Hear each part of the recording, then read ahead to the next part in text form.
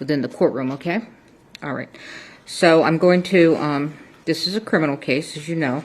I'm going to reread the grand jury indictment. It's very formal, so we'll go with that. Count 1, involuntary manslaughter, negligent use of a firearm, in that on or about October 21, 2021, in Santa Fe County, New Mexico, State of New Mexico, at Bonanza Creek Ranch, located at 545 Bonanza Creek Road, Santa Fe, NM 87508. The above-named defendant did cause the death of Halyna Hutchins in the commission of negligent use of a firearm. Count 1 in the alternative, involuntary manslaughter, without due caution or circumspection, in that on or about October 21, 2021, in Santa Fe County, State of New Mexico, at Bonanza Creek Ranch, located at 545 Bonanza Creek Road, Santa Fe, New Mexico, 87507, the above-named defendant did cause the death of Halyna Hutchins by an act committed with the total disregard or indifference for the safety of others, and the act was such that an ordinary person would anticipate that death might occur under the circumstances. Again, Mr. Baldwin is presumed innocent. The burden is always on the state to prove guilt beyond a reasonable doubt. What I say now is the introduction of the case and the instructions.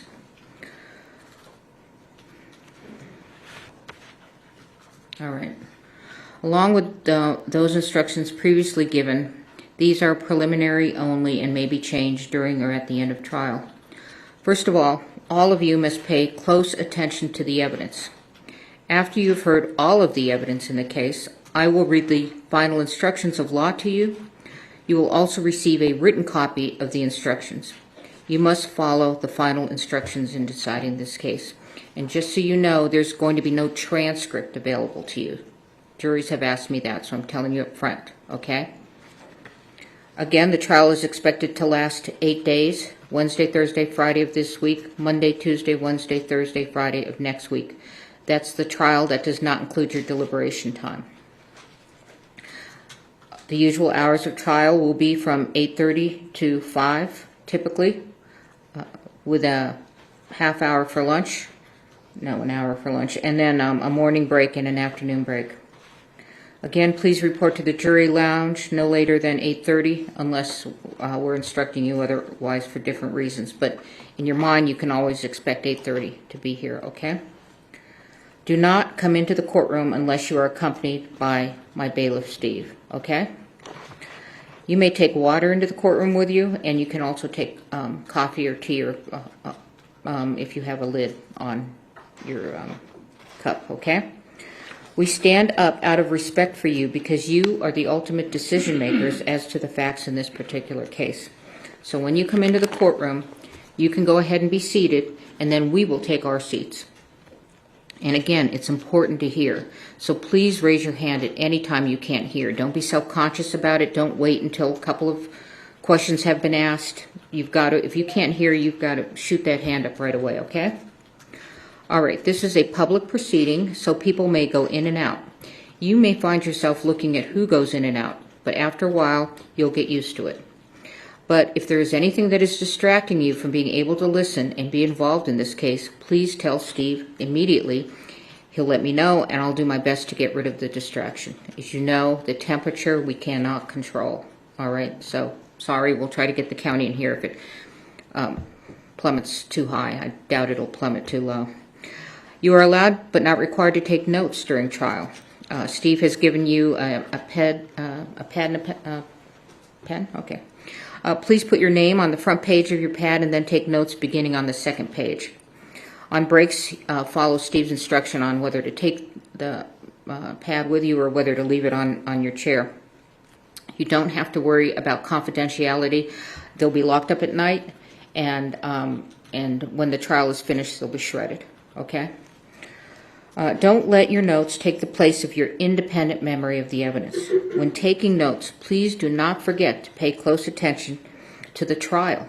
Listening and watching witnesses during their testimony will help you assess their appearance, behavior, memory, and whatever else bears on their credibility. Let's go through the order of trial for those that have not engaged in a criminal trial before. A criminal trial generally begins with the lawyers telling you what they expect the evidence to show. These statements and the statements made by the lawyers during the course of the trial can be of considerable assistance to you in understanding the evidence as it is presented at trial. Is there something distracting you, juror? No. I'm talking to the other one. Okay. Statements of the lawyers, however, are not themselves evidence. The evidence will be the testimony of the witnesses, exhibits, and any facts agreed to by the parties. After you have heard all of the evidence, I will give you final instructions on the law.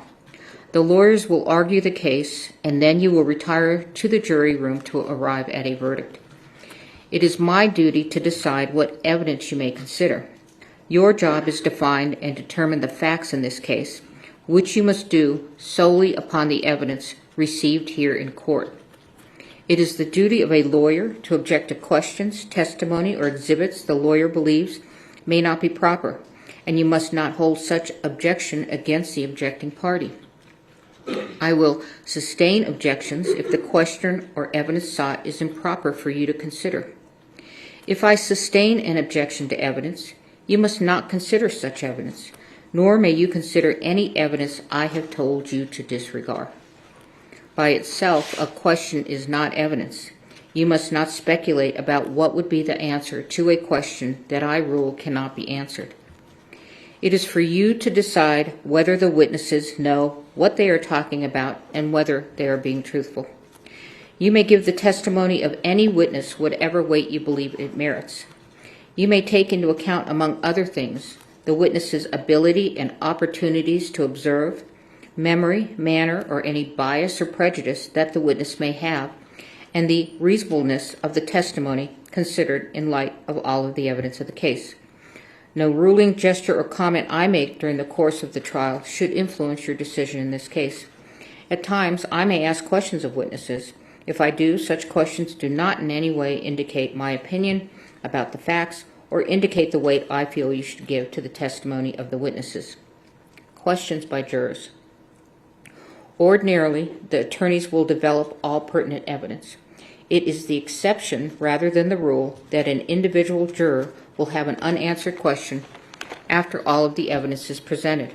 However, if you feel an important question has not been asked or answered, write it down on a piece of your notepaper and give it to Steve before this is important, before the witness leaves the stand. Okay? I will decide whether or when your question will be asked. Rules of evidence or other considerations apply to questions you submit and may prevent the question from being asked. If the question is not asked, please do not give it any further consideration, do not discuss it with the other jurors, and please do not hold it against either side that you did not get an answer. Conduct of jurors. Again, very important. You must decide the case solely upon the evidence received here in court. You must not consider anything you may have read or heard about the case outside the courtroom. During the trial and your deliberations, you must avoid news accounts of the trial, whether they be on radio, television, the internet, or in a newspaper or other written publication. You must not visit the scene of the incident on your own. You cannot make experiments with reference to the case, and in this day and age, you cannot Google or research any of the subject matter of this case. Until you retire to deliberate the case, you must not discuss this case or the evidence with anyone, including each other. Very important, as I said yesterday, when you go in that room, you don't talk about the case. You wait until you are a jury that is deliberating, okay? If an exhibit is admitted in evidence, you should examine it yourself and not talk about it with other jurors until you retire to deliberate. It is important that you keep an open mind and not decide any part of the case until the entire case has been completed and submitted to you. Your special responsibility as jurors demands that throughout this trial, you exercise your judgment impartially and without regard to any sympathy, bias, or prejudice. To minimize the risk of accidentally overhearing something that is not evidence in this case, please continue to wear your jurors' badges while in and around the courthouse. If someone happens to discuss the case in your presence, report that fact immediately to Steve. Although it is natural to visit with people you meet, please do not talk with any of the attorneys, parties, witnesses, or spectators, either in or out of the courtroom. If you meet in the hallways or elevators, there's nothing wrong with saying a good morning or a good afternoon, but your conversation should end there. If the attorneys, parties, and witnesses do not greet you outside of court or avoid riding in the same elevator with you, they are not being rude. They are just carefully observing this rule. All right, so we're going to begin the case. The case starts with opening statements. The state begins first because they have the burden of proof, and then the defendant. All right, go ahead, counsel. Judge, just one quick housekeeping matter while Ms. Johnson's getting set up. All right.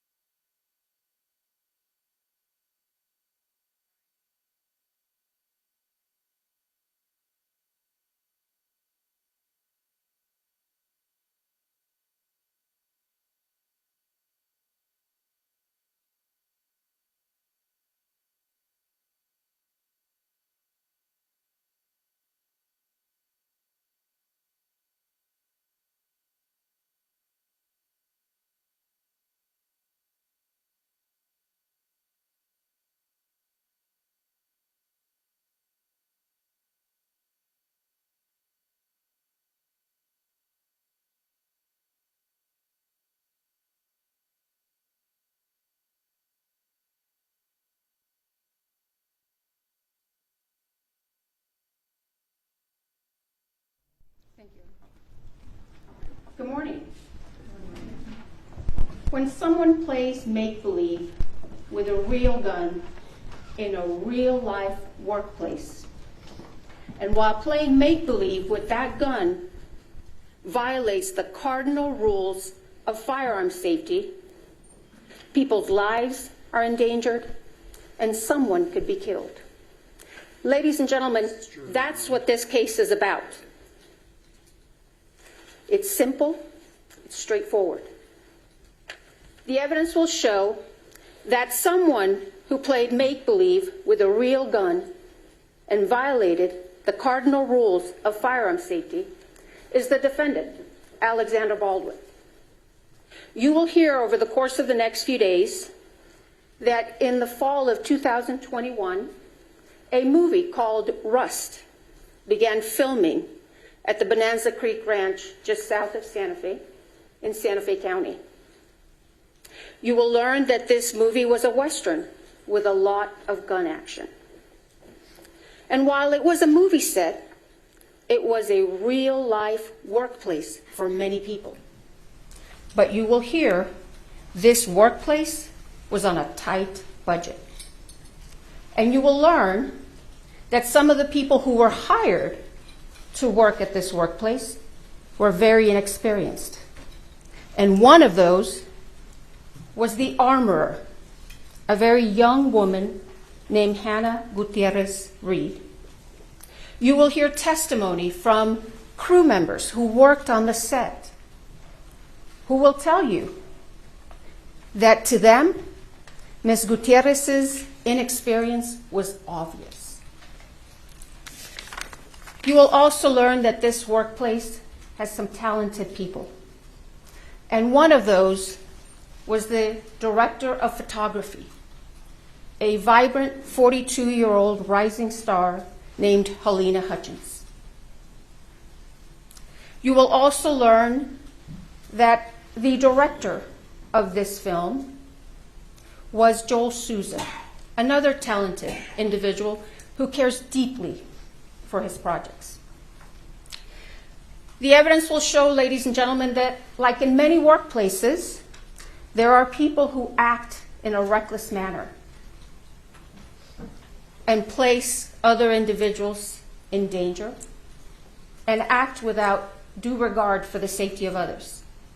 That, you will hear, was the defendant, Alec Baldwin, the lead actor on this film. You will learn that this movie began filming on or about October 6, 2021. But the defendant did not arrive on set to begin working until about October 13. And you will learn that prior to arriving on the set to work, he requested to be assigned the biggest gun available. So he was assigned this revolver, a replica of an 1873 single-action revolver manufactured by Pieta Firearms in Italy. You will hear from Alessandro Pieta, who will tell you he manufactured this gun. And he will tell you he manufactured it in 2015. And he will explain the quality control measures that Pieta Firearms follows in order to ensure that firearms that are manufactured by Pieta Firearms don't have any problems or issues. Mr. Pieta will tell you that this firearm he himself manufactured, and that when Pieta sent it to EMF, which is the company that distributes firearms for Pieta Firearms in the United States, this gun was in perfect working condition. You will hear from Justin Neal, who is a representative of EMF, a company out of California that has historically been known to provide firearms to the movie industry. Mr. Neal will tell you that when EMF received this firearm in 2017, it was in perfect working order. And in fact, when EMF had this firearm, it was subjected to numerous quality control inspections because it was used as a show gun at gun shows. The evidence will show that in September of 2021, an individual by the name of Seth Kenny was contacted by the folks with Rust Production. They asked Mr. Kenny if he would be able to provide some firearms for the filming, for use during the filming of Rust. You will learn that Mr. Kenny owns PDQ Firearm and Prop. It's a duly licensed firearms dealership. Mr. Kenny then contacted EMF and ordered several single-action replica revolvers. And in September, or on September 29, 2021, Mr. Kenny purchased this gun. And you will hear that Mr. Kenny received it from EMF, and it was in perfect working order. The only thing that Mr. Kenny did to this gun was to insert the firing pin, because since it was a show gun, it didn't have a firing pin. But you'll learn that that's a very easy step. All he had to do was just insert the pin, and that's it. And then Mr. Kenny had the firearms, this one and some other firearms, transferred to the set of Rust at the Bonanza Creek Ranch. And on October 13, 2021, the defendant was supposed to have a training session with this gun and this young armorer. But you will see that during this training session, the defendant had somebody or a couple of people filming him while he's running around shooting this gun. You will learn, ladies and gentlemen, or you'll hear during this trial the use of the words prop gun. And you'll learn a prop gun is this real gun. It's not a toy. It's not made of rubber. It's a real gun. You will also see evidence, ladies and gentlemen, that during the days before that fateful October 21st day, the defendant handled this firearm multiple occasions. You will see video footage of the defendant firing this firearm, working perfectly fine. But you'll see evidence, ladies and gentlemen, that each time the defendant handled this firearm, he did not do a safety check with that inexperienced armorer. And you'll hear that the reason he didn't do a safety check is because he didn't want to offend her. The evidence you will see will paint a real-life picture of a real-life workplace where this defendant mishandled this gun. You will see him using this gun as a pointer to point at people, to point at things. You will see him cock the hammer when he's not supposed to cock the hammer. You will see him put his finger on the trigger when his finger's not supposed to be on the trigger. You will hear about numerous breaches of firearm safety with this defendant and this use of this firearm. And the evidence will show that on the morning of October 21st, 2021, the camera crew walked off set. And you will learn that one of the reasons that camera crew walked out is because they were concerned over safety breaches with the use of firearms. The evidence will show that the morning of October 21st started out a couple of hours behind.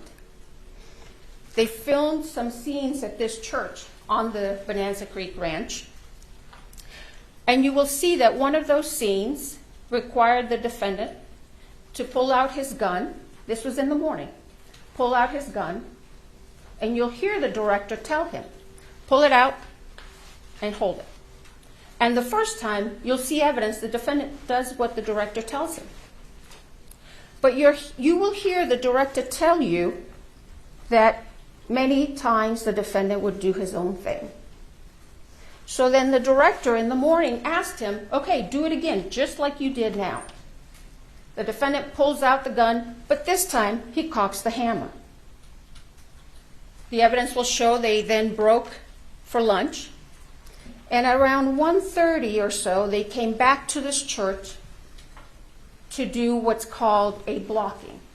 The evidence will show that Ms. Hutchins wanted to do a blocking for an insert. And you will learn what a blocking is, just working out the details of the moves of the actor. It wasn't even a rehearsal.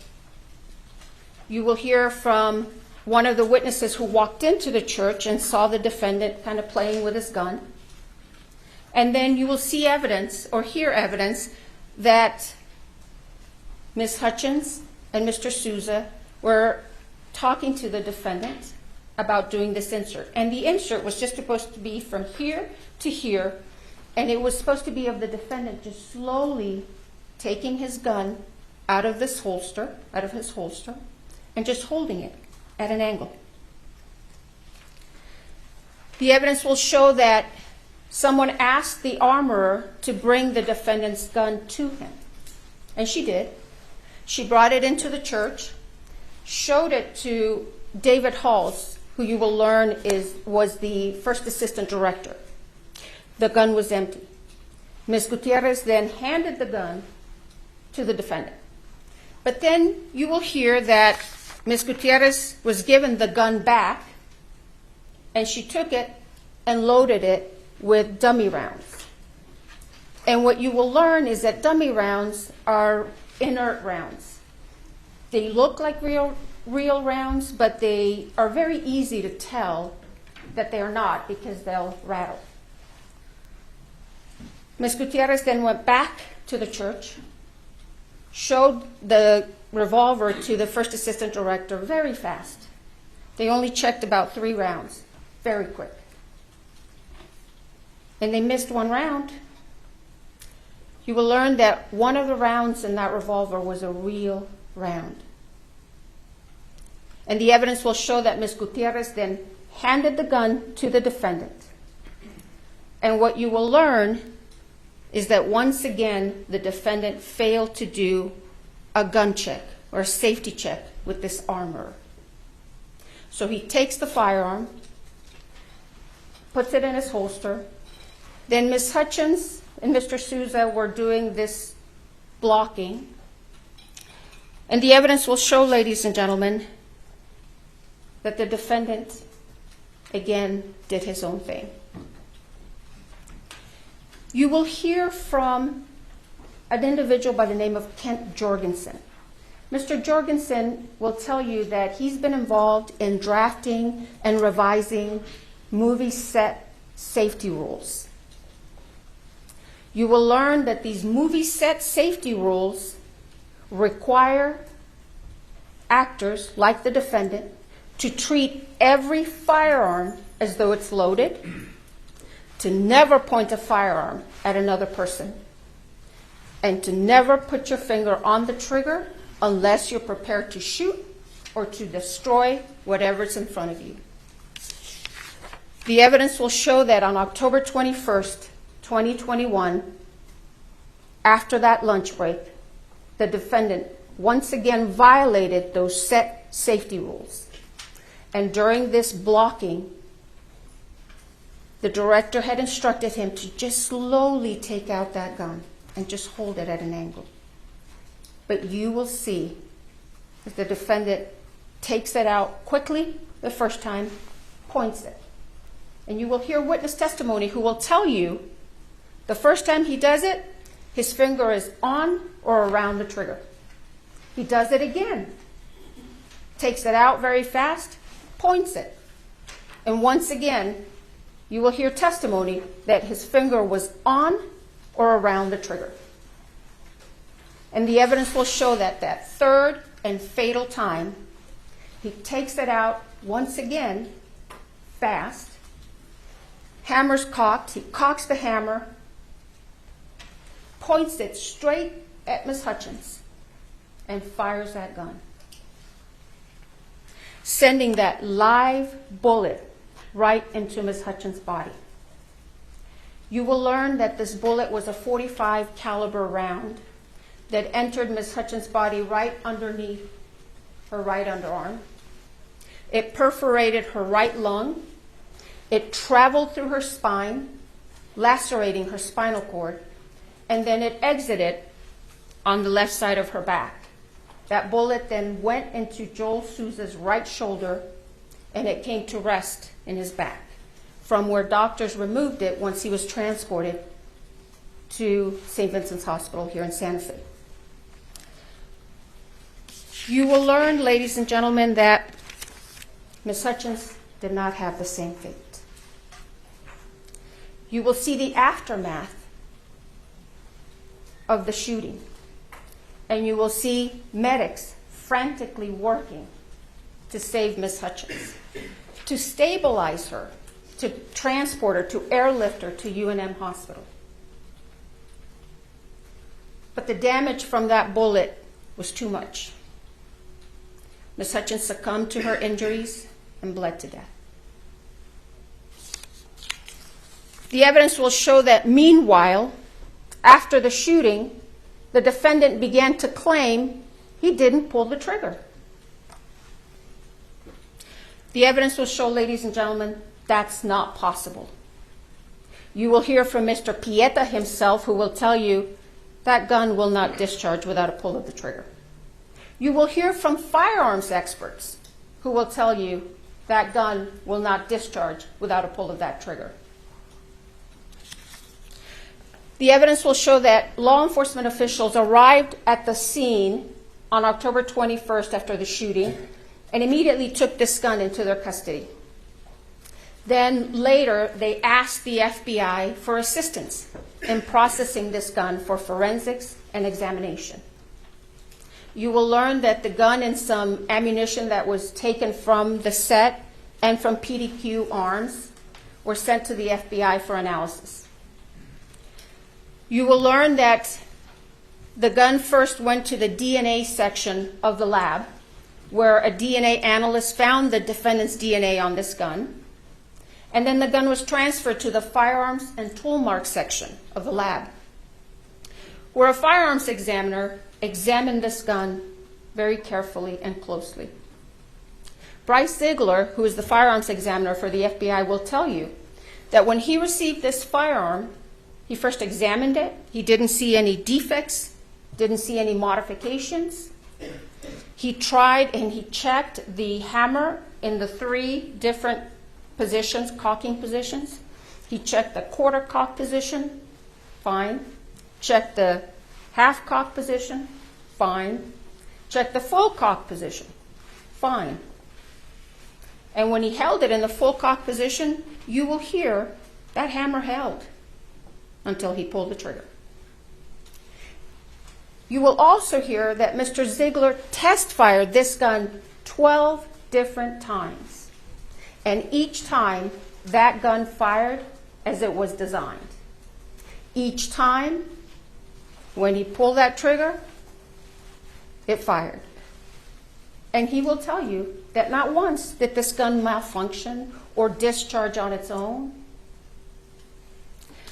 Now, the evidence will show that because the defendant had been claiming that he didn't pull the trigger, Mr. Ziegler suggested one last test to the Sheriff's Department. Mr. Ziegler told the Sheriff's Department that he could do what's called an accidental discharge test. He obtained authorization to do this test, and you will hear that he left that test for last because that test could potentially damage the gun. Mr. Ziegler went forward after he received this authorization and conducted the accidental discharge test. And you will hear, ladies and gentlemen, that during that test, a couple of the internal components of this firearm damaged.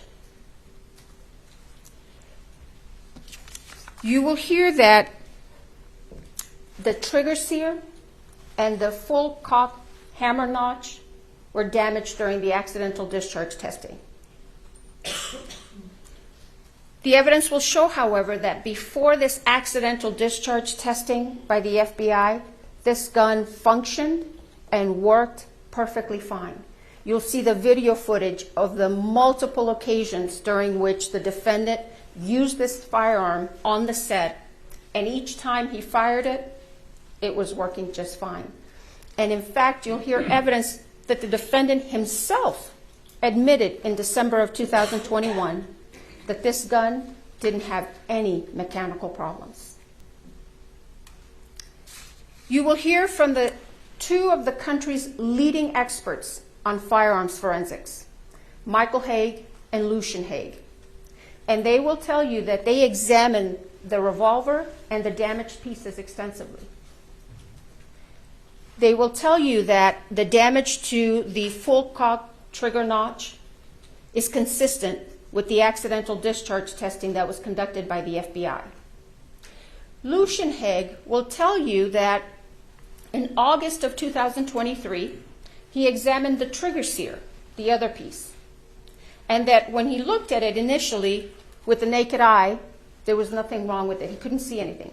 But then he put it under the microscope, and he noticed some kind of rough microscopic diagonal lines on the surface of the trigger sear. And since at the time he did not know how Mr. Ziegler had conducted the accidental discharge test, he opined that these very small microscopic lines were likely not caused by the FBI accidental discharge testing, but he could not exclude that as the source of those lines.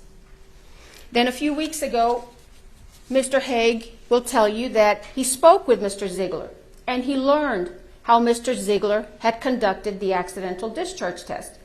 Mr. Ziegler explained that he affixed that firearm onto a fixed platform and then struck the firearm on 6 different planes with a rubber mallet.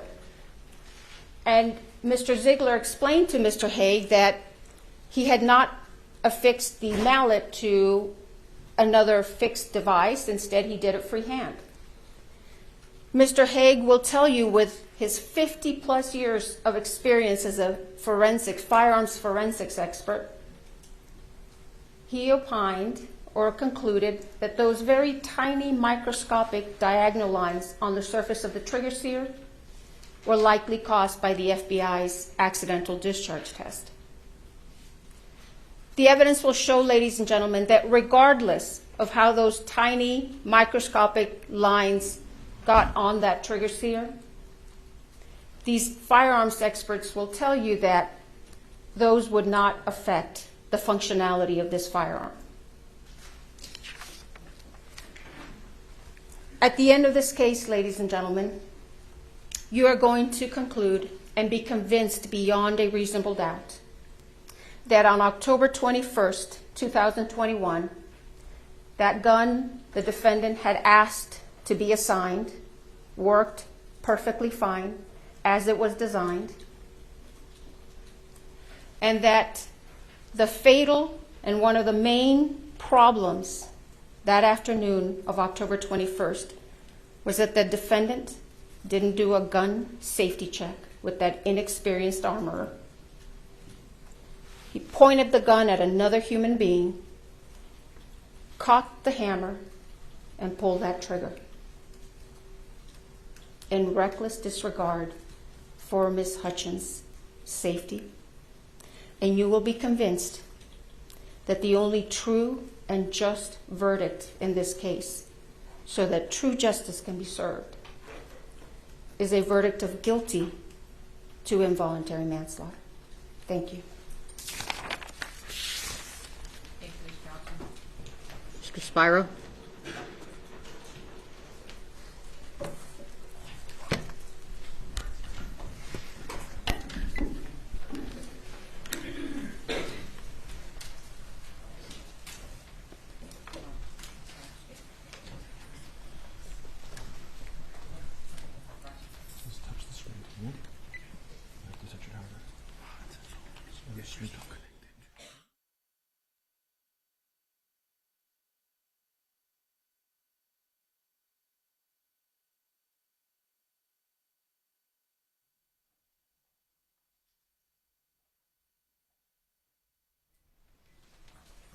All set? May I proceed? Thank you, Your Honor. Good morning. This was an unspeakable tragedy, but Alec Baldwin committed no crime. He was an actor acting, playing the role of Harlan Rust. An actor playing a character can act in ways that are lethal, that just aren't lethal on a movie set. These cardinal rules, they're not cardinal rules on a movie set. And I don't have to tell you much more about this because you've all seen gunfights in movies. And the reason that can happen is because safety is ensured before the actor. On this movie set, there were people responsible for ensuring the safety of the set and the firearm. Those people failed in their duties, but Alec Baldwin committed no crime.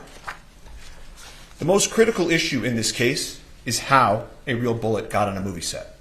The evidence will show that real bullets are never supposed to be on movie sets. Movie sets use dummies and blanks. Movie sets use dummies, fake inert bullets that look like real bullets, they don't go bang, for when you want a close-up of the gun. You can't tell them apart from live bullets by looking at them, which is why live bullets can be nowhere near a movie set. And if the director wants a shot of the gun going, bang, poof, there's blanks that they can use. And those blanks look nothing like real bullets. And they are used for those shooting scenes. And, they'll play these videos that they described of Alec's, firearm in the movie going bang, poof. And people are conditioned to seeing people firing weapons and thinking, that's a dangerous act, that's a dangerous act. And they will play those videos and give you that image to try to tarnish him in your eyes. But that's not what happened here. On this set, there was a real bullet. Something that should never be on a movie set.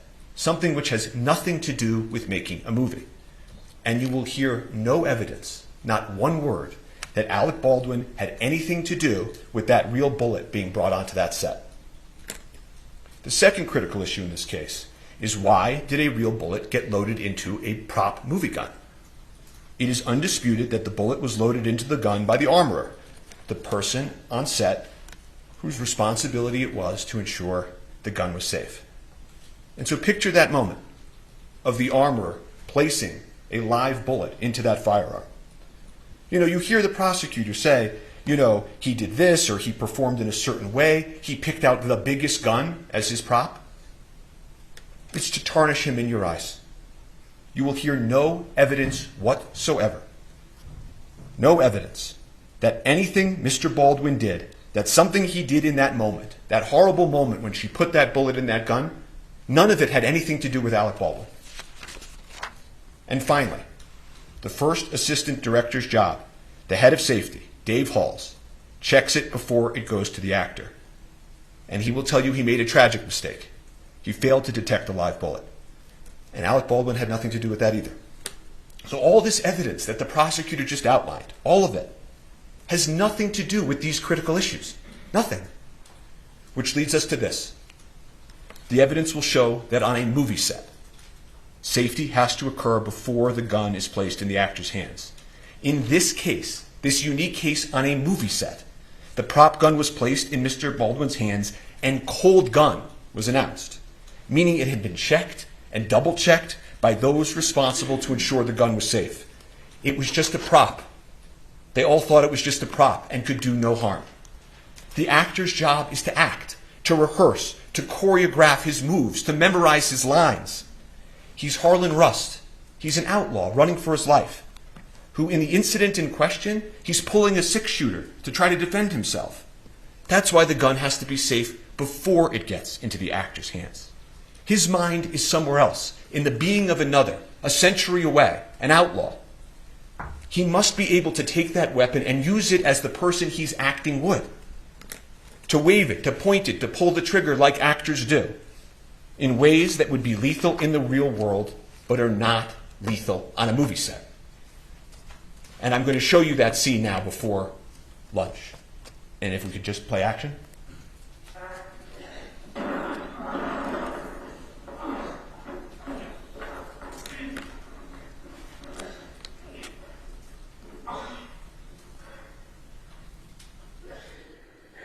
I'm gonna go find you some help. I don't need no damn help. You're gonna die if I don't. He's wounded and on the run. So play again. Continue.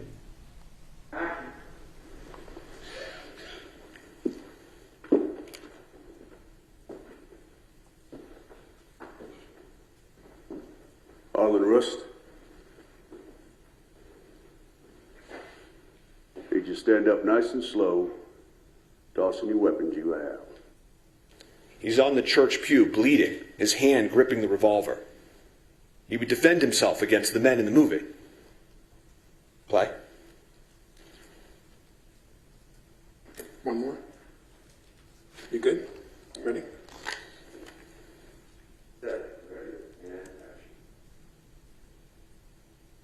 Harlan Rust.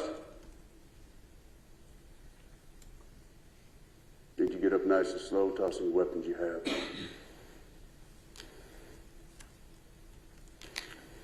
Well, how close can I get? Right there? Joel, you want me to wait to give you that line till he lands? Okay. Till camera lands? Yeah. Yep. Setting this one. Yeah. Draw your gun and look up and point your gun, okay? Okay, which way? Camera right or left? This way, for now. So camera left for now. I'll stand right here for you, Alec. So whip it out. Yeah. Okay, well, let me get this all greased. Ready? Yeah. Okay, ready? Okay, ready? Ready. And set. Ready, and action. Harlan Rust.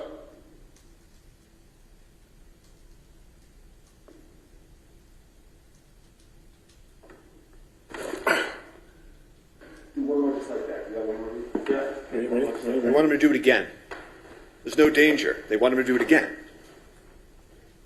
And set. Ready, and action. Harlan Rust.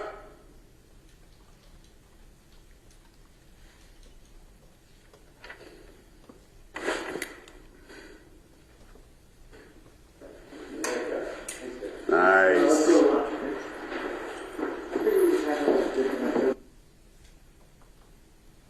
It's a scene similar to scenes we've all seen in movies and television, performed by thousands of actors. And the scene that continues after lunch is the same scene, it's just not unfortunately captured on videotape. And the scene they envisioned and acted out, that prop gun was positioned in the afternoon so close to the camera that you could see inside, that you could feel it. You could feel that it was loaded, and it was loaded, of course, with dummies. Dummies to make it look like a real gun. But this one time, one of those dummies was a real bullet.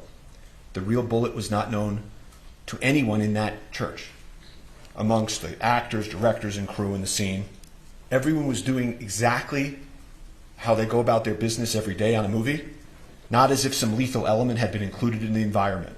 You will see creativity and movement and everyone talking and vibrant. No one had any idea that this venomous, toxic element had been inserted into this magic they were creating. But it did. It entered that place. It killed an amazing person. It wounded another, and it changed lives forever.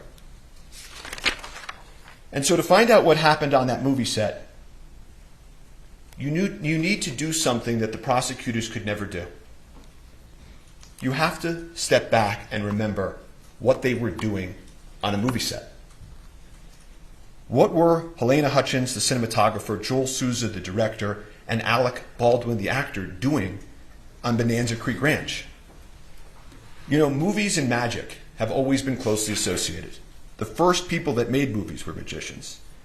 And this imagination that happens in movies, you know, King Kong, he can stand above a city, and Superman can fly, horses and snakes and gun battles. For this to all work, for cinematography, what Halyna did to work, for acting to work, you have to be so close to the barrier of real and imagined that the viewer feels that they're there, that it's real. The viewer can't see strings from the stuntman. The stuntman must leap. The snake must hiss. And guns happen in movies all over this country for many decades. Bang, bang. You've all seen it. Guns have been an element of theater and film and television since the earliest of times. Depictions of war and combat, Spartacus, it stirs audiences because it feels real. Later films, Platoon, Apocalypse Now, they showed the unvarnished realities of war. This ranch in Santa Fe, it had been the scene to many gunfights and movie scenes, well before Alec was even born. Laramie, Butch and the Sundance Kid, and these westerns. Your Honor, may we approach?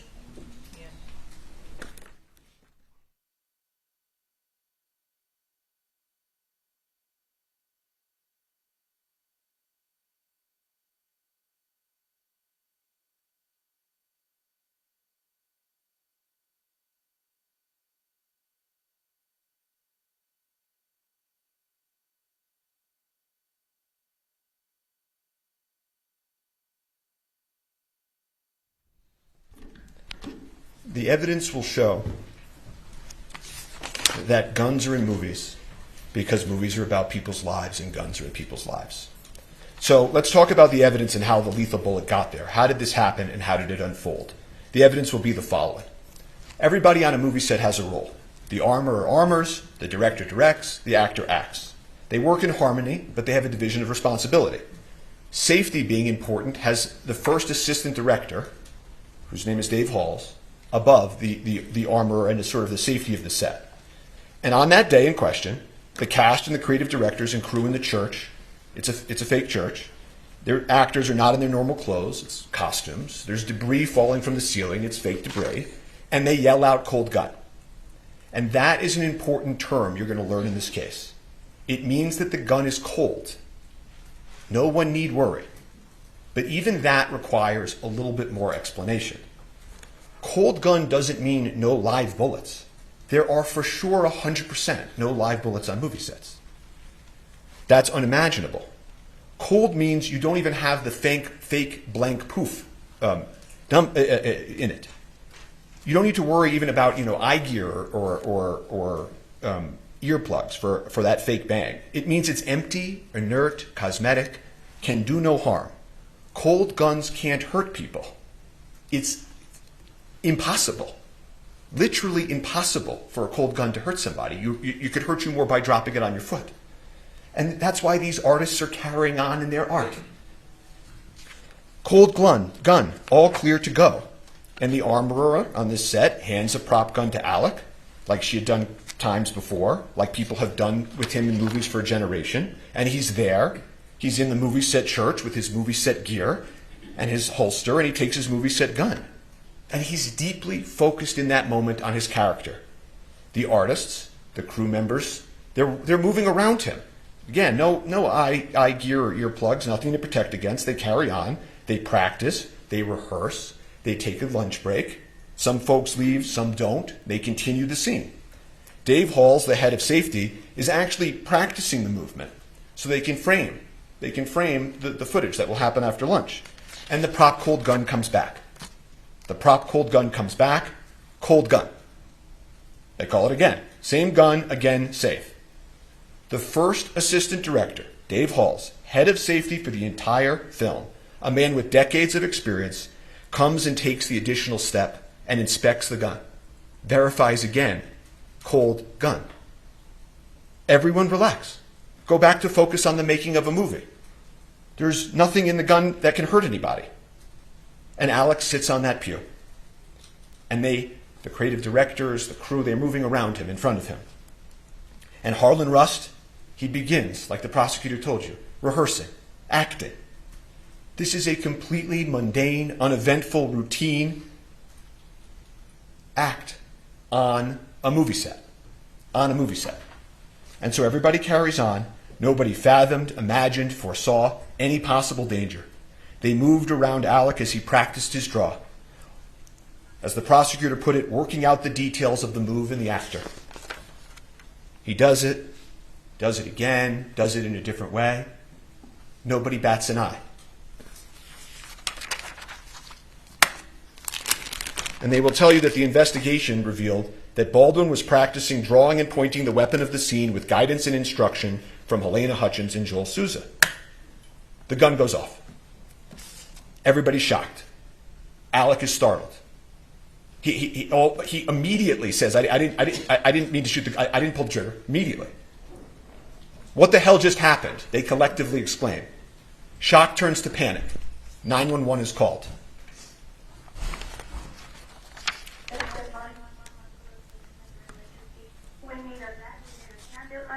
Out at Bonanza Creek Ranch right now. We've had 2 people shot on a movie set accidentally. He said someone was shot?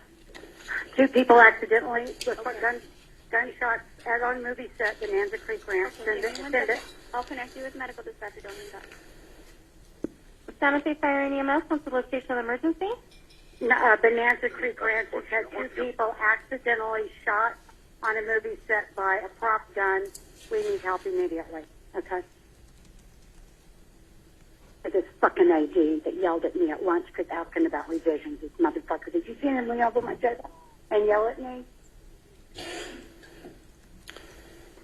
He's disgusted guns. He's responsible for what happened in the film. Now, Mimi? No. I'm a script supervisor. How many people are injured? 2 that I know of. I was sitting, we were rehearsing, and it went off, and I ran out. Accidentally shot on a movie set with a prop gun. The fucking AD, it was his responsibility. Not a word about Alec Baldwin. While they're en route, police, EMS, the cast and crew are outside, trying to figure out what happened, frantic, talking to those responsible for the prop and its safety. The armorer is yelling, sorry. Halls, the first assistant director, is panicked. The prop master, Sarah Zachary, I don't know exactly where she is at that point, but they check the gun feverishly. They take the ammo out of the gun. They look at it. What the heck happened? They go back to the prop cart that houses the ammo. They're touching the gun and manipulating the gun, emptying it. They go and move some stuff off the prop cart, trying to figure it out. Sarah Zachary, the head of props, will tell you she threw some stuff out. And eventually, of course, EMS and police arrive pretty soon thereafter. And Halyna Hutchins and Joel Souza, the director, are transported to the hospital where Halyna tragically passes away. And I'm not going to be asking questions about her condition after she was wounded or the medical interventions that followed. Her injuries, the efforts to revive her, are not in dispute in this case. The evidence will be there. The prosecutor may present some of these emotionally charged images, but we're not going to be asking questions about that, and it's not an issue in dispute in this case. You jurors are allowed to ask yourselves whether or not that should be the focus or the focus should be the evidence. So police enter the scene. They have lapel cameras. Thank God they have lapel cameras. You want to see what happens? The evidence will show you can play the videotape. Want to see if they take the right gun? Play the videotape. Want to make sure what the people said or did they're remembering correctly? Play the videotape. And so they immediately recover the prop gun and they secure it. That's off to the side. And the reason that you preserve things in the moment is so that you know what existed in the moment, the evidence in the moment, the people and the witnesses and what they said in the moment. These folks, the members of Rust, they'd never been through anything like this before. That is why what they originally said matters so much in this case. If you remember anything I say today as the evidence proceeds, remember that. Look at the evidence of what the people of Rust said and did that day. Life changes, memories change, there are human motivations, internal pressure, external pressure. That's why preservation is so important. So the police continue. In terms of the prop cart and the prop ammo that's on the cart, it's manipulated, altered, kind of messy. And, you know, at this accidental shooting on a movie set, the police begin to make some mistakes. No one had ever investigated a prop gun on a movie set before. They recover the prop gun, but they don't wear gloves. They don't have the prop car inside the crime scene. Someone moves it onto the crime scene. People start touching it and showing, okay, this is a dummy, this is a blank. And then they make another mistake that matters in this case with some more significance, which is that they don't secure the prop truck that houses the cart. See, that cart that they roll off comes from a truck where all of the ammunition, all of the firearms are, and that's where they're stored. They don't secure the prop truck for several days. And then the prop house that supplies the truck, that supplies the cart, they don't secure for over a month. A lot of mistakes. They had never investigated a case in a movie set. But they had the prop gun. That was key. And so they needed to figure out where the live bullet came from. They had the shell casing, Starline brass. That's the sort of make. You'll hear that phrase, Starline brass. And the police were right to focus on that. That was the lethal element. And so they work outward. Makes good enough sense. Folks around the ammo and the gun to be interviewed at the precinct. The armorer at the precinct. She loaded the live bullet. Halls, head of safety, he double-checked. And Alec walks up to the police. You'll see this early today. And he says, I'm here, whatever you want to do, whatever you need me to do. Just tell me where to go. And Sarah Zachary, the prop master who threw out the stuff at the cart, they missed her that night to bring to the precinct. But the rest of them at the precinct. And thankfully, we have the lapel cameras. And then they cleared the gun outside after his request, and I witnessed them clear it and saw the bullets. Okay. So only one was the one that was missing, the one that fired, we don't know, but all the other ones were proper. I can pause this. I can turn this off. Move on.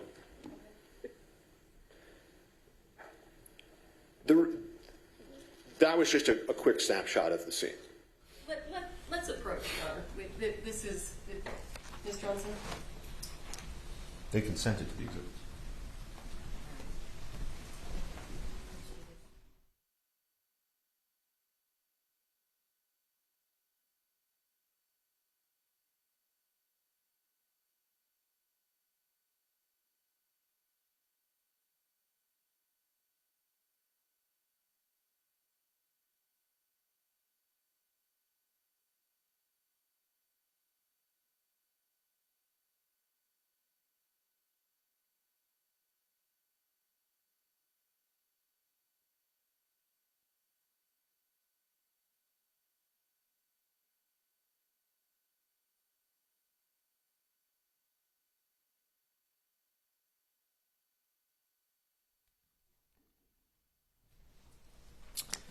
The remaining witnesses from inside the church are interviewed on the scene. They're interviewed with lapel cameras. They're interviewed by the lead detective, Detective Cano. And those witnesses, some of them will come in here and testify. And not a single one of them will tell you anything different than what I'm about to tell you about the evidence. The gun was double-checked, verified it was a cold gun, not an actor's responsibility to check. Safety was ensured before. Alec was doing his practicing, his rehearsing, his movements. People manipulate and point guns on movie sets. The gun went off during the rehearsal. No one saw him intentionally pull the trigger. It was obviously a tragic accident, but Alec committed no homicide. Alec took the gun from those charged with its safety. He did not tamper with it. He did not load it himself. He did not leave it unattended. It completed his costume and his character. It was an actor handling a prop and integrating it into the character of Harlan Rust. There was a dedicated professional there, off camera, whose sole sacred responsibility was that prop safety.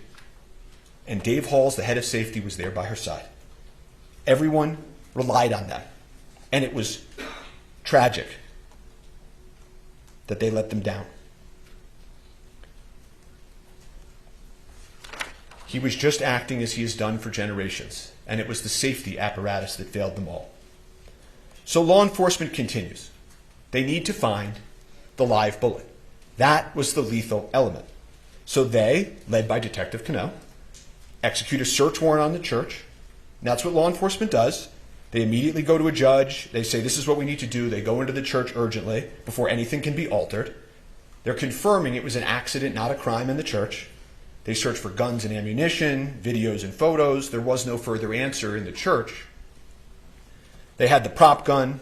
They had all those witnesses secured. Their statements are clear. Alec had committed no crime, but the bullet was a mystery. And so they focus on the bullet, the critical, lethal bullet, and how did it enter the movie set. So they had the prop cart, and then they go do the warrant on the prop truck. And so at that point, and I'm going to put up a photo so that you can see who some of these individuals are, they're trying to figure out when they go to the truck, what is the source of the lethal bullet.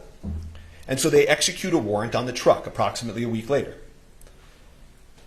The Seth Kenny that you heard about in the prosecutor's opening, the supplier for the set, he's there. Sarah Zachary, the prop master, she's there. And they walk through what's inside of the prop truck with law enforcement. But there's no answer to the lethal bullet. And you know, this case then takes on, all this pressure. The media begins swirling. Where is the lethal bullet? How did it get on that movie set? And what about that actor, Alec Baldwin, who had nothing to do with why the bullet got on the movie set? And so police and prosecutors, they work hand in hand, meeting after meeting, trying to find the lethal bullet. Meeting with Seth Kenny, meeting with Sarah Zachary, the prop master, the supplier. Where is it? And about a month after the incident, Sarah Zachary finally sits down with law enforcement to answer some questions. And she explains to them that she threw away some stuff. She disposed of some stuff. And the prosecutors and police keep meeting, swirling media, and then at that point, they go to the last step, right? We've done the cart, we've gone to the truck, we met with Sarah Zachary, and they go execute a search warrant on, as the prosecutor told you, PDQ, the prop house. And again, Seth Kenny's there to greet them, let them in, and they don't find the lethal bullet. They never did. They never did. And as things roll into police and prosecutors, cell phones and photos and forensics, looking for this shiny object, they found another shiny object. Instead of trying to find the source of the lethal bullet, they focused on Mr. Baldwin. But Mr. Baldwin was like every other actor. He goes bang bang in movies. He's told when guns are cold or not. He rehearses and acts as his character. Safety proceeds before the actor. Once the actor has the prop gun, he can handle it however a person he's acting as would. A properly cleared gun can't hurt anybody. And so they told you about some of the things that Alex said in the statements that they will take or picked out a few lines from. But he won't tell you anything different, that he took a gun loaded and cleared by the armor and the AD. He made motions with the gun as he was rehearsing. He didn't intentionally pull the trigger. The gun just went off. And he does say, I didn't have a problem with the gun before. And this idea, that they said that he didn't want to check because he would offend them. In this moment, he's been doing this for 40 years, the evidence will show. And he has habits, and there are also SAG guidelines that tell actors what to do and what not to do. And the SAG guidelines don't tell actors to check the gun. You will see them. That's not the actor's role. And so I guess the point that they're trying to make is that why in this specific moment he doesn't break his habit of 40 years and check it differently and sort of insult them this one time. You know, if he had done that and started playing with the gun in that way, they'd be saying, arrogant actor, why is he doing that? So they will play these statements, Alec's statements. You're going to hear a man in shock and grief. A father, an artist, worried about his family.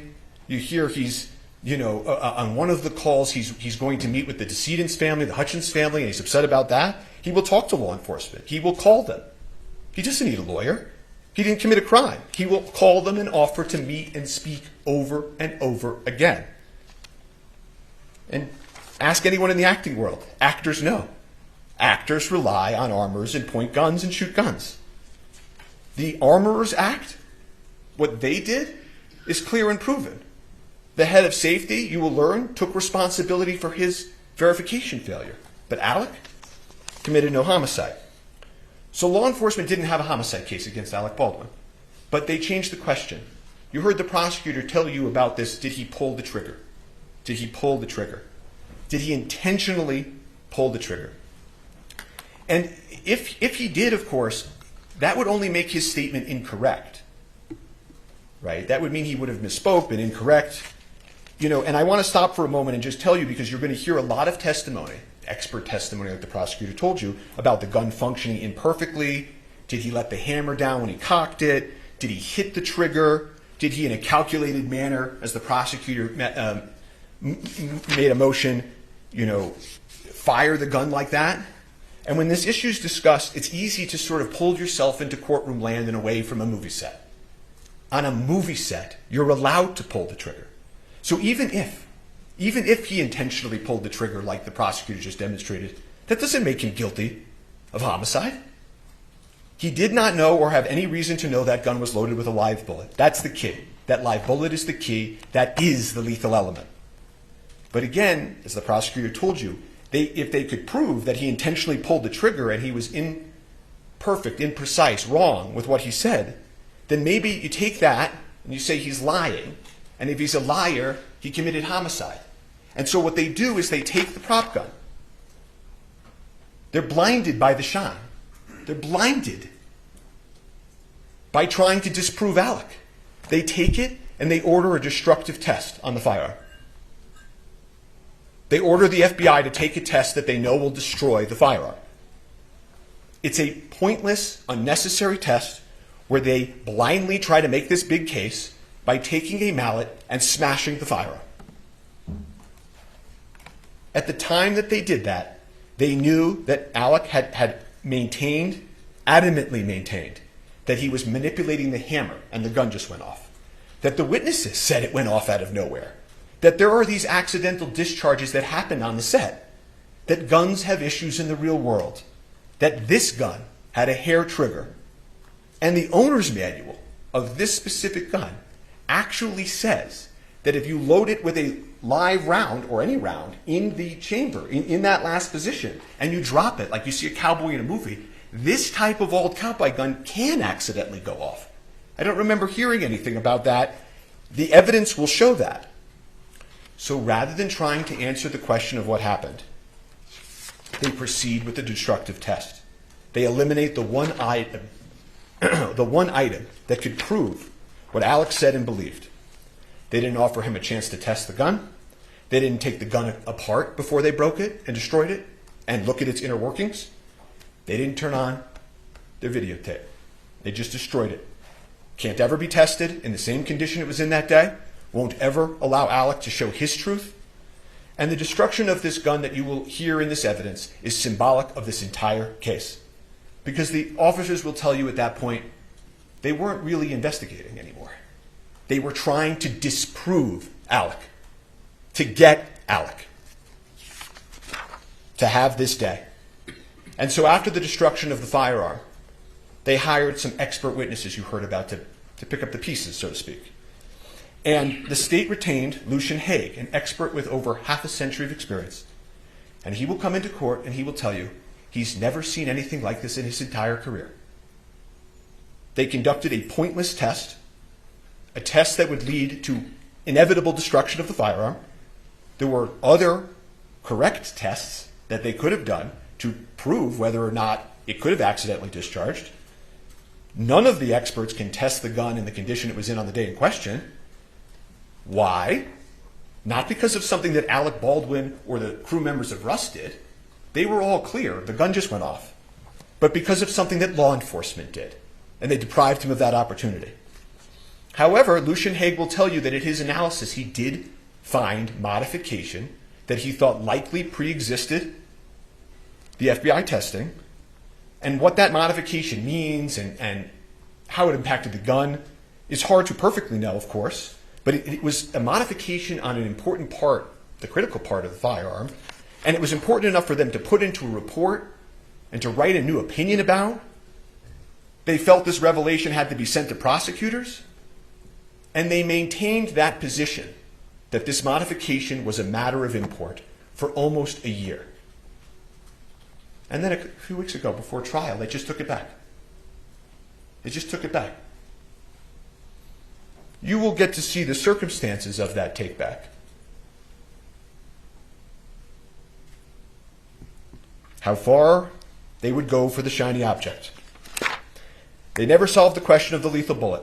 They destroyed the gun, and all they were left with is Alec Baldwin and the movie they intend to put on. But because they never solved the lethal bullet, they eliminated the prop gun, there will not be one witness, not one shred of evidence in this trial, that Alec knew or should have known the gun was loaded with a live round. So they can't prove their high-profile homicide case. So they will proceed to then, here and now, tell you about other things, other evidence that you will hear that has nothing to do with what happened in the church on October 21st. That the movie set as a whole was improper or anything. That they hired the wrong armorer, I think I heard in opening. The evidence will show that the armorer was hired by somebody else, trained by somebody else, had done gun scenes on Rust with somebody else before Alec even got there. She was the daughter and the apprentice of the most famous and well-respected armorer in Hollywood. And she had just left serving, being an armorer for Nicolas Cage on another Western. Then they'll come in and they'll say, but what about the movie guidelines? You heard about Mr. Jorgensen and the movie guidelines. That one of the protocols wasn't followed. Or there was a set safety issue about something unrelated to this. Like these movie guidelines on a set or the things of Navy SEALs and NASA. The guidelines were followed. They followed the safety guidelines. Actors don't check the weapons. Safety is ensured by dedicated personnel. So they will say, but there had been accidental discharges on the set, that guns had fired accidentally prior. Not related to Alec, by the way. But again, that's the people we looked at. Hannah Gutierrez-Reed's fault, Sarah Zachary's fault perhaps, Dave Hall's fault, faults, workplace issues. Some of them will end up, and you will hear the witnesses in this case, many of them have brought civil lawsuits. And you'll hear that, in those civil lawsuits, they're presenting evidence to try to meet a burden, not a criminal beyond a reasonable doubt homicide trial burden, but they're going to try to prove their cases in civil courts. And that's where faults and accidents are, at worst, 99% worked out. Not here. But you'll hear these members of the Rust crew come in here. They'll try to make sense of this for you. Some of them have sued. Some of them are in grief. Some of them are in grief and have sued. And part of this grief they feel, that everybody feels, is understandable. And what they will do is they will tell you, if only we had had a second armorer. One of them will say, if only Dave Halls had checked better. If only the camera hadn't been right there and Ms. Hutchins wasn't leaning over the camera. If only I myself did this. If only Alec did that. This is natural, their testimony. It's part of the human condition. It's part of grief. Objection, Your Honor. None of them knew. Yes.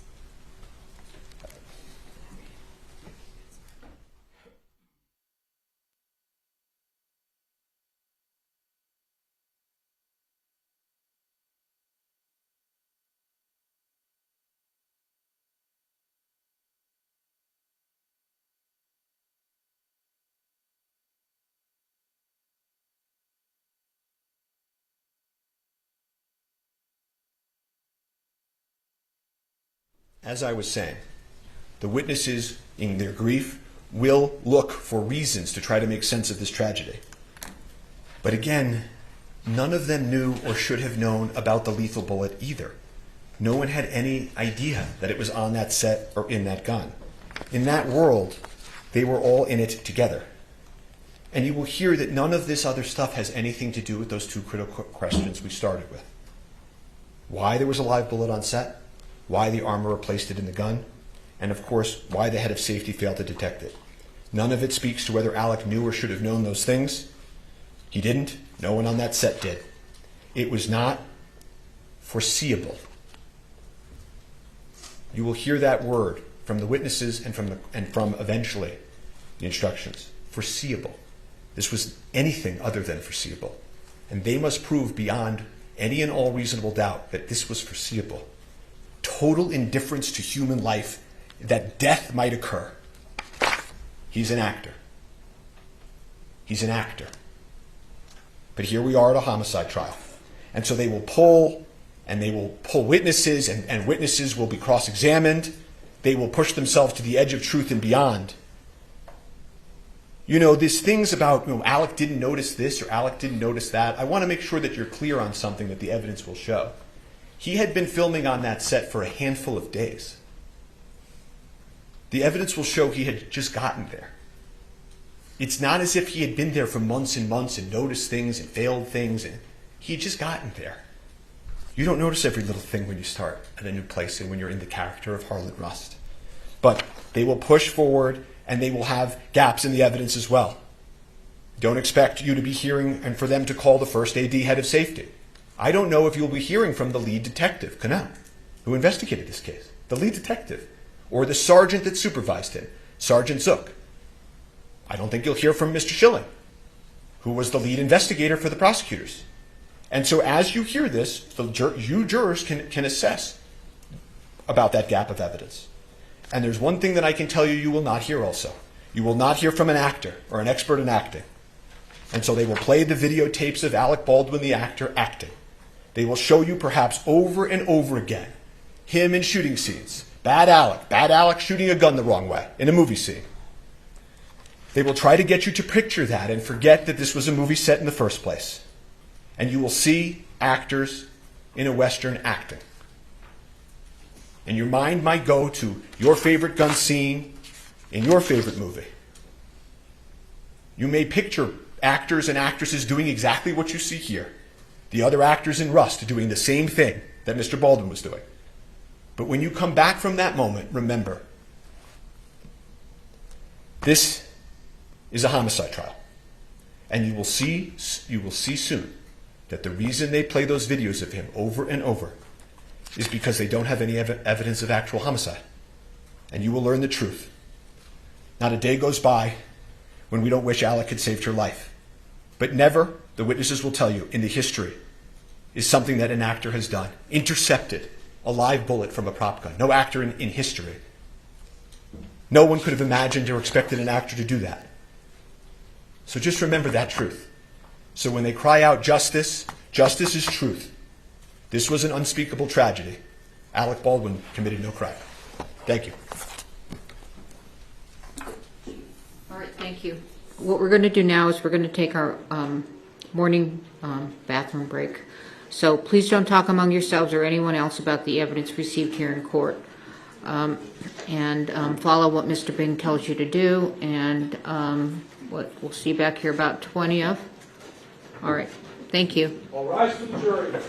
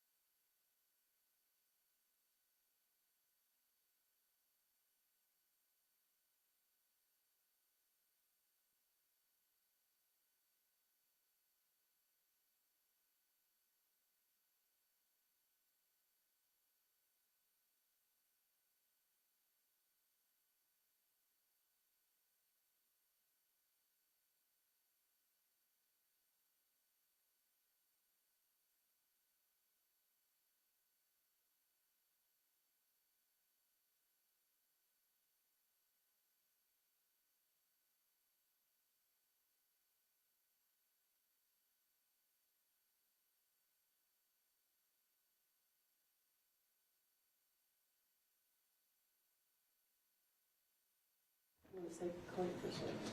Call your first witness. State calls Nicholas LaFleur. Sir, please. Raise your right hand. Do you swear affirm under penalty of law that the testimony you give in this case will be the truth, the whole truth, and nothing but the truth? Yes. All right, have a seat. Talk into the microphone. Sure. Rules and votes. I'm sorry? With regard to the invocation of the rule, our case agent is in the room. We just wanted to put that on the record. The prosecutor indicated that they'd be calling the case agent early in the case, so given that, I did not continue my objection that I had earlier to her being present. Thank you. Case agents allowed in.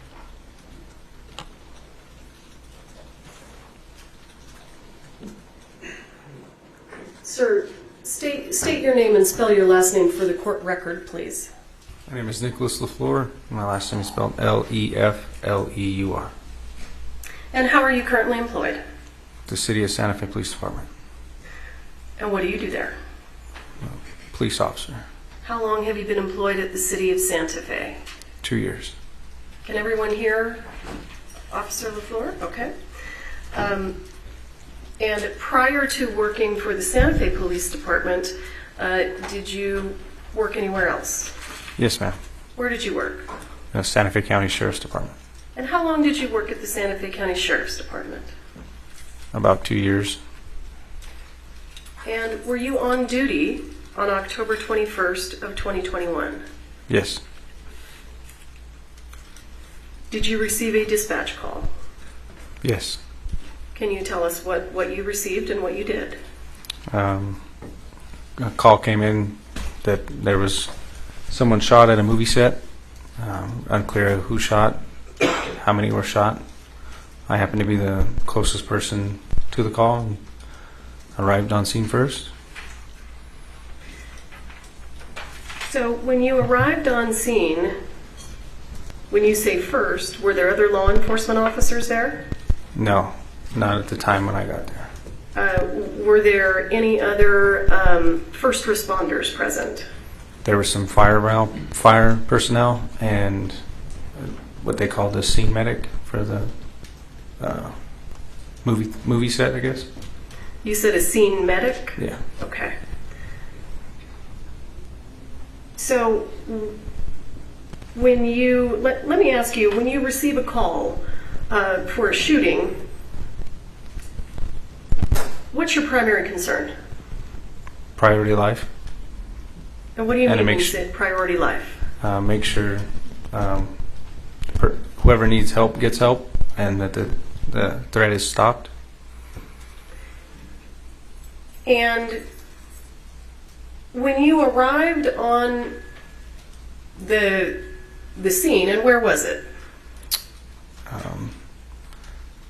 Bonanza Creek movie set, I guess. It's quite a ways off the interstate. Okay. And what county and state is that in? Santa Fe County, state of New Mexico. Okay. So when you arrived there, give us an idea of what you saw. What was going on? It was a big, old, like cowboy western themed, like city or town. There's a bunch of people running everywhere, bunch of cars, bunch of people waiting. When I got there, people were pointing towards a church, and I got out. And I attempted to grab my medical bag and went in and saw. Hang on, I'm gonna stop you there. Approximately how many people were there on scene? I don't have the direct number, but there was more than 100 people. Have you ever been called to a shooting where there were 100 people already on scene? No. Did that present any specific challenges for you? Yes. Explain to us what those challenges were. Just there's a lot of moving parts. Just got to take it one piece at a time. See who's hurt. Make sure that nobody's continually getting hurt, and then 2, the person who's hurt, medical attention is being given to them, and then go from there.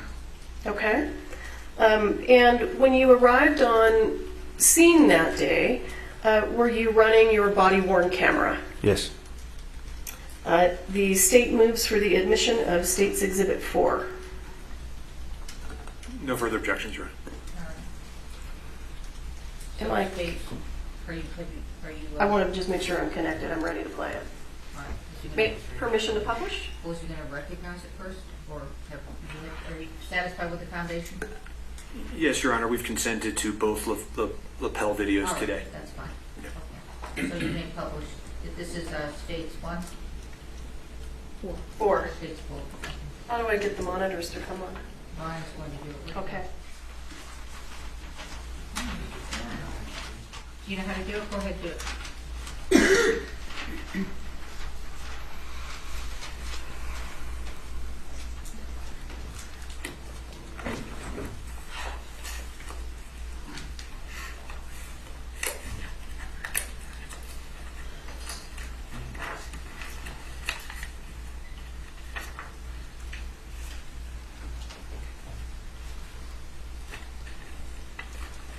All right.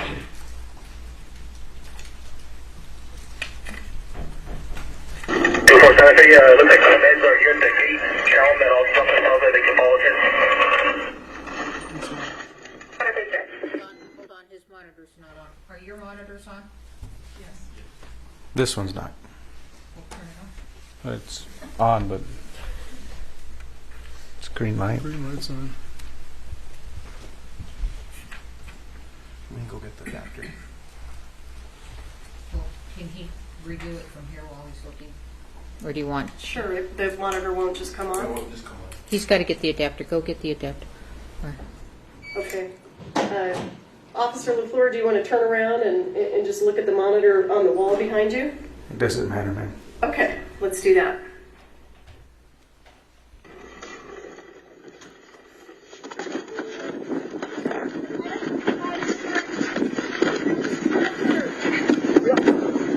You got your Tommy kit? Yeah, I'm trying to get it out. Stupid new truck. Are we inside with the BBMs? Officer LaFleur, tell us what's going on in the video right now. I'm looking for my other medic bag. I handed the individual a trauma pack for shooting, and I'm attempting to open one of the storage boxes in the back of the truck. Who was the individual that you handed something to? I believe it was a fire personnel that I followed in, a volunteer firefighter maybe. And I thought I heard the word, is it BVM? It's for CPR. It's a bag valve mask. Bag valve mask. BVM. Okay, thank you.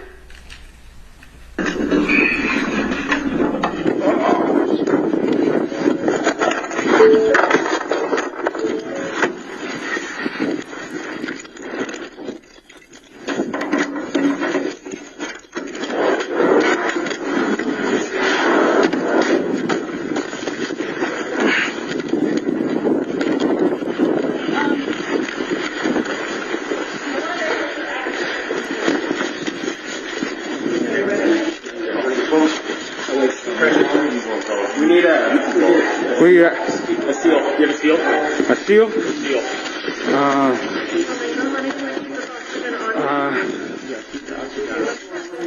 I got a sterile glove and a packing gloves. Okay. Right here. Are you going to there? It's over there? Yep. Yeah. My hand is on it. Talking? Where's that? Right shoulder. Oh, we're going to get you up in the Who she shot at? She came in here and it went across her chest. And it came out the back and it went into the... You want air flight? Yeah, we got one in route. Okay. And what are you talking about there when you say air flight? Helicopter that's designed to transport people that need advanced treatment faster than an ambulance. It's a helicopter that air paramedics basically. Did you call for the helicopter, or did someone else do that? Do you know? That individual said that they had already called one, but I called one for one as well. You called also? Yes, ma'am. And why did you feel that it was necessary to have a helicopter arrive? Someone who was shot across the chest. We're quite a ways out for an ambulance to, in reference to where the hospital is. So. And when you say you were quite a ways out, how far away is Bonanza Creek? From a hospital? Sure. Running lights and sirens, I don't know, 15, 20 minutes or more. Okay.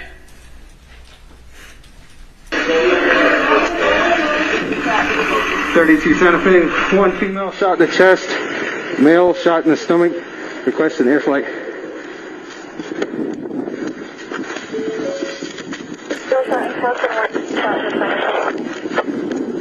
Requesting air flight.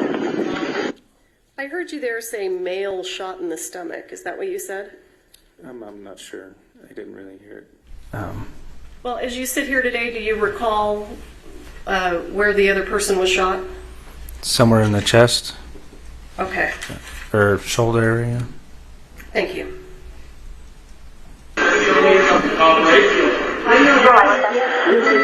GPS? GPS forward. It's okay. I got you right here. 2432, how many people yell at me there? 32, I got just Santa Fe medics. Did you see this? No. And as soon as we can get any requesting that information. In your video, sir, can you identify who the set medic is? It's a little blurry, but I believe it's this lady, right? The one that's bent over with her blondish brown hair. Is the monitor working now? Yeah. No, Yes. Joe. Come on, Joe.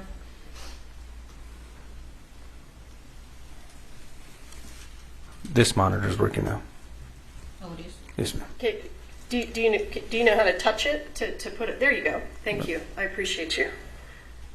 You can go ahead and remove that. Oh, I don't know how to remove it. Can you show them how to remove it? Oh, push on the menu button. Clear. And then there's a clear at the end. Okay. And if it's in the way, just push menu. Do you know who these other people are that are in the room? No, I know that that person, and somebody over here, the battalion chief, they were wearing Santa Fe county fire medic shirts. So, and they came in the vehicle in front of me. You don't know who the other people are that are in the room? I know the other person shot, and then Halyna Hutchins, or I maybe misspelled her name or pronounced it, and then the other assistant director, and that's about it. Okay. And you mentioned that there was a truck pulling in ahead of you. It was a volunteer firefighter truck. So did the first responders that we see here in this scene, did they arrive about the same time you did? Yes.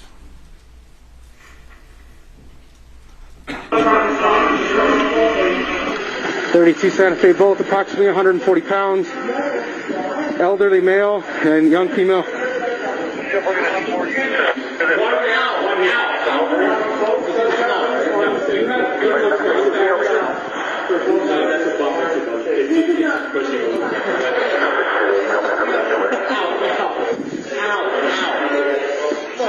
What do you need me? No.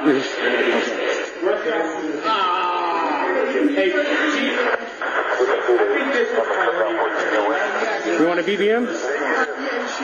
Hell yeah, please.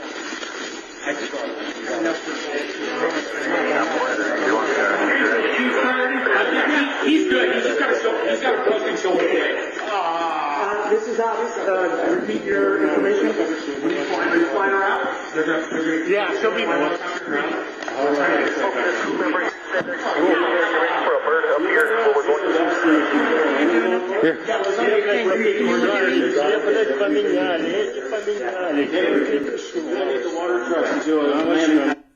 Officer LaFleur, tell us what you're doing now and why. I looked over it and seen that they were getting the oxygen tank out. Noticed that they were using on a bag valve mask, which was more appropriate for that situation than the one that goes around their face. I'm just helping them, doing as much as I can to help. So give us a little bit more information. What causes you to believe that the bag valve mask is more appropriate than the one that goes around your face? And when you say the one that goes around your face, what do you mean? If the oxygen were to run out or they had to use manual breaths, they could use the bag. The other one is just something that's over their face. Okay. And what made you think that the bag valve mask was more appropriate? Nothing really. I just believe it's more, I don't know. Officer LaFleur, are you trained in life-saving measures? To an extent, yes. Okay. Was it anything about your training that caused you to think that that would be more appropriate? It's just what we've been trained with versus the one that was already on her. Okay.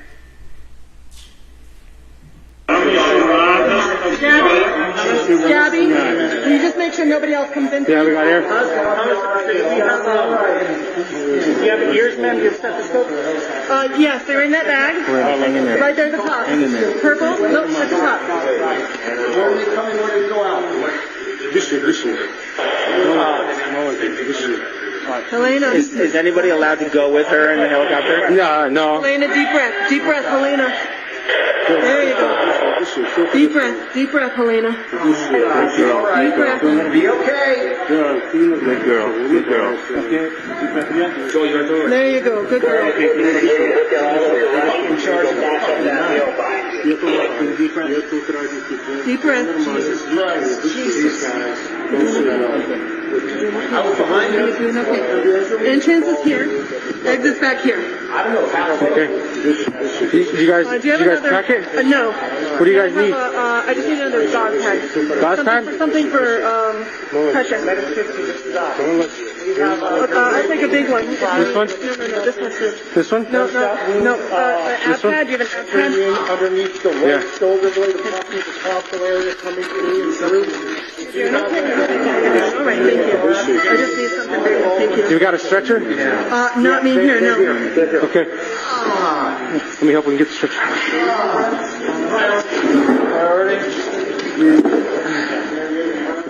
Stretcher.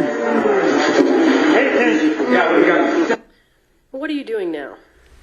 Just trying to stay busy, help clear the way for the stretcher. The ambulance is here. Here's priority number one. Okay. Let's clearing it, all this stuff out of there. We get everything in here and get it out. All right, we got air flight en route. Not on me here. We can get it from the office. Halyna? This is Halyna Hutchins. What's that?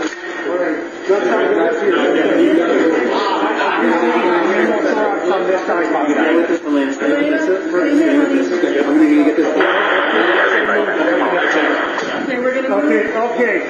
So I got the air. Thank you. Get all that out? I'm not behind you guys. All right, we're gonna need to get her going right away. Officer LaFleur, have additional first responders now arrived? Yes. Can you give us an idea of who's on set assisting now?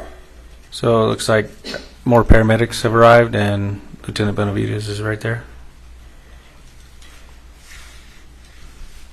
Okay. And do you mean this gentleman here? Yes, ma'am. That my cursor's on? And who was Lieutenant Benavides? He was our day shift lieutenant at the time. Was he a supervisor? Yes, ma'am. We got it through and through on her. We went through and through on her, through the chest, and then you got one in the arm over there.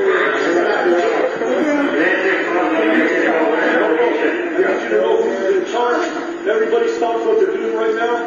This is a crime scene. Okay, everybody stop. Whose voice is that we're hearing? Lieutenant Benavides. Okay,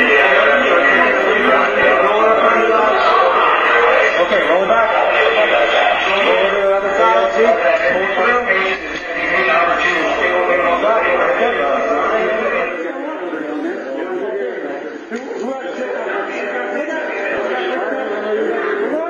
through. One, two, three. All right, underneath, pull. Really good. All right, let's go up and down. Let's go down there. All right, let's get good carry here, okay? You keep your eyes on me. Keep looking at me.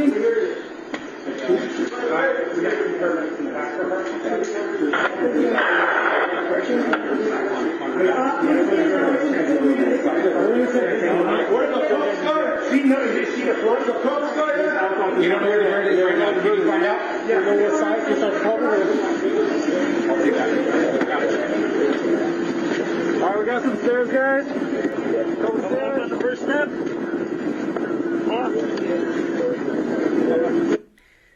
So what is your understanding about where Ms. Hutchins is being taken now? Into the back of the ambulance.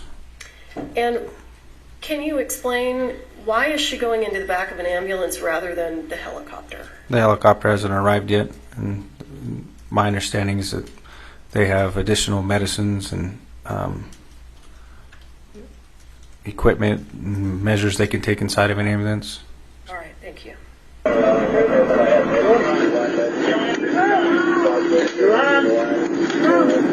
Disconnect there. You got it? Hey, can you take over that?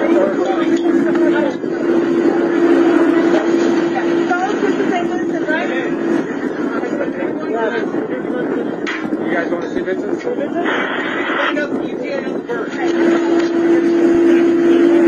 32 Santa Fe, what's ETA on the bird? What did you just say? I asked the ETA on the helicopter. And who are you speaking to? Santa Fe Dispatch. Do you recall how they responded? It's been a minute since I watched this video, so. All right.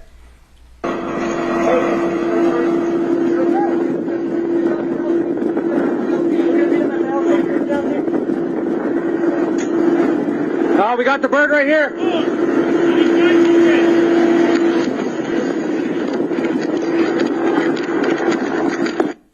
Is the helicopter now arriving? Yes, ma'am.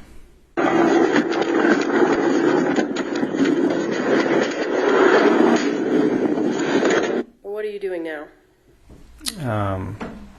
Appears I'm grabbing crime scene tape. Why are you grabbing crime scene tape?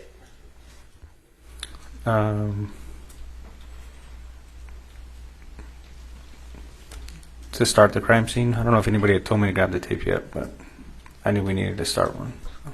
You felt that you needed to put up crime scene tape. Yes, ma'am.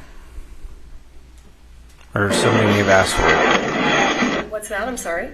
Or somebody may have asked me for it. I'm just not too sure. Okay. And what's crime scene tape used for? To mark the perimeter or the inner perimeter of essentially a crime scene which they want to tape off and only allow certain people in and out. Okay. And was that an issue in this scene? The crime scene? Well, cordoning off the crime scene, was that an issue here?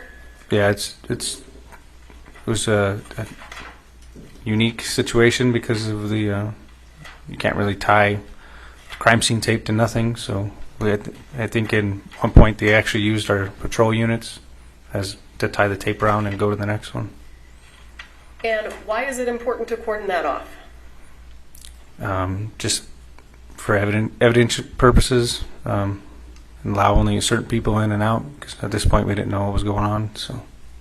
And were there people in that area that were not first responders? Yes. Approximately how many, if you recall? I don't know. I couldn't give you a number really. There was just a lot of people on the outside that I hadn't seen originally inside the church. So. Okay, and did you know who those people were? No. Okay.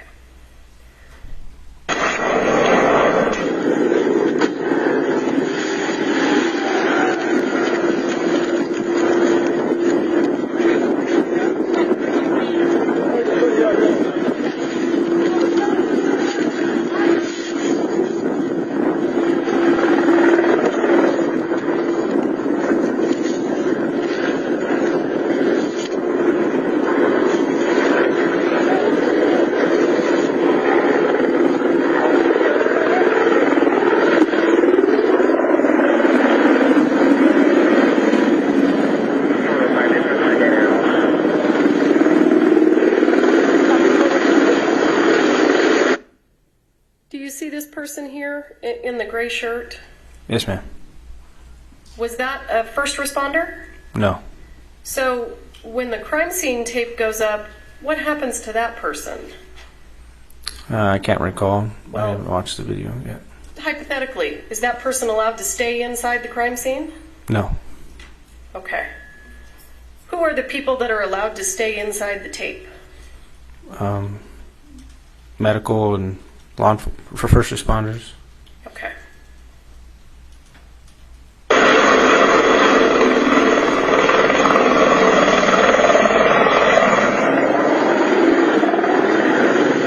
We need Chief. I'm radio links for my command for my mind. Tell you guys, this was in the middle of a shot, and I have live ordnance on the ceiling up there. It's safe. Okay. But it is here, right above here. Okay. Right there. That's okay. And if you get to the point where you say you want me to move, all right. All my guys. Okay. Where's the bird? It's right here. Okay. Yeah, 4-6.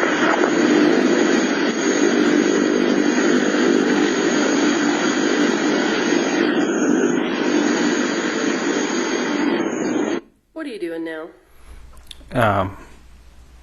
I talked with the paramedics inside the ambulance, and they asked me where the helicopter was. I told him it was landing, and he asked them to bring the paramedics to them. So you're bringing the paramedic from the helicopter to the ambulance? Yes. All right.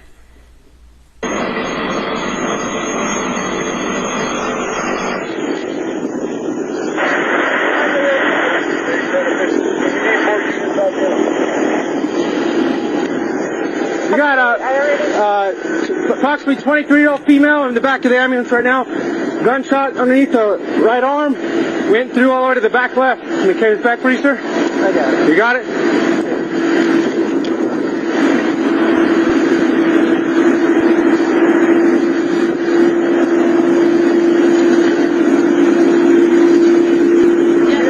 This one's priority.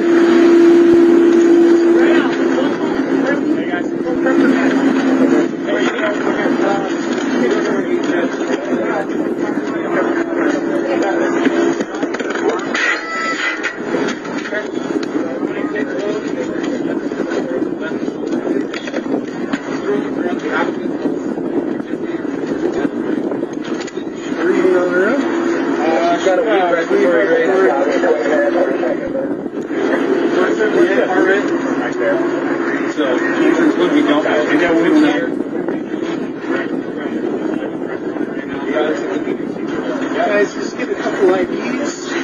They're not sure whether they're IOs or not. Here, grab the IO stuff, man. Can you open your eyes for me? Yep. There. Hey, I'll have to work on the IO. I'm going to come around. Yep. That's it.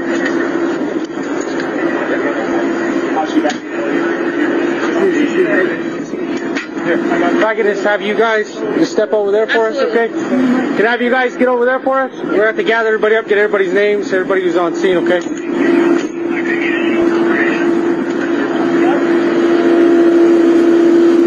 What are you doing now? Just trying to think what's next. I think I'm putting one of the pilot's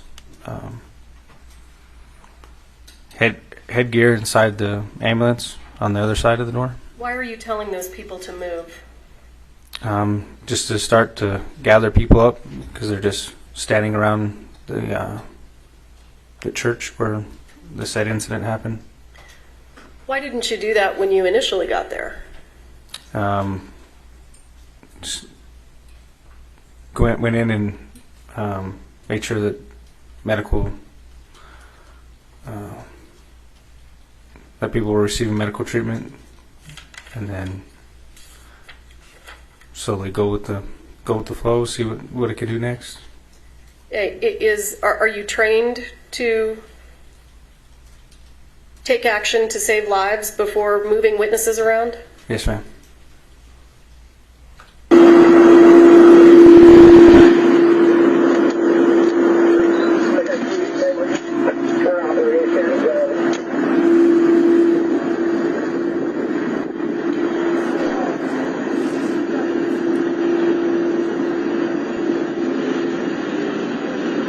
How's it going, sir?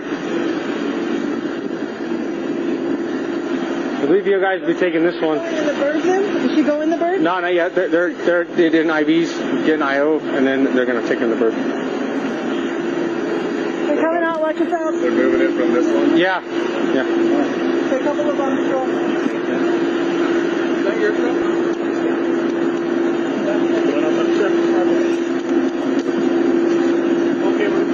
And whose jacket is that? Joel's? Okay. It's got his phone. Be careful, it is bloody. Okay. It's got his phone, it's got his other stuff in it. Okay, well, we're going to just keep it here. So, he was... His phone? Officer LaFleur, this woman who's speaking right now, she's not a police officer, right? No. Was she employed with the fire department? No, she was their set medic, I'm guessing. When you say set medic, do you mean she's the medic on the movie set? Yes, ma'am. Yeah, he was wearing it. Well, where's his phone at? I don't know.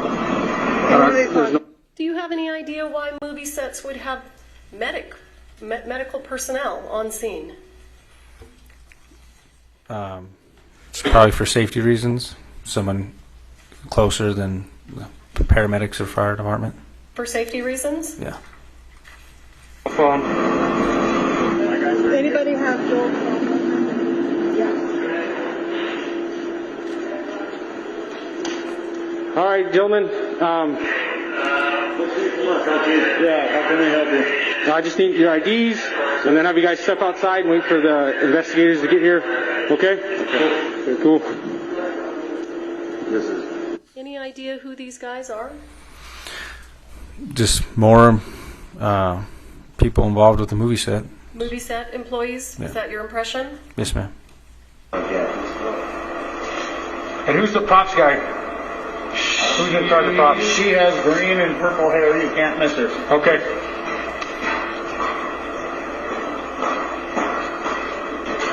I was here when it happened. You were here when it happened? Yes, sir. Who else was here when it happened?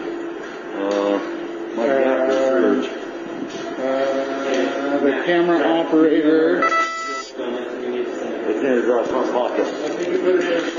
How many people you think were in here when it happened? 3, maybe 4. 4? Okay.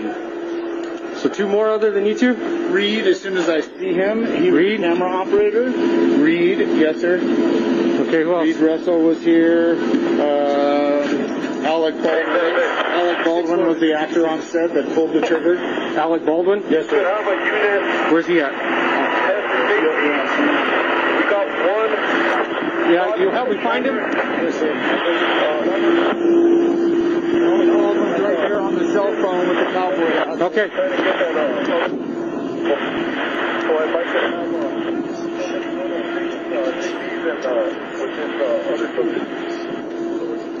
How's it going, sir?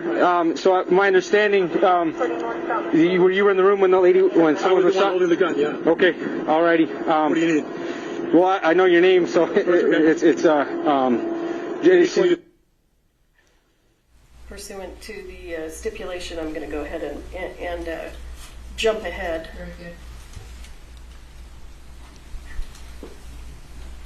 I want to make sure this is the right part. Okay.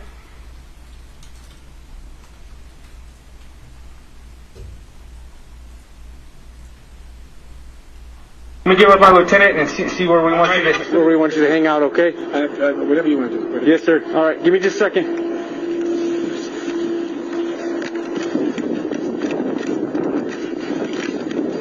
LT. So apparently I was not given the appropriate redaction.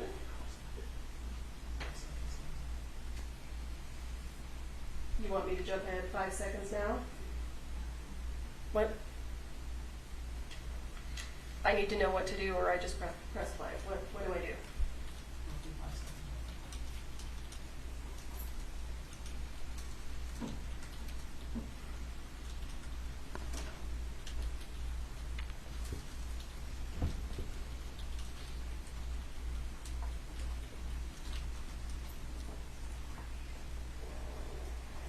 Do you want to pull the trigger? Do you want me to have him sit tight or?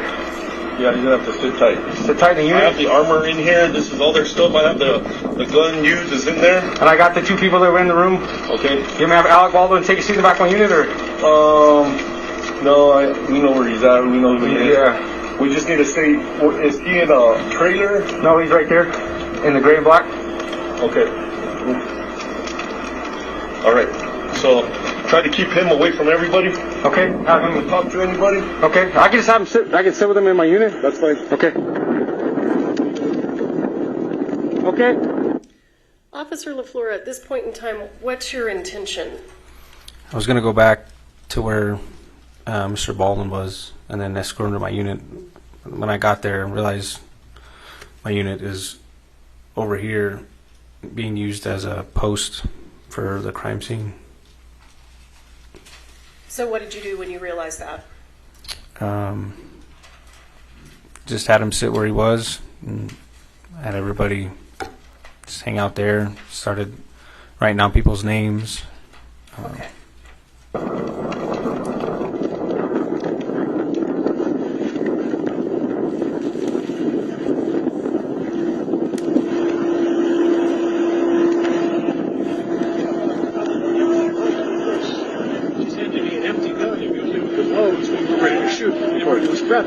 Earplugs, everything. All right.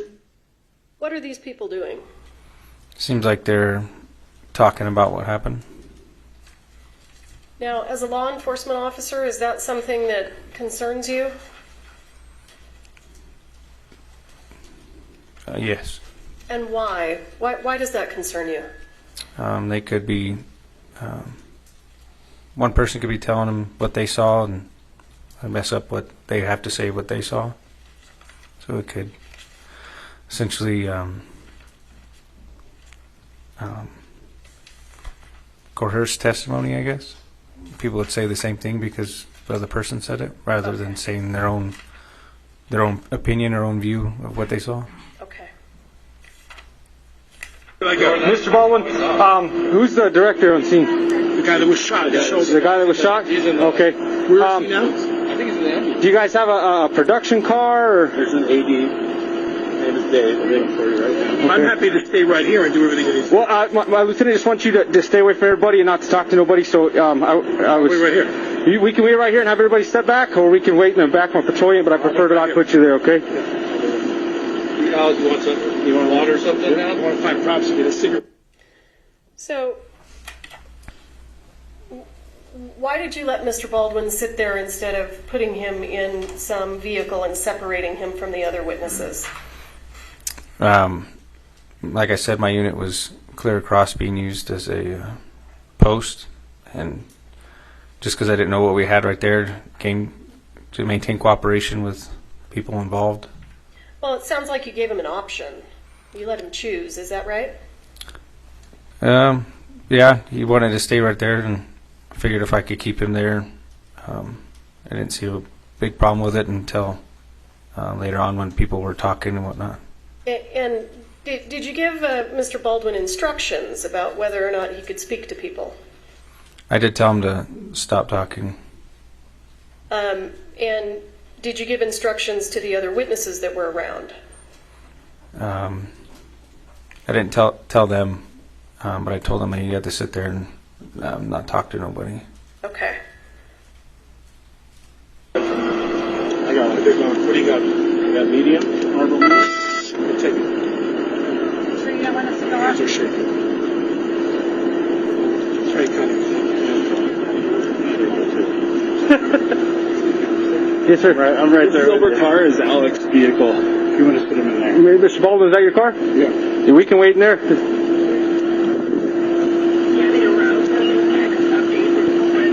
You want me to stay here? We can wait in your car if you want to. I can't smoke in the car. Oh, okay. Yeah, we can wait. Hang out right here then. Is Joe gone? They both gone? Yeah. Well, they're still working on the female. If you haven't seen the helicopter take off, then they're not gone yet.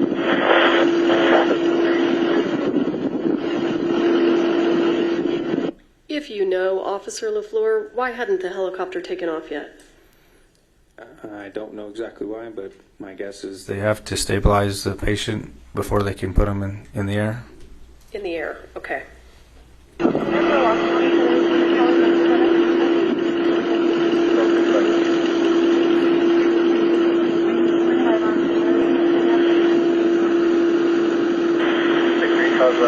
with the where you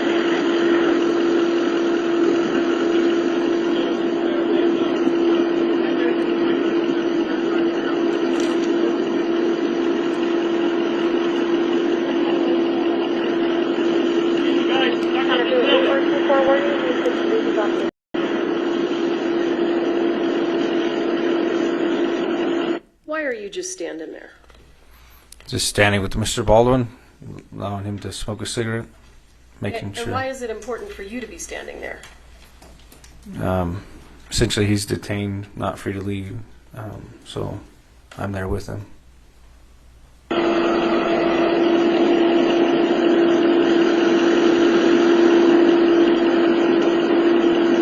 So 3710 interrupt, but that's right.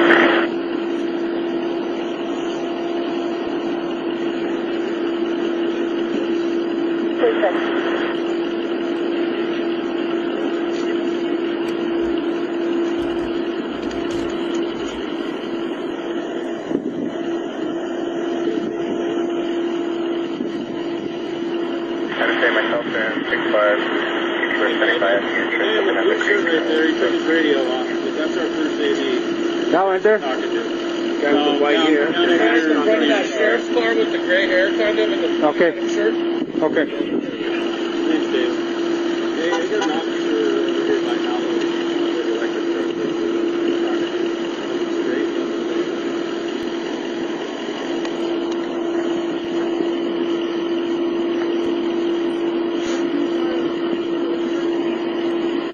Why do you have these two gentlemen standing over there that we can see? What is there something important about them?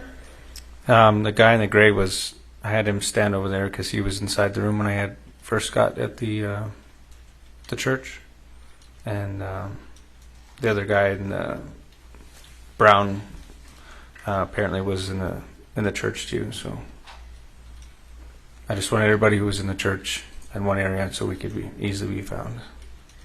So you wanted everyone that was in the church in one area. Yes, ma'am. And are we looking at that area? To the left of Baldwin is where majority of everybody was. Yes. Okay. And those were the witnesses that were in the church? From what I was told, yes. Okay. So, Mr. Baldwin, how many people were in the room when it happened? It's a crew. It's a crew? You've got some people that a lot of crews outside that building. They'll tell you. Okay. He's the one that knows what was on set. He's asking how many people were in the room at the time. How's it going, sir? Deputy LaFleur. How many people were in the room at the time? Six? 7. Officer LaFleur, who's this gentleman who's speaking now in the blue jean shirt? From what I was told, he was one of the other directors. 6 or 7? I need a definite answer. I don't know. Okay. So I got one here, the 2 that were injured, that makes 3, and then these 2 gentlemen, 4, 5. So who would be the other 2? Yeah, he's got Ross. More than 6? I'm the supervisor. I keep track of the narrative and how many square. I can tell you who's in the room. Okay. Were you in the room? I was at the door. You were at the door? Can I get your ID?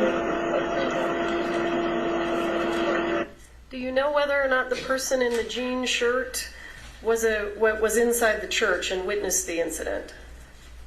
I do not know. Okay, why don't you come on over to the back of the script?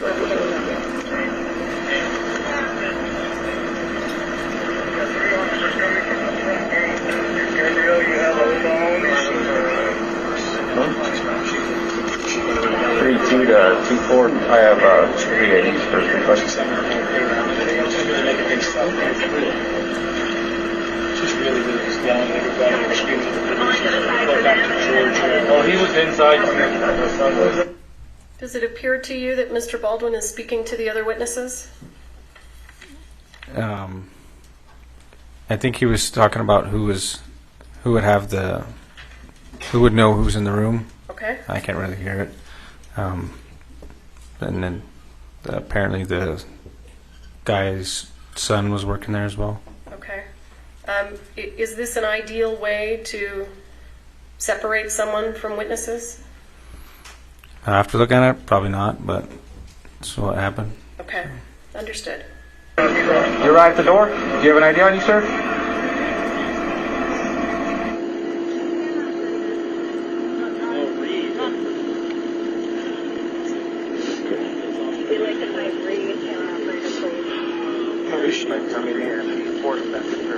As of right now, her status is questionable. That's why we called the air light. Where were you at, sir? I was right behind him. Right behind him? Okay. Yeah, I was right behind him right when it happened. All right. So just have you guys hang out for me right here. We'll get someone to get your statement in just a second, okay? And then they cleared the gun outside after at his request, and I witnessed them clear it and saw the bullets. Okay. So the one that was missing, the one that was fired, we don't know, but all the other ones were proper.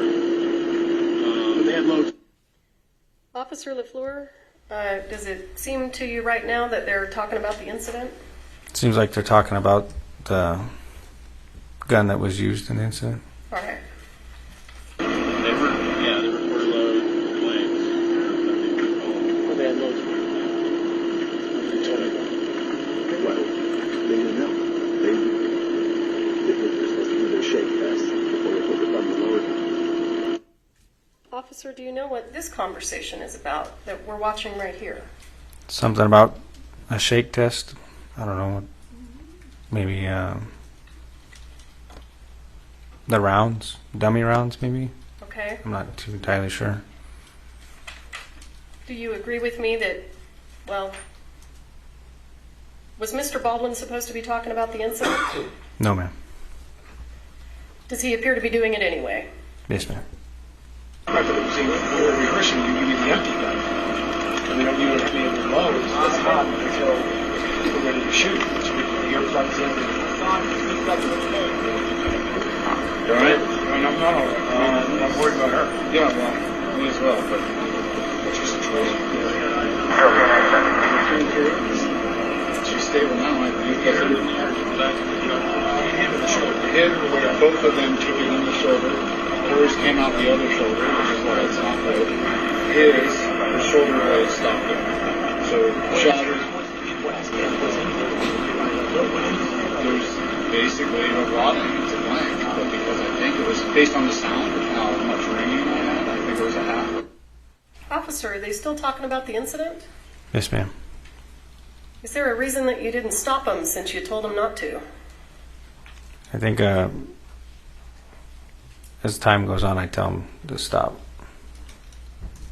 A bit of water. And that's if the barrel. Okay. If the barrel is.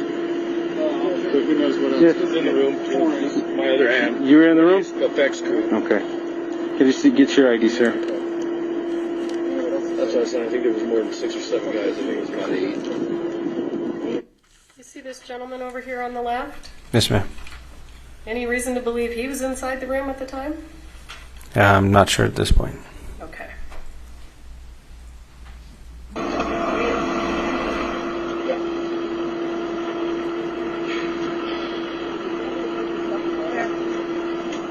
Were you in the room too, ma'am? Yes. Okay.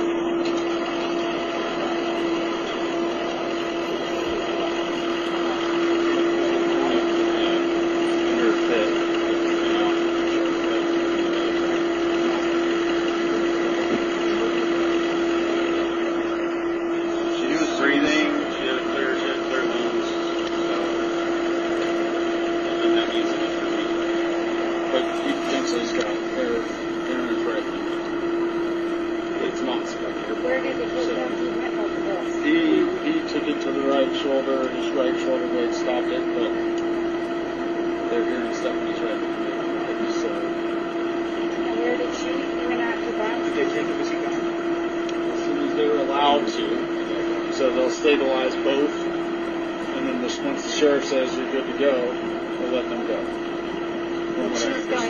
So she basically they're trying to stabilize her vital signs, enough for the flight and administer any kind of narcotics or anything they need, blood thinners, that may be, then they'll load her up in the helicopter and they'll fly her there. I believe the other ambulance is on the other side, and he seems to be doing better than she was, so they might drive him in an ambulance. I heard him wave off the other bird, so. Where did it hit him? He went out and he got hit in the head. Both of them took it in the shoulder. When I was up in Joel, I didn't see nothing on him before they put me out. He just went over. Yeah, I ran out. I came back in the cubes and I was helping him and I didn't see nothing. I was asking if he was alright. He couldn't hear me. You and him at the trauma hospital. Still at St. Vincent's. They're both trauma ones. So. Thanks for the information. I was curious. Yes, ma'am.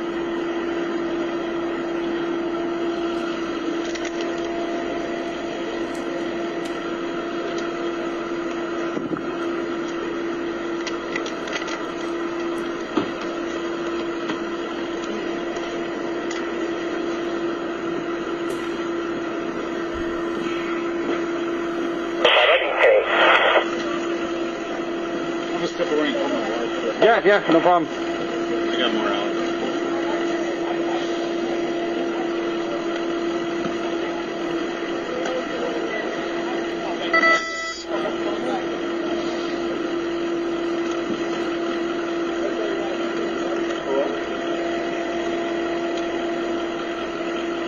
Get him out of my line.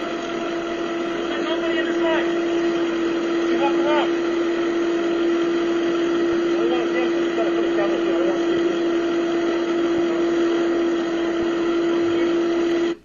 Officer LaFleur, have more first responders now arrived?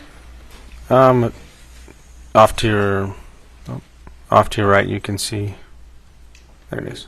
Off to your right, you can see more patrol units showing up. This deputy showed up, but this corporal had been there for a minute. And approximately how long have you now been on scene? According to my body cam, a little over 25 minutes. Okay.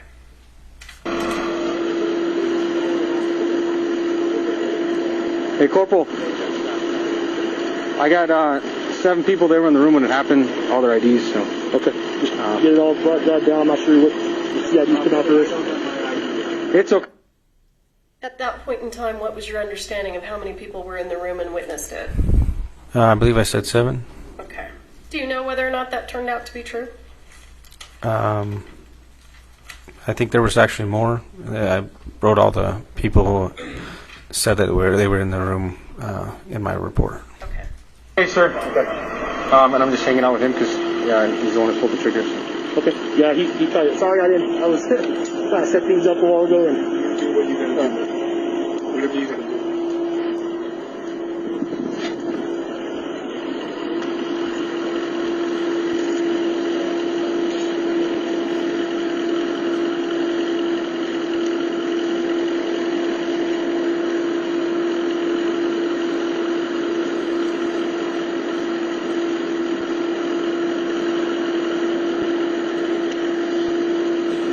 What are you smoking?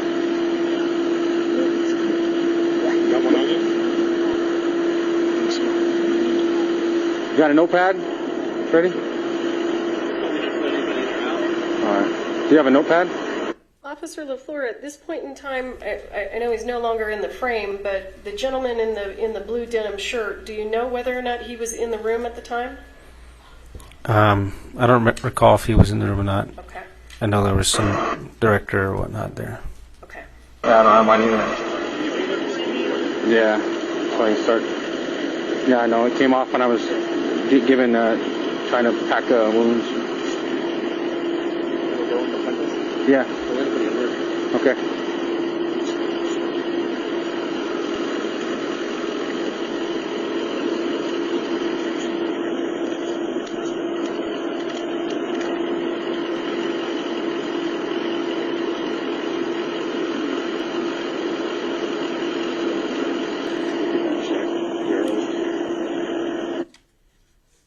Officer LaFleur, does it look like Mr. Baldwin is speaking to a potential witness? He looks like he's talking to the guy who says his name is one of the directors, yes. Okay. Is that what you had in mind when you asked Mr. Baldwin not to speak to anyone? No. Do you know what they're talking about? I couldn't hear what they were talking about. I did hear him ask him what cigarettes he was smoking and if he could have one. So.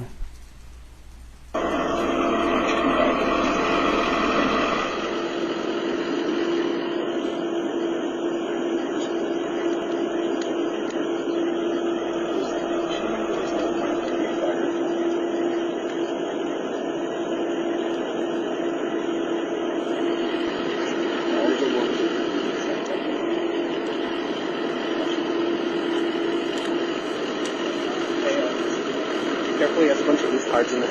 Oh, geez. All right. Or do you want to just try some pages off? No, because I'm going to be writing quite a bit. Everybody was in the room. I mean, I have my phone on me. Yeah. It's all right. I'll just, yeah, all right now.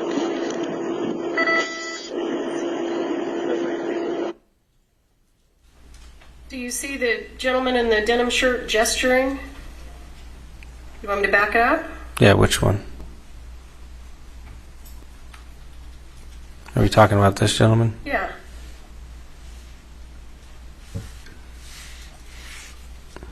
Do you know what he's gesturing? No, it looks like he picks up his hand. Now that you play it back, it looks like he's shaking his hand. And had you seen him do that previously? No, not until just now. I thought you testified earlier about a shake test. The gentleman was talking about a shake test. Okay. But I had not seen the director do it until reviewing the footage now. Okay. My eyes aren't always exactly where the body cam's pointed, so. Absolutely. When you tell people not to talk about the incident, do you have an expectation that they'll follow your instructions? Yes, ma'am. Does it look like they're following your instructions? No, ma'am. Okay. Officer LaFleur, I'm going to stop the video there. What else did you do on scene that day? I helped essentially just wait with other witnesses, I guess, or people that wanted to give a statement or they needed a statement from at a different location. It was their base camp is what they called it. So you needed to take statements from people that were at another location? Is that what you said? No, we took people from essentially where we had them, and they took them down to their base camp, and that's where they started interviews. And the people that you take to base camp, are those the same people that we see here in the video? I believe so. Those people, and I don't know how many people they ended up interviewing. Did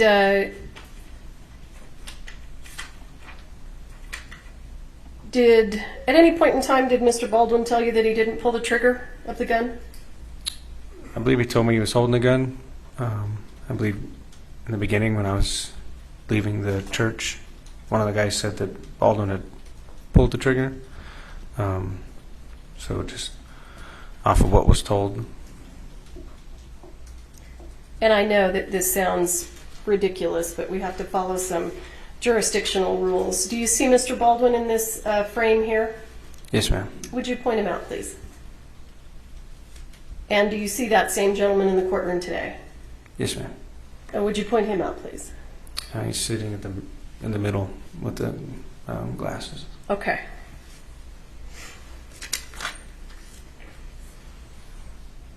Anything else that you did of import that you can think of that you think the jury should hear about? I think that's about it. How long were you on scene, if you recall? From when I got there was, I don't know, about 10 hours maybe or so. I was there till dark. You were there for 10 hours. Yeah, until they were done interviewing people. Is that typical? It is if that's what they need to be done. So. Okay.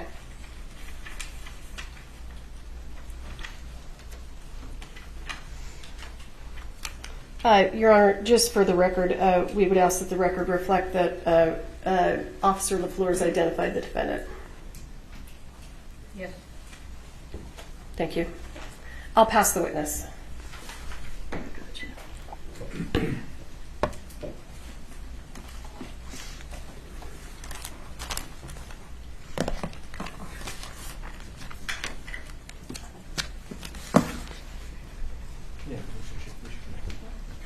May I proceed? Sorry, Mr. Spiro. Oh, sorry. Get that out of your way. I may have to interrupt the prosecutor. It's always fine when the court interrupts me.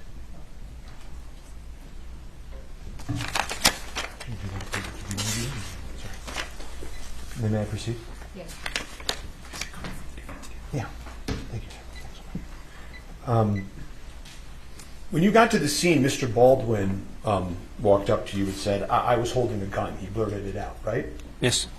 And in fact, he was very shocked, if you could picture Alec Baldwin in a pale state, very unsure of himself. You could say an actor out of character. Fair? Sure. Object to the former question. It is Mr. Spiro testifying in the question. We are not going Okay. to do these without this.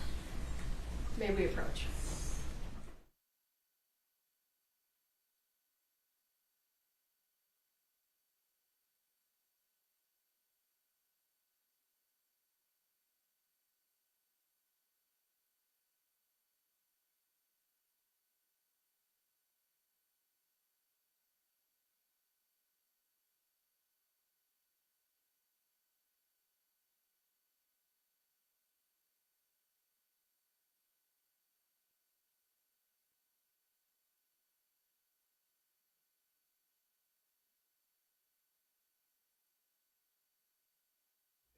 When you saw Mr. Baldwin, he looked very shocked. If you could picture Mr. Baldwin in a pale state, like unsure of himself, you could say an actor out of character. Is that a fair description? Sure. And he said to you, I'm here, whatever you want to do, right? Yes. He said to you at one point, where should I go? Right? Yes. And he also pointed out to you who the director was on scene who was hit in the shoulder, right? I believe so. Yes. I inquired about him. And he also asked you how she was doing, right? Meaning Miss Hutchins, right? Yes. I don't remember you being asked about that in direct, were you? And you being asked by the state? Yeah. Objection relevance? Overruled. So I want to take a step back. The dispatch that came over to your radio, sir, before you got to the scene was a dispatch for an accidental shooting by a prop gun, correct? I believe that's what was told to me, yes. Okay. And you've testified to that previously, right? Yes. Okay. And the dispatch report, you know that you received that wording, accidental discharge, several times, right?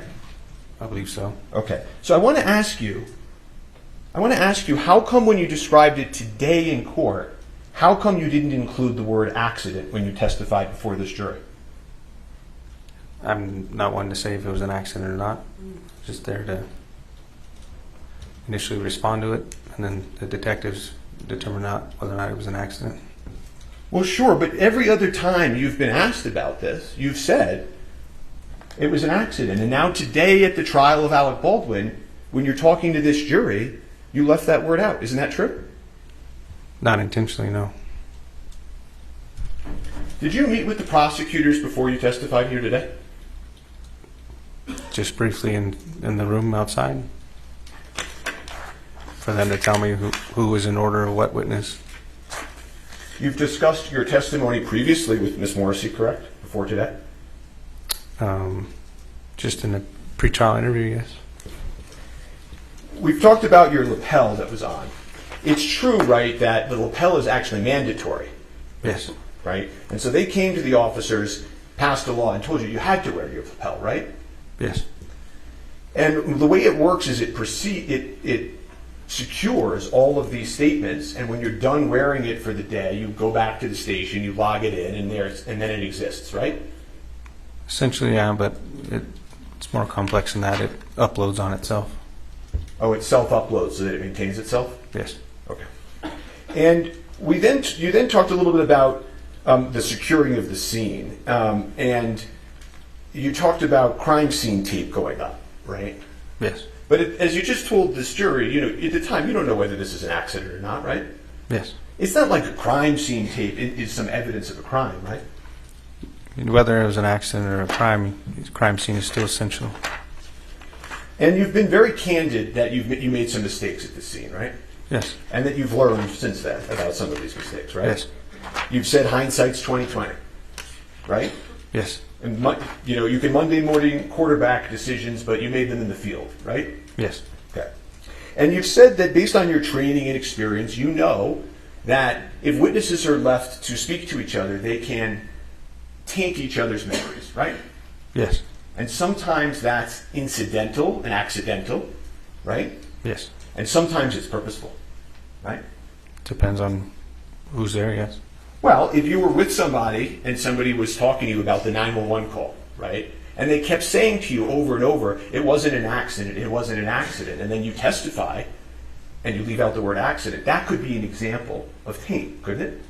Sure. And also, non-witnesses can taint people's memories too. You agree with me? I guess. Well, at one point in your testimony previously, you had said that there was a lawyer on the scene that was talking to some of the people that were on the scene. I believe so, yeah. Okay. And if that lawyer told somebody on the scene, I think your understanding is that could have tainted their view of their memory, right? Essentially, yes. Mr. Baldwin never asked to speak to that lawyer, did he? Not to my recollection. And then you went on and you said, that you had told Mr. Baldwin not to speak to the other witnesses. Do you remember that testimony? Yes. And I think you were asked approximately 5 times why Mr. Baldwin was disobeying your orders. Do you remember that testimony? Yes. Okay. But in the lapel video that we just saw, you're not going up to Mr. Baldwin or these witnesses going, get out of here. Get out of here. I'm an officer. You got to separate. You don't do that, right? Nope. And also in that video, you can see a lot of these people are coming over to Mr. Baldwin, right? Yes. One of them comes over and shakes his hand, right? Yes. Have you ever seen that in all of your experience? Somebody commit a homicide, and everybody and all the witnesses are on the scene, circling around the person, shaking his hand and talking to him about what happened. Have you ever seen that in your entire career? No. And then you went on to say, well, you didn't put him in the cruiser.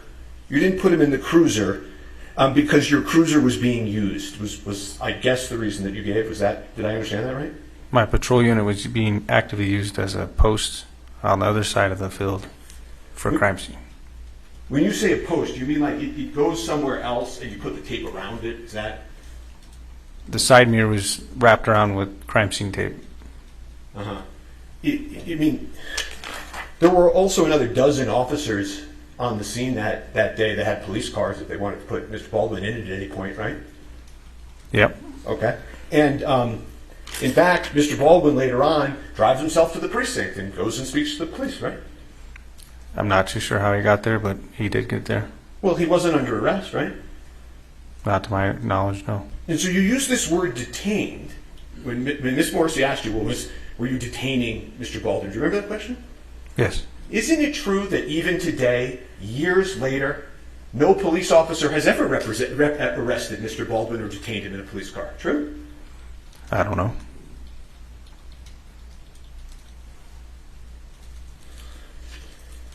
The police department, the Santa Fe Police Department, has never arrested Mr. Baldwin. Not the Santa Fe Police Department. Question asked and answered. And one of the things that you do as an officer on the scene is you observe demeanor, right? Yes. And you spent 10 hours on the scene, I think I heard you say, right? Yes. You got to see the people of Rust that day live, right? Yes. And the truth of the matter is that you took it as a way how everybody was acting, and that the individual who claimed to have been holding the firearm was still there, that there was no, the way he was, his demeanor was that there wasn't any intention behind the act, as you could say. Isn't that true? I wouldn't say there was no intention. I don't know the individual's intentions, but his demeanor was sad, upset. Okay, well, it's not just his demeanor being sad and upset, right? Okay, we'll move that to the side. And I understand you're not a mind reader, right? Correct? Yes. Okay. All you can do is look at the people and look at how they're interacting and make your own judgments, right? Yes. Okay, and you do that as a police officer to try to figure out how to interact with a scene. True? Yes. Okay, and isn't it true that the way you took it, how everybody was acting, and that the individual who claimed to have been holding the firearm was still there, that there was no, the way he was, his demeanor was that there wasn't any intention behind the act, as you could say. Isn't that true? Again, the wording you're using, I wouldn't say I Okay. had any clue of whose intention was what, but he was sad and upset. Okay, well, let's play. I'm going to play his statement to that effect. Can we cue that up, please, if that's okay with the court? He's saying he didn't say that he did. I'm going to impeach him. I don't think he said he didn't. Well, you want me to clarify that? Yeah. Okay. Are you claiming that you didn't say that? Rephrase what you said? Sure. Dispatch said it was an accidental shooting by a prop gun. So I didn't know if there was any. I took it as the way how everybody was acting, and that the individual who claimed to have been holding the firearm was still there, that there was no, the way he was, his demeanor was that there wasn't any intention behind the act, as you could say, you know. Again, I wouldn't say I knew what his intention was. I understand that. What I'm asking you now, okay, is did you in fact say those words that I just asked you? At what time? The Gutierrez or PTI? Yes. I may have. Okay. You don't deny saying that? No. If we can. Sure.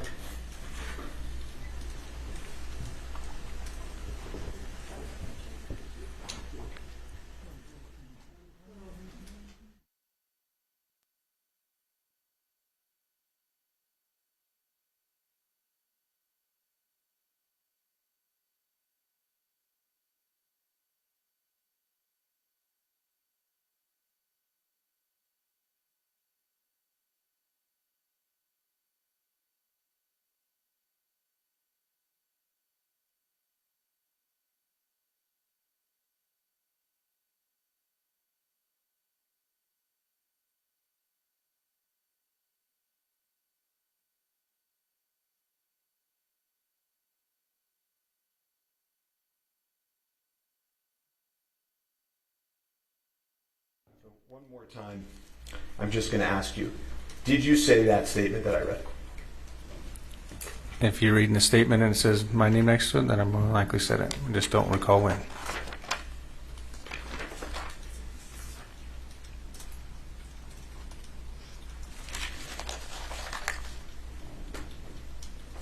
And one of the other things that happened that day that I don't think we've talked about is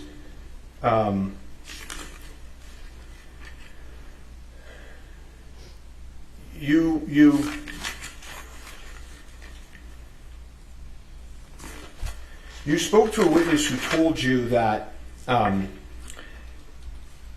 woman named Sarah was crying and shaking and going through the bullets and saying, I don't know how it got in there. Objection, hearsay. I'm asking the witness if he had that information. He's making the statement, the hearsay statement is coming in. Do you know whether anybody at the scene was, before you got there, shaking and going through the bullets and saying, I don't know how it got in there? I don't know. Okay. If we could refresh the witness with his lapel, and I would ask that can I put it up on just his screen? Okay. I don't think you can do that. I would object because that's not proper refreshment. We don't refresh in front of the jurors. That's my objection. What do you mean? Well, if we're refreshing, You know what, we're gonna take a lunch break real quick, and we're gonna be back at 1 o'clock, okay? Please don't talk among yourselves. All rise for the jury.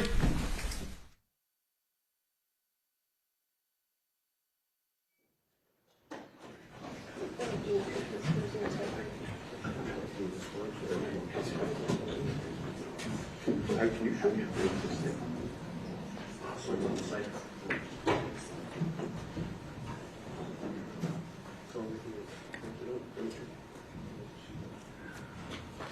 All right, you're excused. You can move over. And this thing is a battery, and council approach.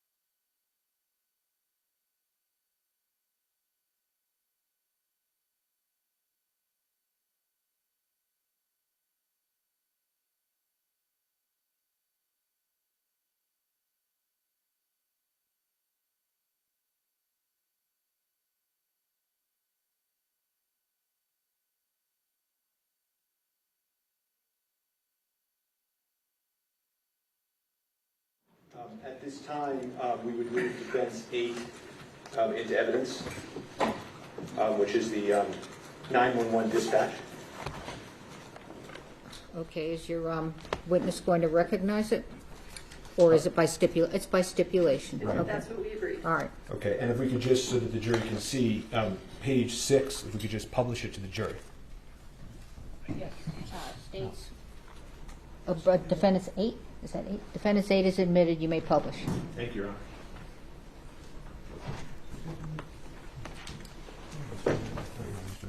Just real quick, you were using numbers. We assumed you guys were using letters for exhibits. We filed. Oh, 8. It's 8. Okay. Okay. Understood. You're doing numbers too? Yeah, defense 8. Are you doing numbers? Yes, we filed our exhibit list first as. Okay, so you do letters. Okay. DX8. It's DX.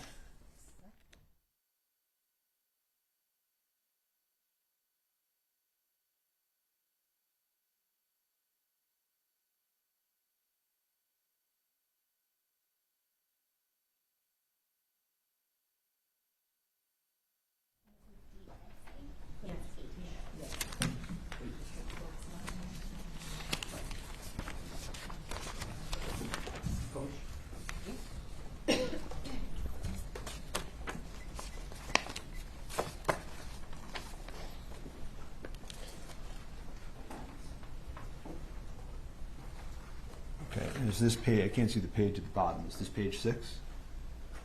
Yes. Okay. And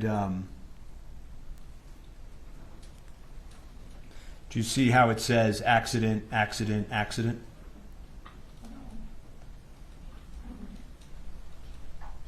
I can touch it? Oh, accident. Yes, sir. Okay.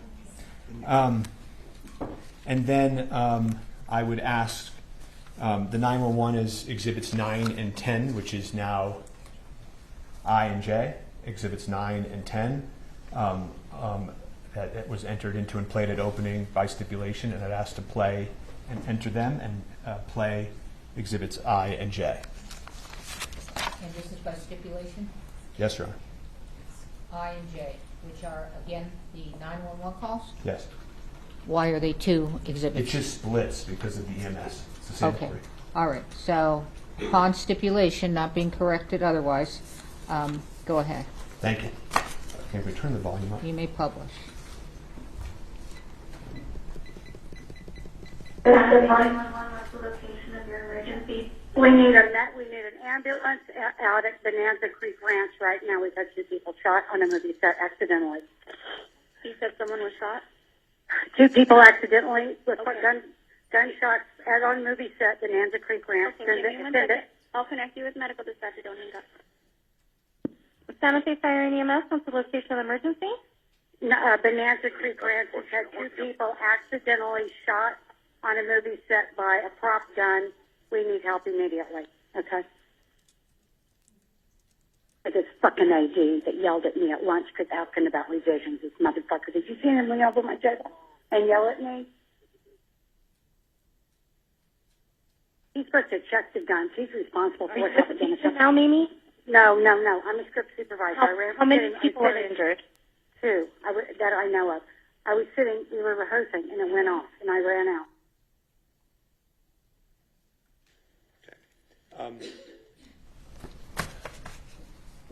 You heard some language, and then that he, the first assistant, was supposed to check the gun. Did you hear that?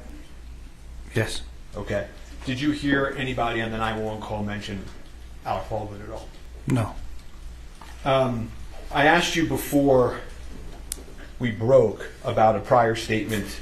I asked you if you made a prior statement that we talked about a few times, so I'm just going to approach quickly and refresh your recollection. And this is November 30th, 2023, your pretrial interview, Officer LaFleur, and I'm just going to ask you to read down here. Your Honor, and again, Mr. Spiro is testifying as he's handing it to the witness. Just identify what the document is and then move away.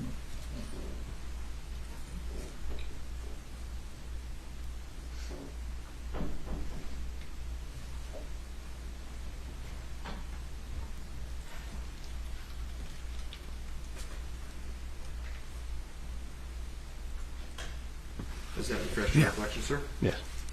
So it, and I'm just going to take this back. It is fair that you said when asked that it came in as like and appeared to be, and what the dispatch said, it was an accidental shooting by a prop gun.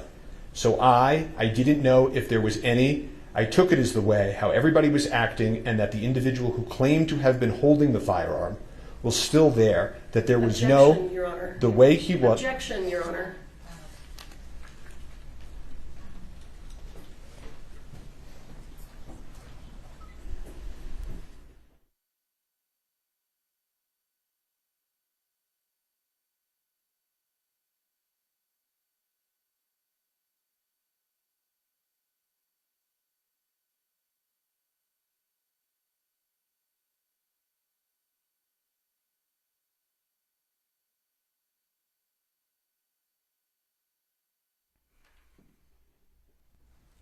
As I was walking back, my question was, did that refresh your recollection? Yes. Okay. And so is it in fact true that in your earlier statement you said, and it came in like and appeared to be what the dispatch said it was, an accidental shooting by a prop gun. So I didn't know if there was any, I took it as the way how everybody was acting, and that the individual who claimed to have been holding the firearm was still there, that there was no, the way he was, his demeanor was that there wasn't any intention behind the act, as you could say, you know. Yes. You made that statement, correct? Yes. And I asked you also whether you remembered receiving any information as to the ammunition, whether they be prop or otherwise, that was at the scene. If you recalled Duran Curtin, one of the individuals in the church, giving you information. Do you remember that? There's a lot of people in the church giving information. Can you identify which one it was? Sure. I asked you, do you remember whether or not somebody told you that Sarah was shaking and going through the book? Objection, Your Honor. This is hearsay. This is hearsay coming in. Can we approach? I don't know what to do.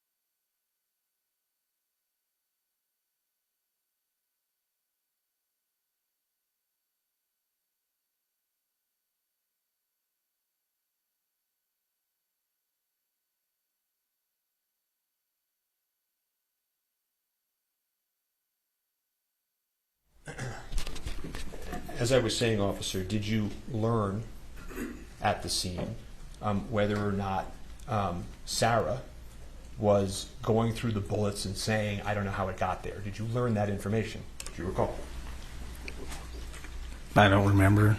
If you could refresh my memory to which part, which Sure. person said what. Sure.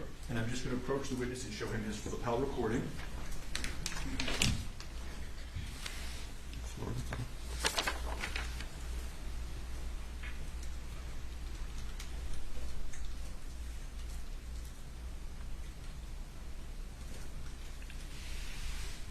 Okay.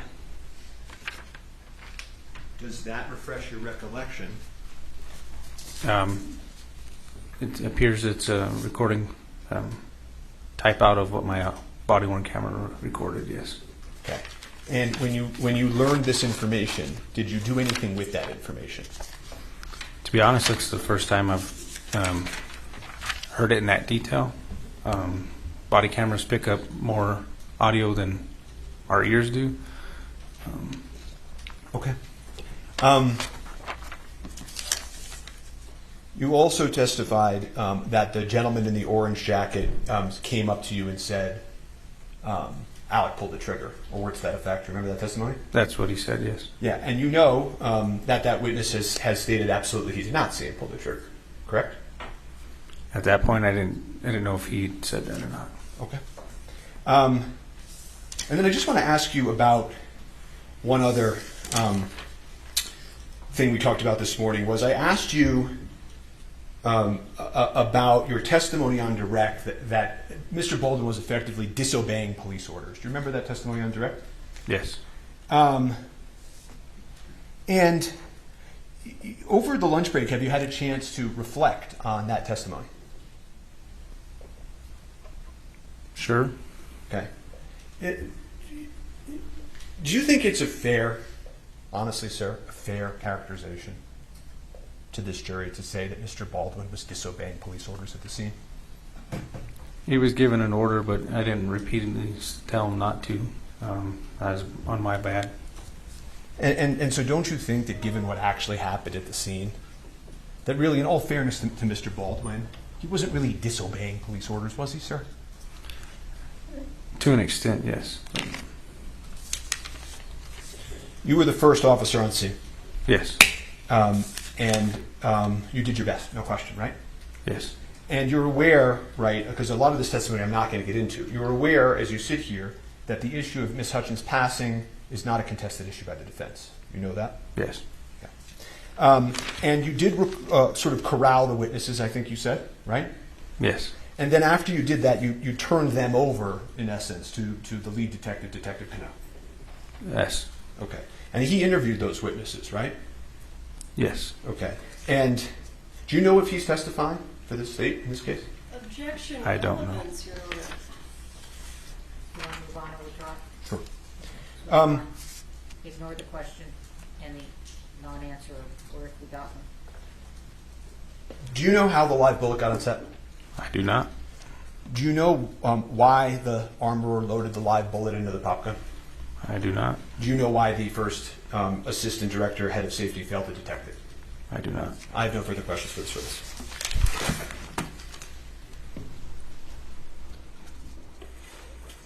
Cross-exam.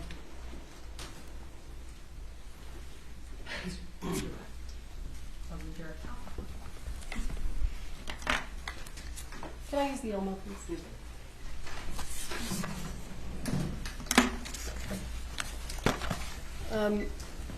You know what? Let me do this. Where is the defense exhibit DX? That's H. This is H, yes. Okay. I just have to relabel them. Okay. They should be labeled, I'm not labeled. There are 3 copies? Yes, I just gave us extra copies. Okay.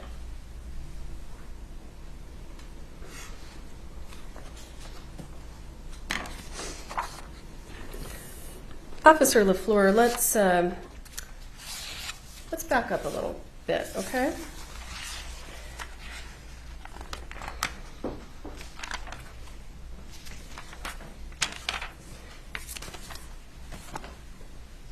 Did I speak with you this morning about the testimony you were going to give? No, ma'am. Did Ms. Johnson speak to you this morning about the testimony you were going to give? No, ma'am.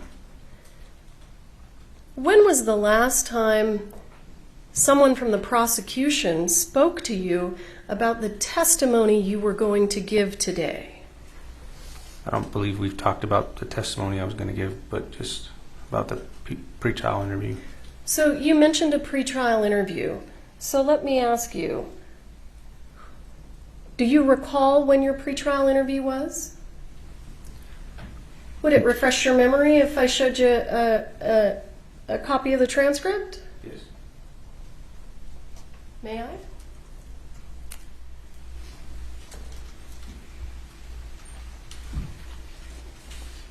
Let me know.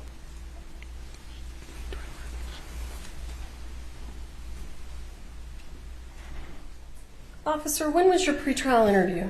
In May. And Do you recall who was there? Somebody from the defense and somebody from the state. Someone from the defense. Yeah, it was a female.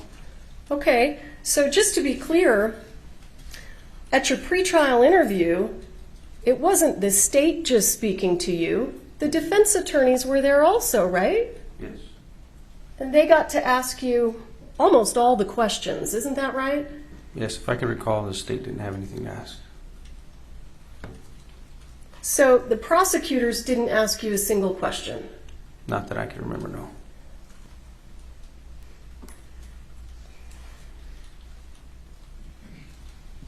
Do you agree with the defense attorney's assertion this morning that somehow you were coached to give your testimony? I would object to that characterization, but he is. Can you rephrase that question? He's objecting to the word assertion, I believe, so why don't you rephrase it? Did Mr. Spiro indicate to you on cross-examination did he attempt to imply that the prosecution had told you how to testify? Essentially, it sounded like he asked if I was coached in my testimony. But the prosecutors haven't actually told you what to testify to, have they? No, ma'am.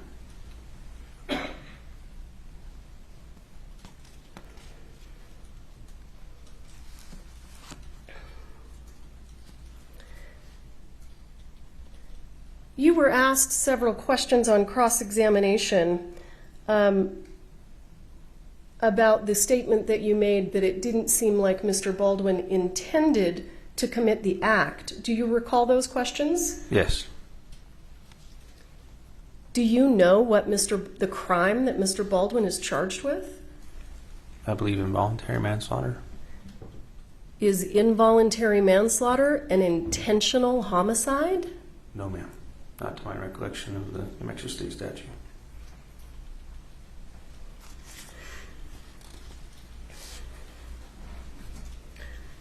Are there criminal offenses that are intentional homicides?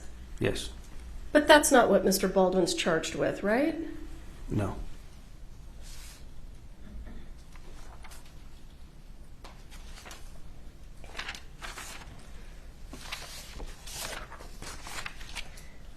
Officer LaFleur, when you are speaking to a witness, when you were in fact speaking to witnesses at the scene, you collected their driver's licenses, didn't you? Yes.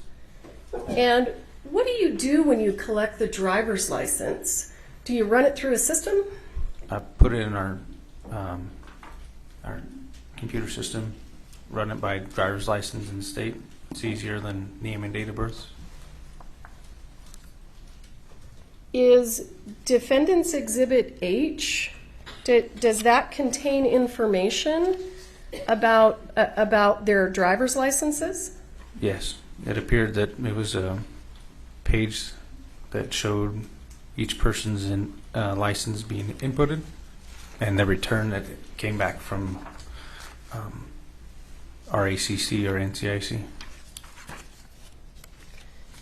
So I'm going to go ahead and show you what is page 3 of that. What do we call it? Is it a CAD report? Yes. So let me back up for a moment. What does CAD stand for? Do you remember? I don't know the exact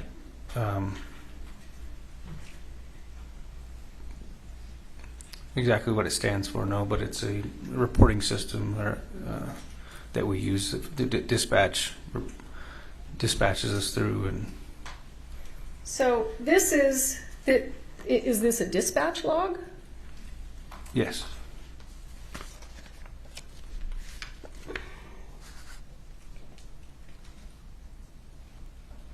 I don't know. Yeah, thank you.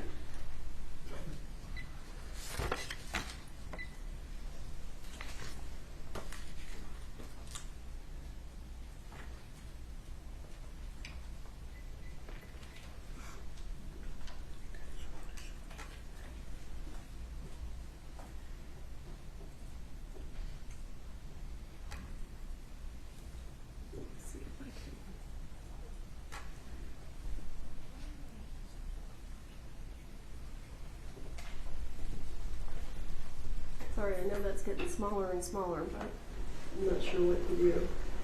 Do you want to help me out? Do you see, no, it's not quite there yet. At the top of the page, do you see number 16? And there's a 16, and then there's a parentheses. Yes. What does it say? Posted speed limit and actual. What does posted speed limit and actual have to do with this incident? I'm not too sure. It looks like the individual who ran it, their name, I don't know who that is. Well, that's okay. Does this have anything to do with the incident involving Ms. Hutchins? No. So I want to take you down here to number 5, parentheses. What does that say? It says non-commercial class, code D. What is that person talking about? Does it have anything to do with the shooting of Ms. Hutchins? No, that's the return. It came back for a driver's license, it appears. That's the return that came back for a driver's license? Is that what you said? That's what it appears like, yes.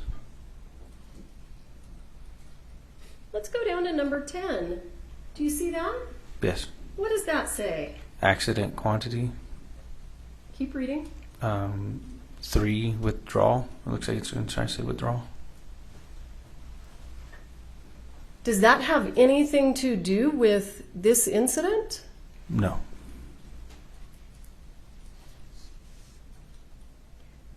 And look, I want you to look down here at number 21. Do you see that? Yes. What does that say? Of alcohol or drugs.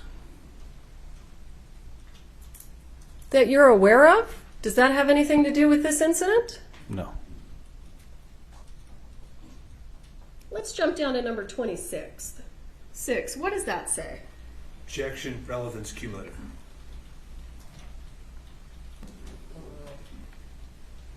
Go ahead, sir. Says drinking and driving at .0. Did you read it all? Yeah, per se, I think that's what it's saying at the beginning. Dash drinking and driving at .0. I think the next line is the blood alcohol content, BAC. Were you dispatched to a DWI? No.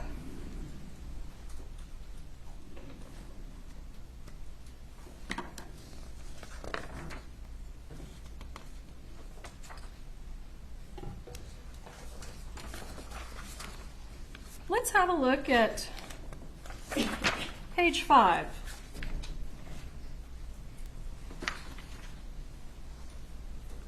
Do you see up here number 23?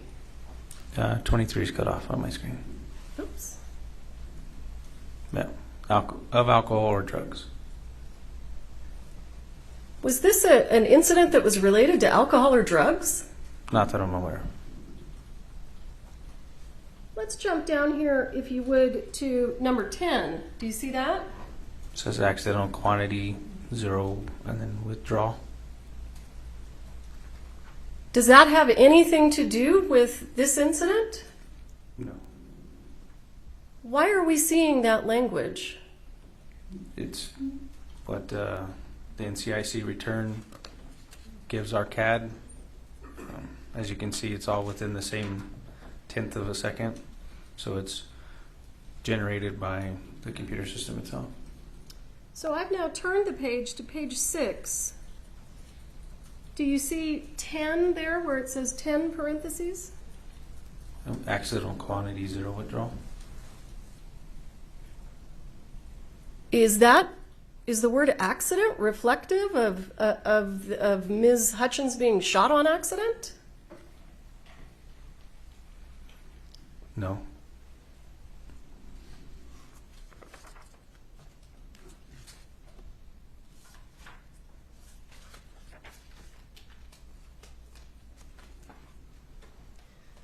Is the word accident in that report? Does it appear anywhere where it's talking about what happened to Ms. Hutchins?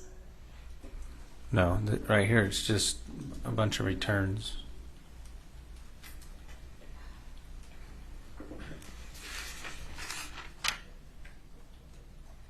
Thank you for your time, sir. I don't have anything further. All right, thank you. This witness is excused. Next witness. The state calls, I'm sorry, were you?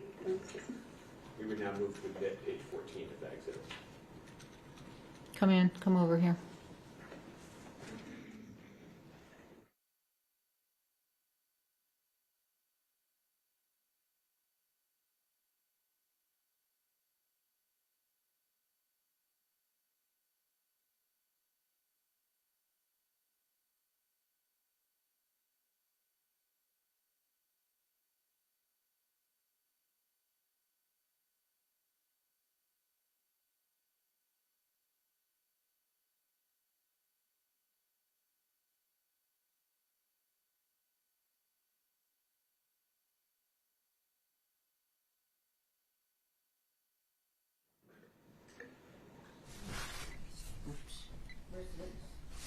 Your Honor, the state calls Timoteo Benavides.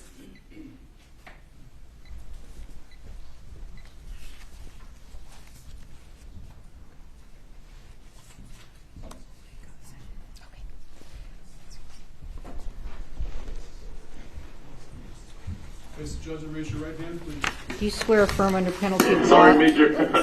Sorry, So what's going on? Do you swear affirm under penalty of law that the testimony you'll give in this case will be the truth, the whole truth, and nothing but the truth? All right, have a seat talking to the microphone. May I proceed? Good afternoon, Mr. Benavides. Would you please introduce yourself to the members of the jury? Yes, my name's Timoteo Benavides. And sir, on October 21st, 2021, how were you employed? I was employed by the Santa Fe County Sheriff's Office as a lieutenant. And are you still employed with the Santa Fe County Sheriff's Department? I am not. And why not? I retired doing 20 years of law enforcement for Santa Fe County.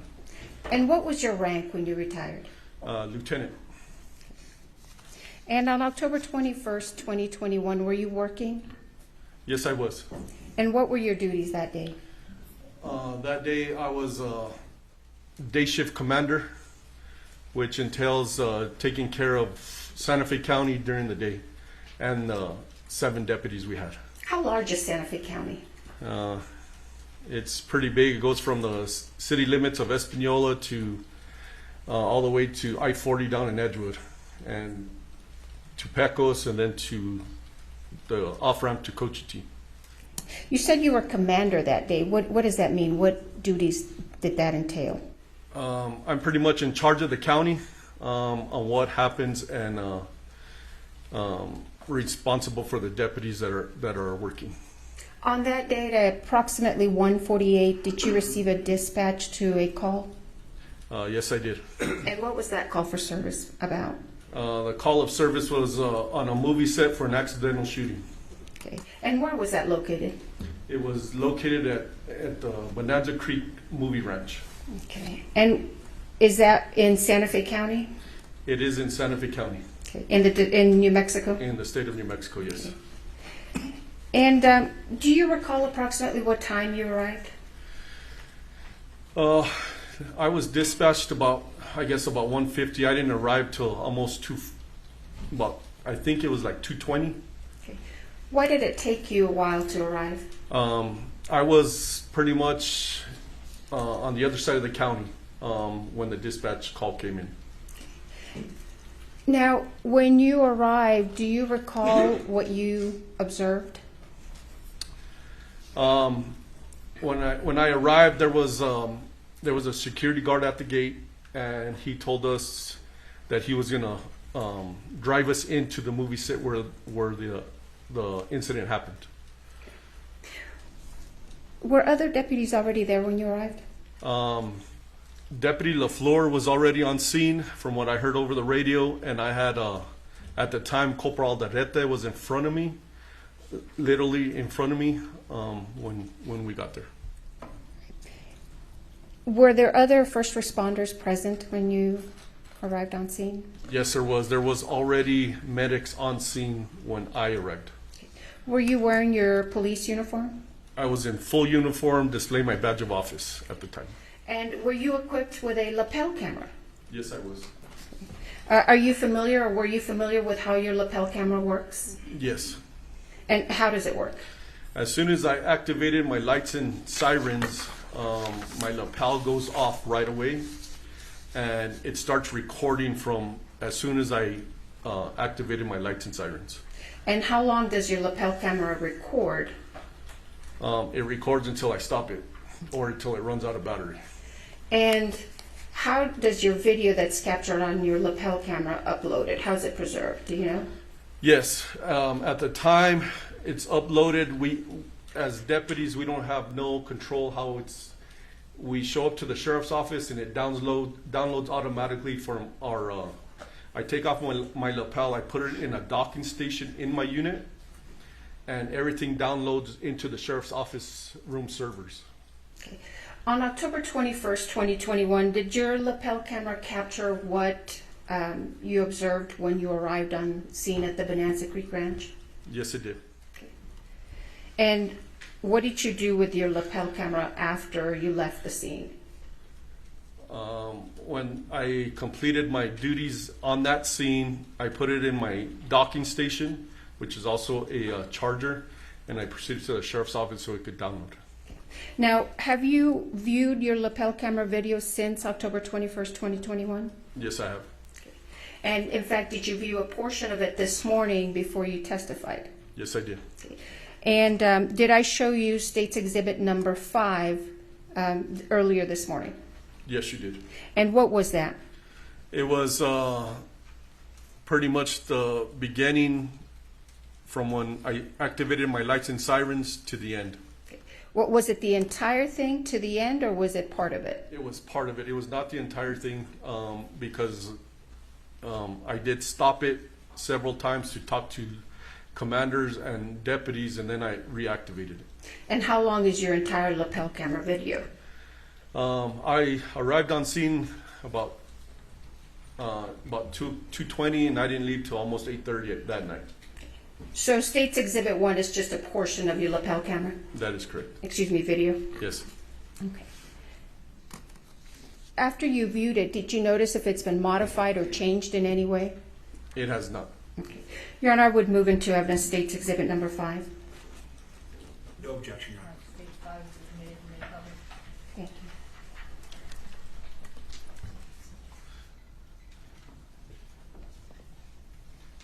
Sorry, Major. What's going on? They said that they... Let me pause it there. Is that your lapel camera video, Mr. Benavides? Yes, it is. Okay. I'm going to forward it. How long does it take you to drive? How long are we going to watch you driving?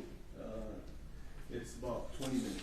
Okay. So I'm going to fast forward a little bit here to about 17 minutes, or excuse me, 15 minutes.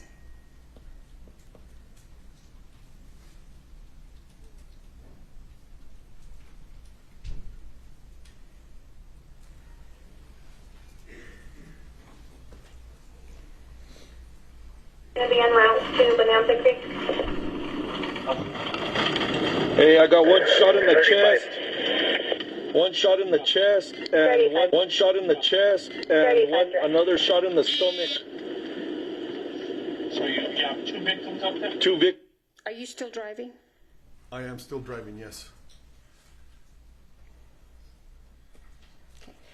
Now, I've fast forwarded to 15 minutes and 59 seconds. Have you arrived on scene yet? Yes, I could see the makeshift church right in front of me. We're going to secure the film and all the crew members.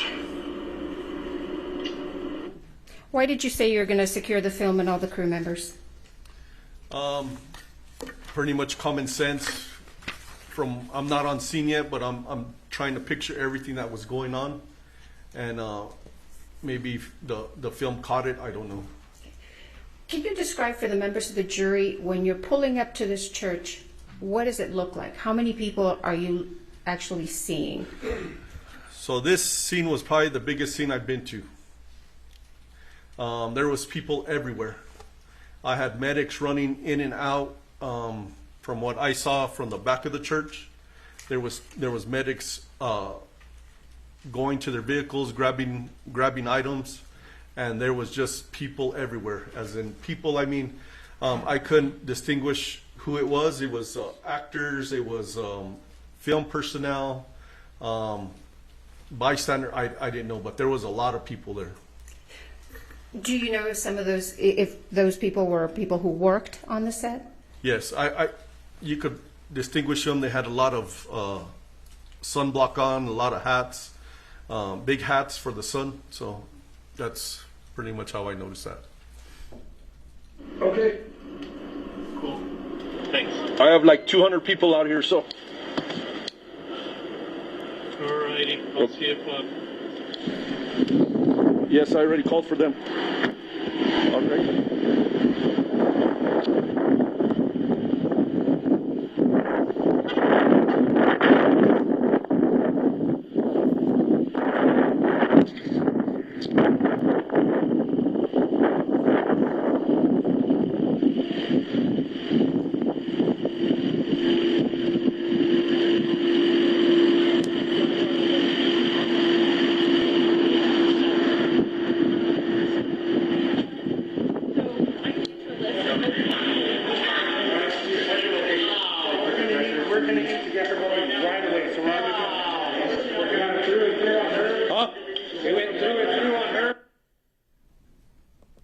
What's happening at this, excuse me, at this point? So as soon as I walked into the makeshift church, Deputy LaFleur started to let me know what was happening and what was going on with the victims. How would you describe this scene as soon as you walked into the church? The medics were doing a wonderful job. They had separated each other and they were working on the victims. How many victims did you have? I saw 2 on the ground.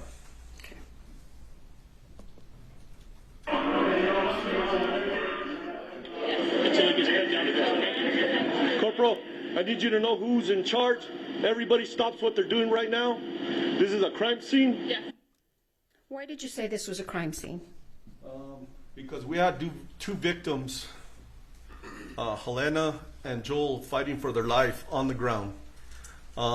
And it wasn't natural. This is a movie set. And it was now a crime scene. We had to figure out what happened. So what directives are you giving the other deputies?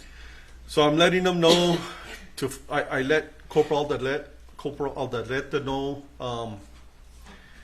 to have whoever's in charge, have everybody stop what they're doing because there was no more filming. If they were, I did not know. And so we could try to control what we could. Everybody stops what they're doing, and I need the film secured by whoever's in charge of the...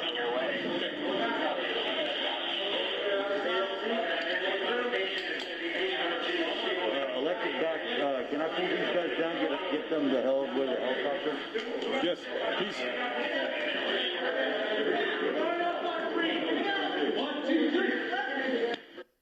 Did you ask for anything else when you were out there speaking with those people? Yes, I asked who was in charge to help me out, and then I asked Corporal Aldaleta to start taking pictures. Did you ask for anything else? Not that I recall.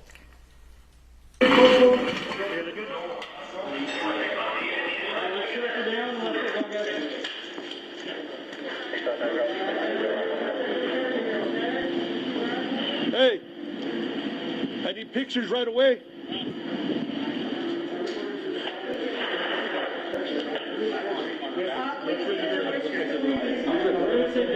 Where's the props guy? Why did you ask for pictures?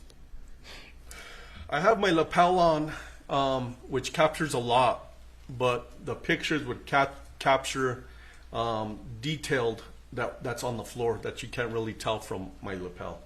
And you just said that you asked for the props guy. Why did you ask for the props guy? I work security for in the sheriff's office at movie sets. The props guy is the guy that does the little stuff with sound effects or whatever. But I asked for the props guy because I needed to find out where the gun was. Why was it important to find out where the gun was? Because I didn't need the gun going off or getting used again on somebody else. And did you find the gun? I had somebody, yes, I did find the gun. Where did you find the gun? Hannah Gutierrez had the gun walking out of the movie set. And who did you understand Hannah Gutierrez to be? She was the armorer. Kropskaya! I'm sorry, no, you have a job? We need to make sure that they... Yes, they're taking care of business. Yes. What else do you need there, Chief? Where's my radio? It's just here. Here, thank you. Area cleared the gun. Where is it? You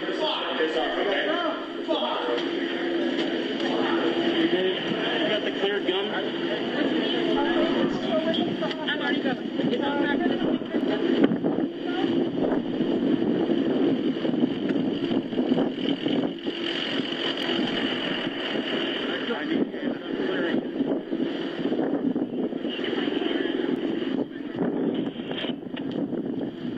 Where is it? Where are you going at this point? I'm being directed by a gentleman, I assume who is a person in charge, to look for the gun. And did you find it? I did not find it there. There's one there and there's one there. That's none of them? That's not. Okay. I need to know where it is.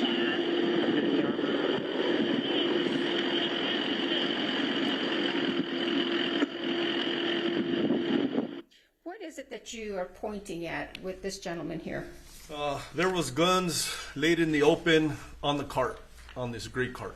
I'm going to show you what's been marked as States Exhibits number 7 and number 8. May I approach, Your Honor?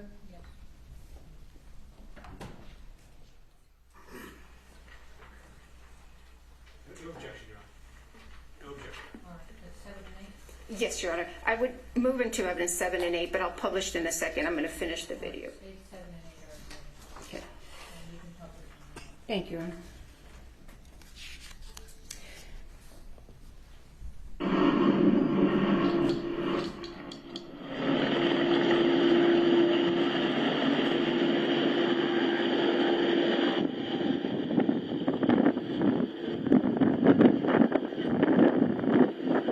Where are you going now? Trying to look for the armor. You're in charge, ma'am? I need to know where the gun's at right now. Bro, armor, I need to know where the guns are at. Right there. No idea, right there.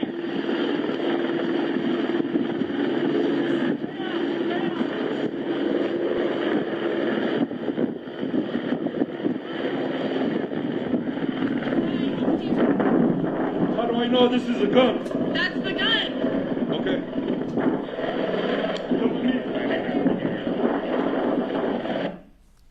Who is that? That is Hannah Gutierrez. And who is she? She's the armor on set. And did you obtain anything from her? Yes, I did. I obtained a revolver she was carrying. And what did you understand that revolver to be? To be the revolver that shot the projectile into these two victims. May I have a minute, Your Honor, to bring up Exhibit 6?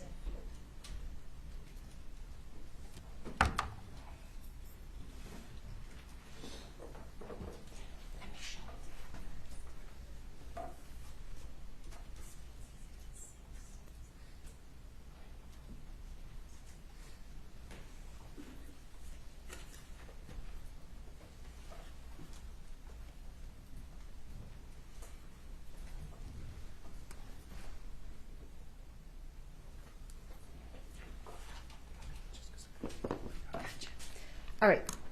State's Exhibit 6 is going to be handed to you, Mr. Benavides.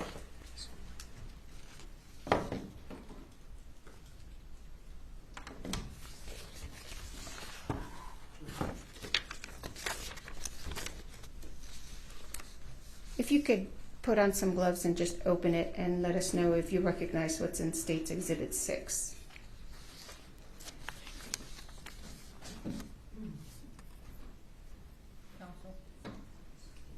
Yes, sir. I have a question from one of the witnesses that cannot see the time.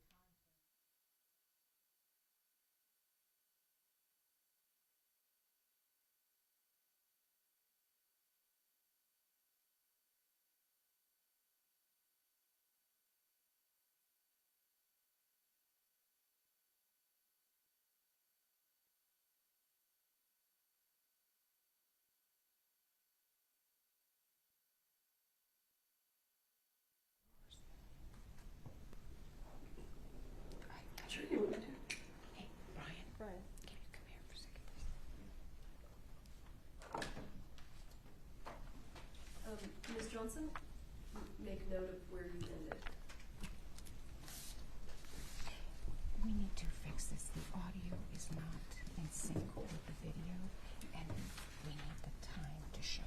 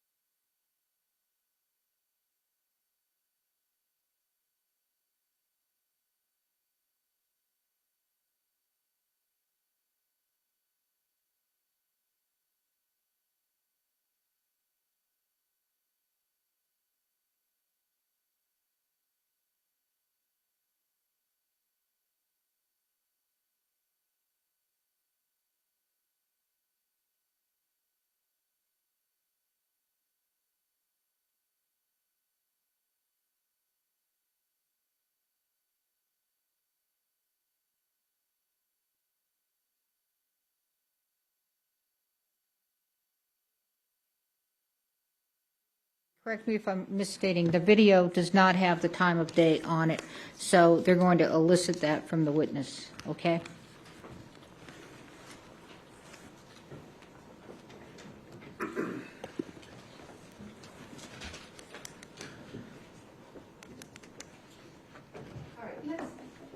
Let's go back, Mr. Benavides, if we could. Do you recall approximately what time it was when you actually arrived on scene? It was 2:20, 2:30. Do you have a specific recollection of the time or not? I do not.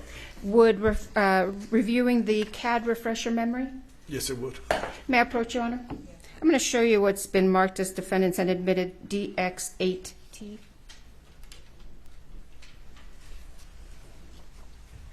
For the record, I think it's now H. Do you recognize that? Yes, it's a dispatch log. If you could review it and let us know if your memory is refreshed after you review it, and I'll take that document back from you.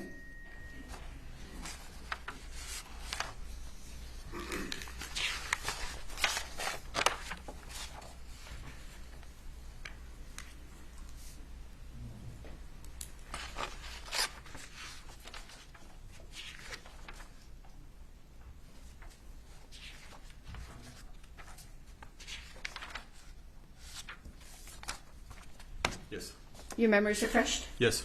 All right, if I can take that one.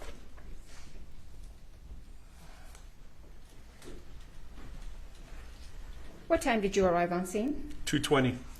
All right, and would your lapel camera video be at 2:20, start like at 2:20 when you arrive on scene? It started when I first activated my lights and sirens, so when I was dispatched at 1:49. Right, but when you arrive on scene, would it be 2:20 in the afternoon? Yes, it would be. Okay, so even though we can't see the actual time on your lapel cam, is this your lapel cam? Yes, it is. And would this accurately reflect what you are seeing around 2:20 or so in the afternoon? Yes, it is. Okay.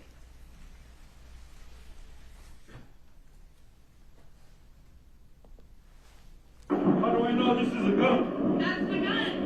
Okay. And so you had testified earlier that this woman with the multicolored hair was the armorer, and she gave you the gun. Yes. If you could look at State's Exhibit 6 and I'll ask you if you recognize what's in the box. Okay.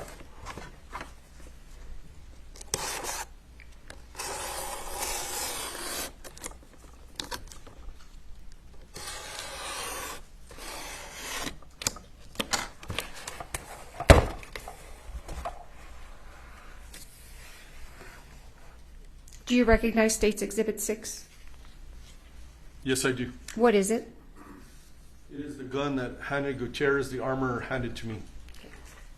Now, what did you do with this gun once she handed it to you? I took custody of it from her, and I walked it over to the passenger side of my unit, my marked sheriff's unit. What did you do with it once you walked over to the marked sheriff's unit? I put it in the front seat, and I locked it. I'm going to show you what's been marked as State's Exhibit 13.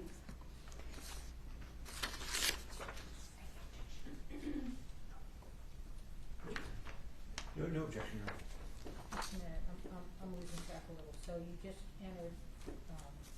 I haven't tendered 6 because we have other witnesses through whom we're going to Okay, so tender 7, 6. and I thought you had 7 and 8 that 7 you were and going 8, yes, sir. Haven't published yet. to. Okay, but okay, those were admitted. Now you're doing 13. 13. Okay.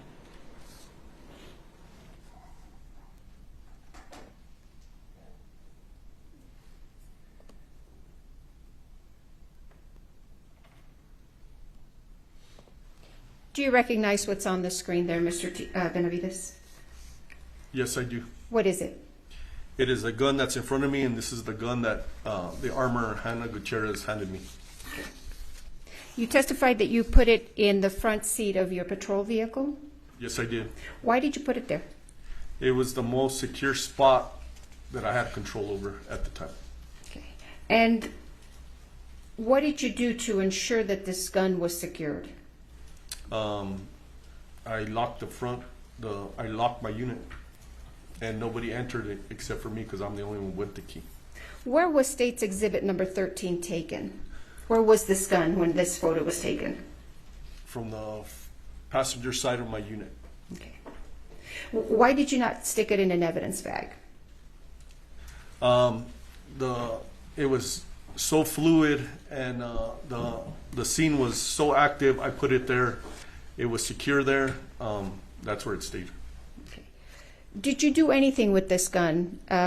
Open it, open the cylinder, or anything at all once you received it from Ms. Gutierrez? Yes, as soon as I got to my unit, I opened up the cylinder, and I made it safe for myself and whoever else was going to handle it. And when you say you made it safe, what do you mean by that? I opened up the cylinder on this wheel gun, and I ran the wheel to make sure there was no No rounds in it. And were there any rounds in it? There was no rounds in it. Did you do anything else to the gun? I did not. Okay.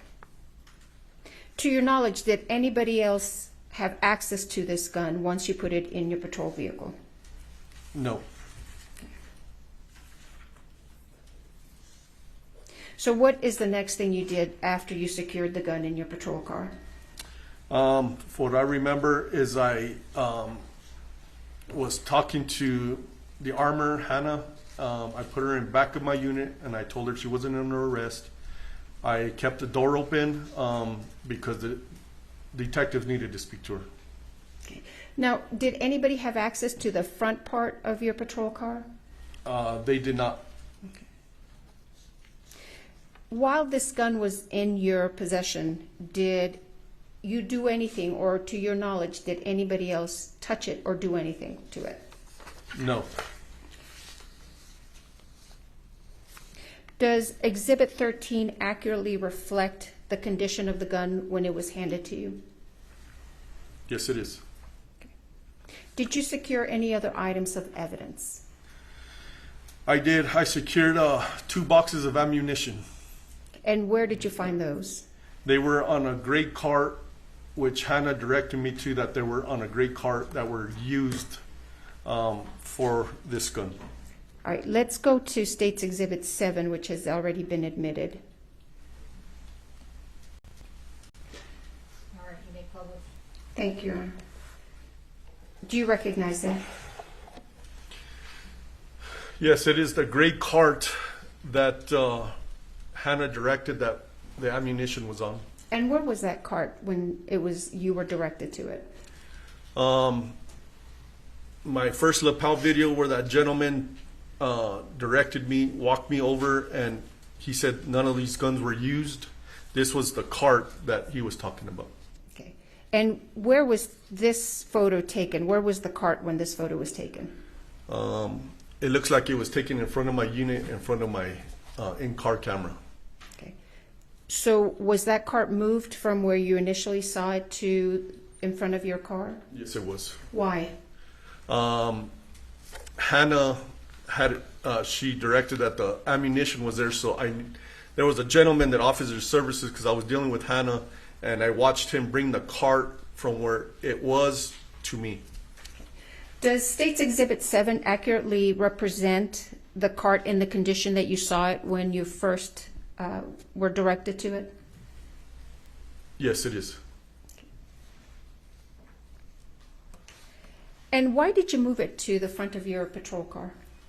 It was evidence. Hannah said that ammunition was on it used in the church. Is there another reason why you moved it to the front of your patrol car? To keep an eye on it, to make sure nothing was taken, nothing was put in. Was anything capturing what would happen if anybody got close to this cart? To where it is right now, they would have captured from my in-car camera. So do you have a dash camera? Yes, a dash camera, yes. So was the dash camera running and filming this cart as it's sitting there in front of your patrol car? Yes, it was. To your knowledge, did anybody come over to this cart and remove any items? No, not when it was sitting there, no. Okay. Why not collect the items instead of moving, or why not collect the items before you moved it? I'm in a patrol car. I'm not in a van or anything that would fit the whole cart in a hole to secure it. I'm going to show you State's Exhibit 8, which has already been admitted. May I publish, Your Honor? Yes. Is that a close-up of the cart? Yes, it is. What are we looking at? What was on the cart? What did you observe? Loose ammunition, gun belts, a gun, various other items. I'm going to show you what's been marked as State's Exhibit 9. Counsel, did you want to see it?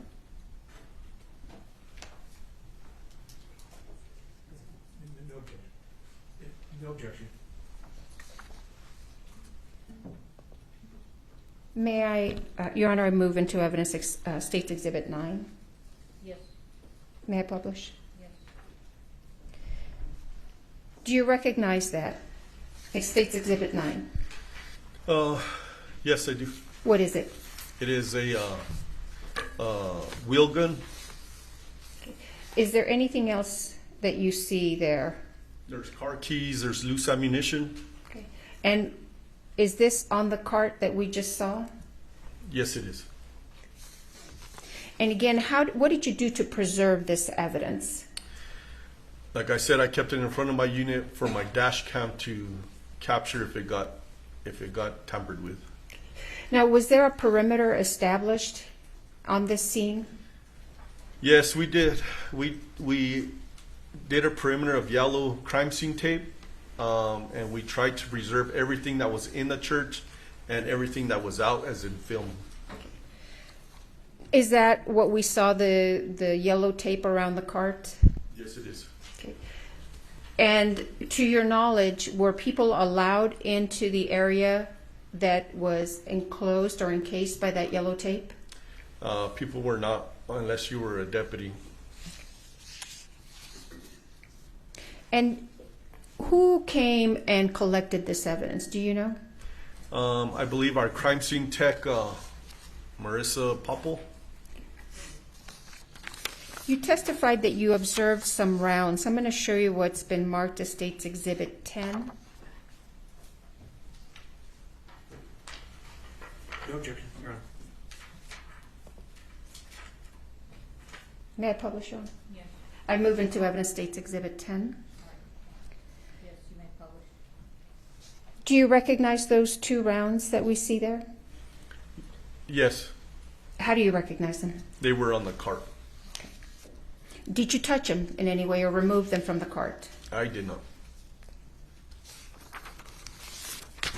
Now, you told us you also seized some boxes of ammunition. Yes, I did. And where did you take those from? I took those physically from the cart. I'm going to show you what's been marked as State's Exhibits 11 and 12. No objection. Your Honor, the State would move into evidence State's Exhibits 11 and 12. Admitted, you may publish. Thank you. What are we seeing here on State's Exhibit 11? That is the front driver's seat of my marked sheriff's unit, and there are two white boxes on my seat. And where did you get those boxes from? I physically took them from the cart, from the gray cart. Why did you take those from the gray cart? Those were the two boxes that Halyna Gutierrez, the armor, told me that were used. Did you see what was inside those boxes? I assume there were bullets. Why remove just those boxes and not the other stuff on the cart? The armor, Hannah, she pointed those out, and those were the ammunition used for the gun.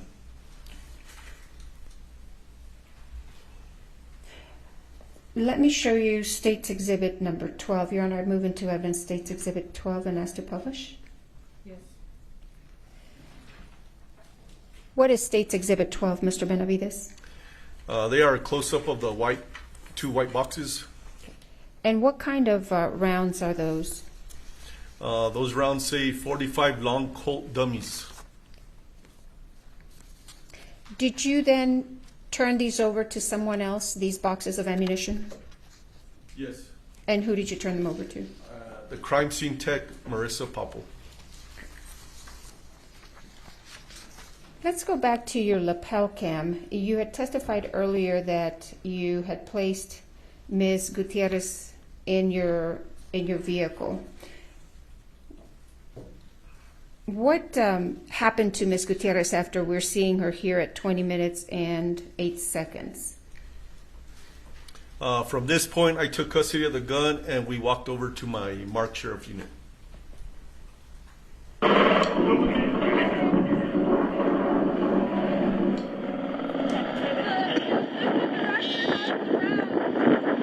I'm sorry, let me pause it there. This was the wrong copy.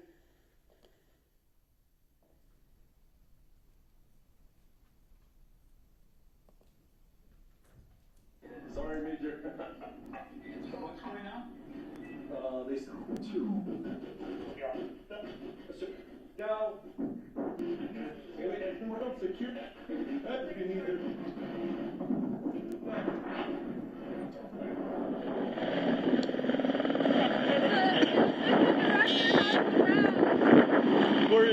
Where are they at?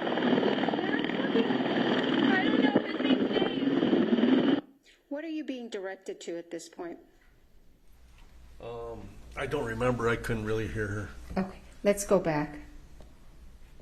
And I apologize, it looks like the audio is a little behind the video.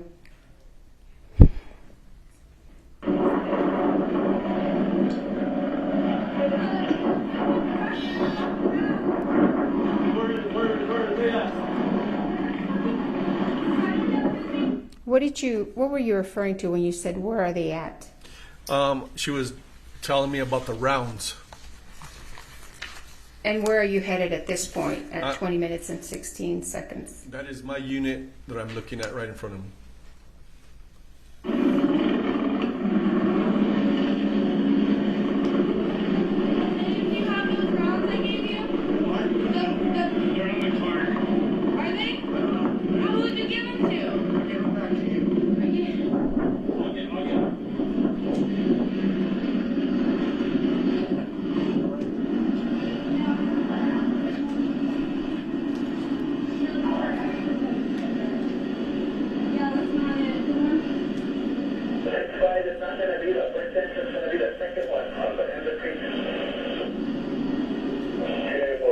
Is that when you secured the gun in your vehicle?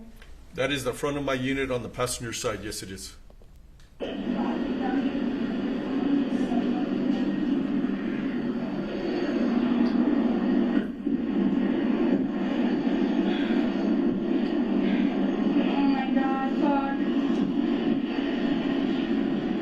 Are they okay? Hey, Santa Fe, we need more units out here. And have been added. Oh my God.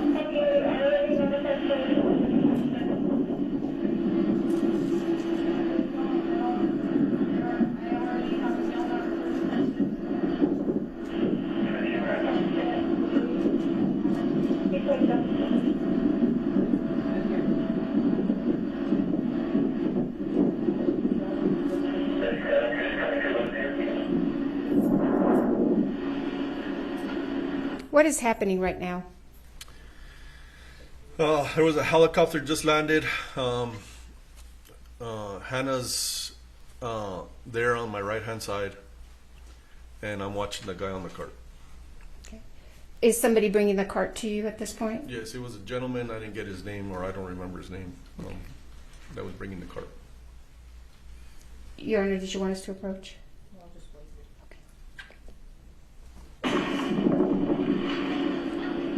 Are these the rounds here? Okay, You got the rounds here. okay, now, so, this is the one I'm pretty sure, this is that's the one, and okay, sorry. You're okay, Sorry. just relax, just relax. So scared, I'm You're all right, just relax. so it's the box that I got them out of. Okay, do one right there.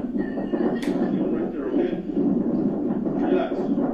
I just need you to, What's happening right here? Hannah, as you could see, she's upset, visibly upset, and she's showing me where the rounds are that were used. And was it the same rounds that you put in your vehicle? Yes, it is. Just relax, okay? I just need you to relax. Just please relax, okay? Just take deep breaths and relax. Can somebody get water for her?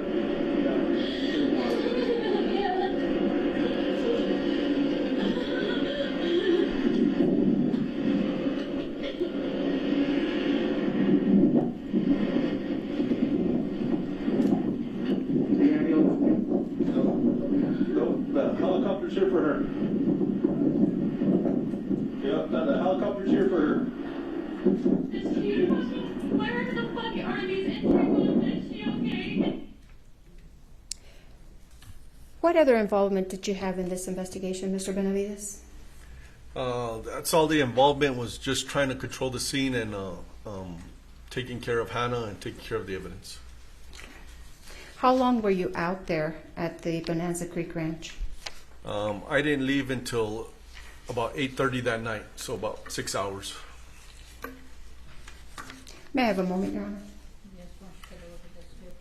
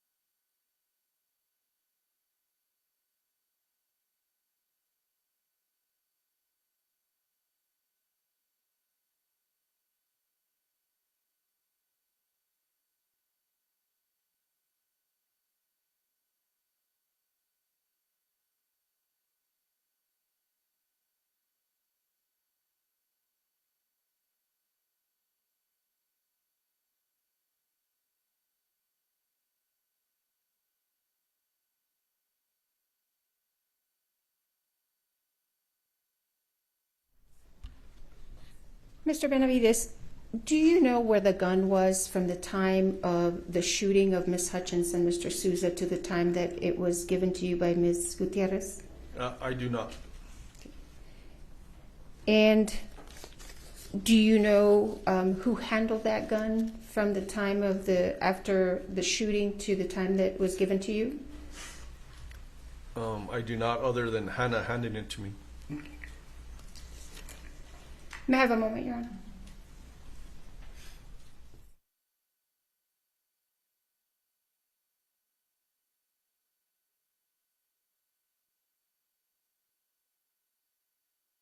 Thank you, Mr. Benavides, and you can take those gloves off unless you want to keep them on.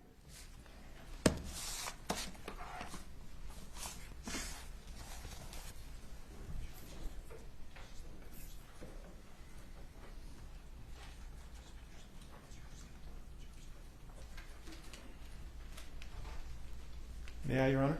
Yes. Good afternoon, sir. Good afternoon. You know, when you get to this scene, you can hear yourself yelling in the lapel, "Where's the prop person?" Right? Correct. And when you get to the cart that we looked at, I think it's State's Exhibit 7, and if we could publish that when we can in a moment. But fair to say that the cart was sort of disorderly, right? Oh, it was a mess. Okay. And you don't know whether anybody moved anything before you got there, right? I do not. Okay. And you didn't see Sarah Zachary, the prop master, there, correct? No. I don't know who that is. And so when you first get to the prop cart, you eventually sort of leave it and go back to going to deal with other things, right? Well, the gentleman that was there, he told me that the gun wasn't there. There was a lot of guns on that. There was a couple of guns on that cart, but he told me I have to take him for his word because I wasn't there. He told me that the gun used in the church was not there. Right, but there was, and you anticipated, there were other guns on that. That is correct. Okay. And you left those firearms and you left them there and you went to do what you did next, right? Correct. Okay. And, you know, in a typical homicide scene, right, you probably wouldn't be walking away from all sorts of, you know, firearms, but this was a movie set, right? That is correct.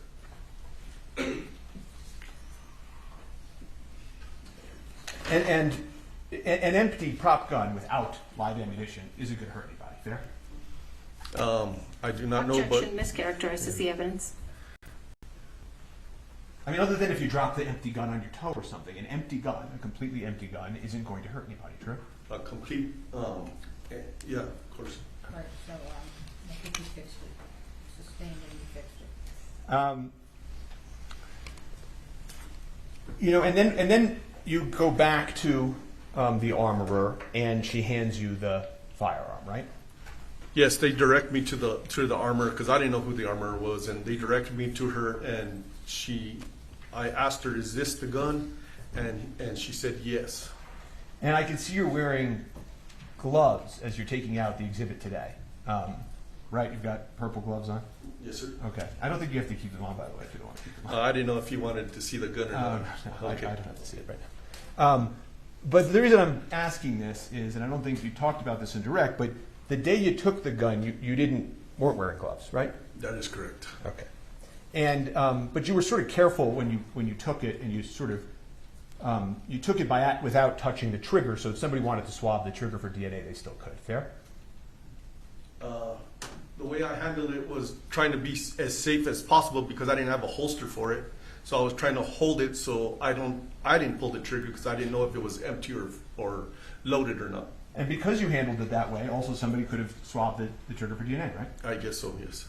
Okay. Do you know if law enforcement ever swabbed the trigger for DNA? I have no idea. So there was a question posed to you about, the prop gun, when you got it, was empty, fair? Yes, when I cleared it at my unit, it was empty. But you don't know what happened exactly to the ammo that was in it at the time of the incident, right? No, I do not. And somebody told you that Dave, the first assistant director, head of safety, had the rounds, right? Objection. Assumes facts not in evidence. He's asking him. Just a question. Do you know that? I don't know who Dave is. I don't remember any of their names to this date, other than the victims. Well, do you remember somebody telling you that the rounds were back at the cart? I believe Hannah was talking to somebody, and they directed it to that they were on the cart. And was that a male? Yes, I believe so. Okay. And you don't know, as you sit here today, whether that was Dave Hall's head of safety of the set? Yeah, I don't remember. No. Okay. I don't know. I'm going to refresh you in a moment on that, but while I'm doing that, I'm just going to move on for a second, which is the next time you see the cart, right? It's being brought to you in a different location, right? The cart gets moved. Yes, yeah? from the first time I saw it, where that gentleman directed me to it, and he said that the gun used wasn't there until the gentleman brought it to me. Yes. And you've said that ideally that's not how it would have gone down, right? Not at all. But I was trying to improvise as much as I could. Okay.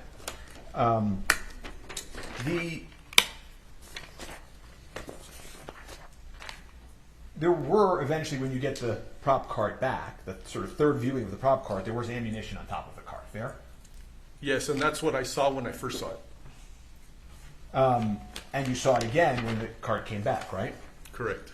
And at one point, you actually sort of reached down and touched some of the ammunition. True? I believe I picked them up and put them down. I didn't know if they were live. I didn't know anything. So. And another civilian came over and picked one up and showed you one was this and one was that, right? Yeah, he explained real quick, which it didn't register too much to me, but he was trying to instruct me what to look for, I guess. And if I could just show the witness, I assume no objection to States 26? Okay. If I could offer, I don't know how you want me to do this, if I could offer States 26, or should I make it a defense exhibit? Your Honor, we have no objection to admitting our own exhibit, so thank you. Great. So I'll admit States 26. States 22? 26, Your Honor.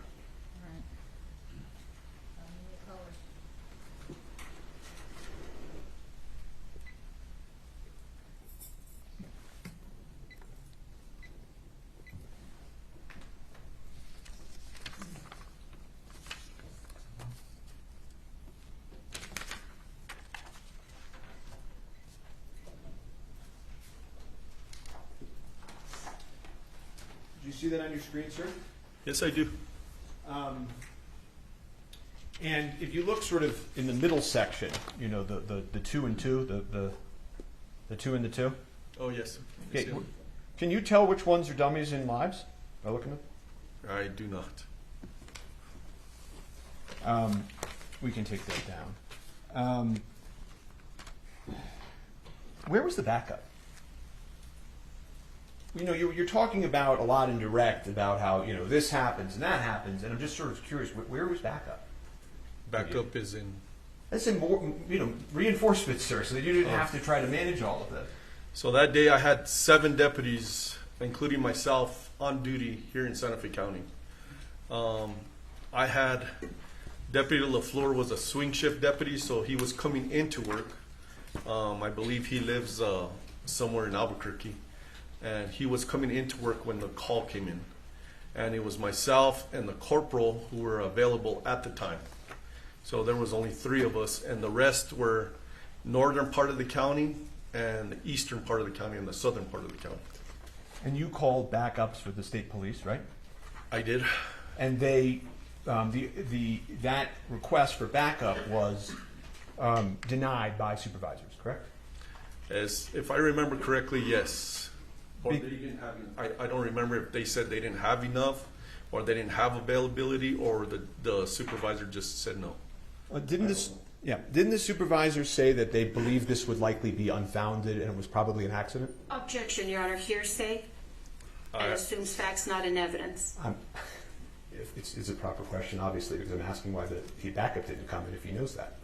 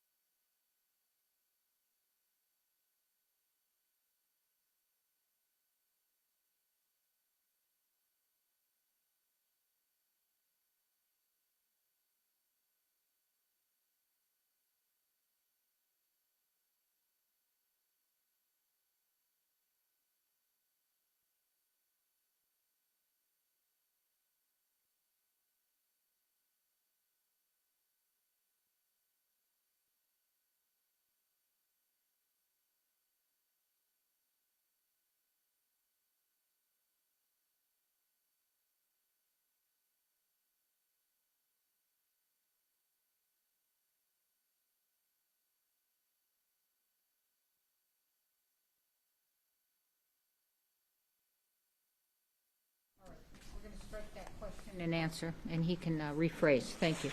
Sure. Thank you. When I say strike, that means disregard the question and the answer. Thank you.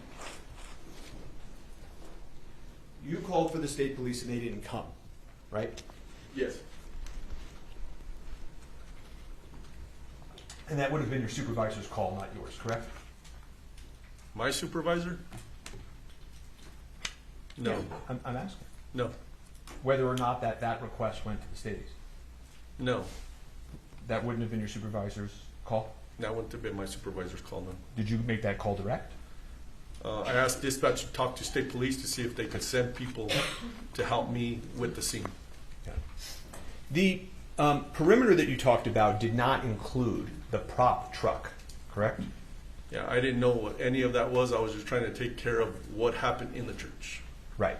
So, but just so that it's clear for the members of the jury, you later learned that cart that we're looking at rolls up and goes into a prop truck that housed the rest of the firearms and ammunition. Objection, right? speculation. If he knows. I did not know that. I did not. No, I know you did. I know you're saying you didn't know that then. I'm saying you did become aware later that there was a prop truck, right? Objection, hearsay, and speculation.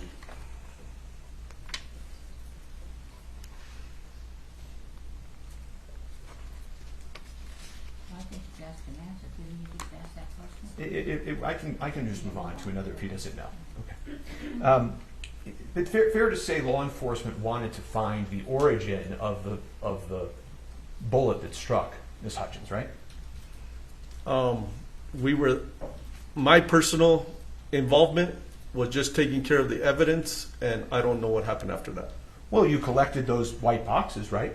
Those Yes. 2 white generic boxes, didn't you? Yes, exactly. Okay, so I mean, you wanted to, as I think you testified direct, find the source of the ammunition, correct? Yes, whatever Hannah directed me to, yes. And you wanted to talk to Hannah about this, correct? I kept her for the detectives, yes. She said, "Oh my God, fuck, I'm so sorry." I did hear that on my lapel, yes. Okay. Everyone's been yelling at her. I did hear that in my lapel. And you placed her in the police car, right? In the back of my patrol car, yes. Right. Nobody placed Mr. Baldwin in a police car, correct? Objection, relevance. Correct. Correct. Now, you know, when you're at the scene talking to witnesses, which you can hear yourself doing on that lapel, you know, you're letting witnesses give you information. Fair? Yes. You're not, you know, trying to put words in their mouth, right? No. You're not cutting them off, right? I probably did some of them, but I try to listen to them, yes. Well, you're trying to look at the facts and circumstances and trying to figure out whether or not a crime occurred or whether this was an accident. Fair? All I was trying to do was preserve the evidence for the detectives. That's all I was trying to do. And you understood that the detectives were trying to rule out that it was a crime, correct? Objection, speculation. Overruled. He can ask if he understood that or not. You understood from meeting with the detectives that they were trying to figure out and rule out if this was a crime. Well, that's our main function, is to see if there was a crime committed or not. So you agree with me, right? That's our main function as law enforcement, yes. Okay. You don't know how the live bullet got on the movie set? I do not. You don't know why the armorer loaded into the prop gun. She didn't tell you that. No, I do not. And you don't know why the first AD failed to detect it? The what? The first assistant director, that guy Dave. Oh, I do not. I don't. Okay. And you still work for the Santa Fe Sheriff's Office? Do I still work? No, I'm retired. You've retired. Okay. I have nothing further for this witness at this time.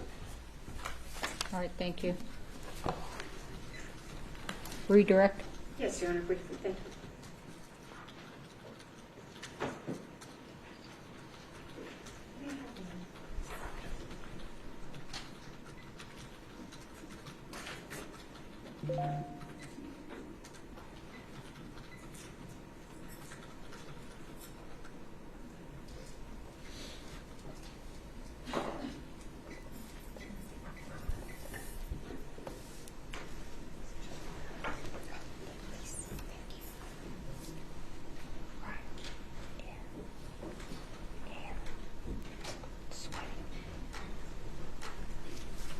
Mr. Benavides, you were shown State's Exhibit 26 on cross-examination. Do you know where those rounds that we see on 26 came from? I do not.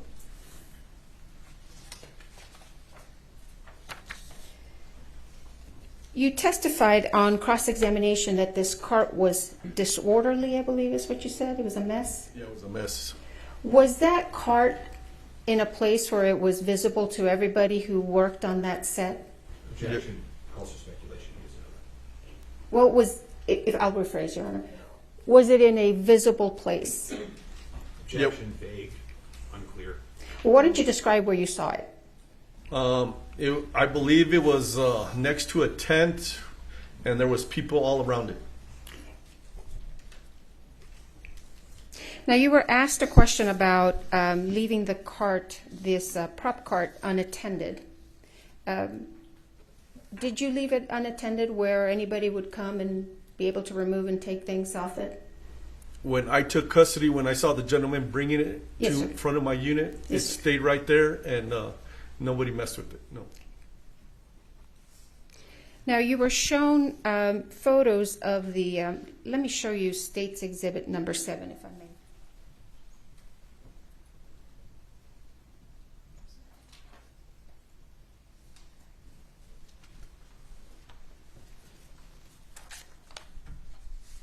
Showing you State's Exhibit number 9.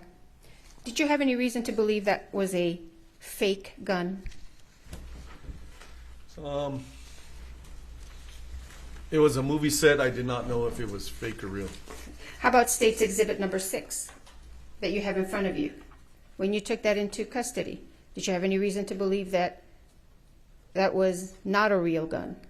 No.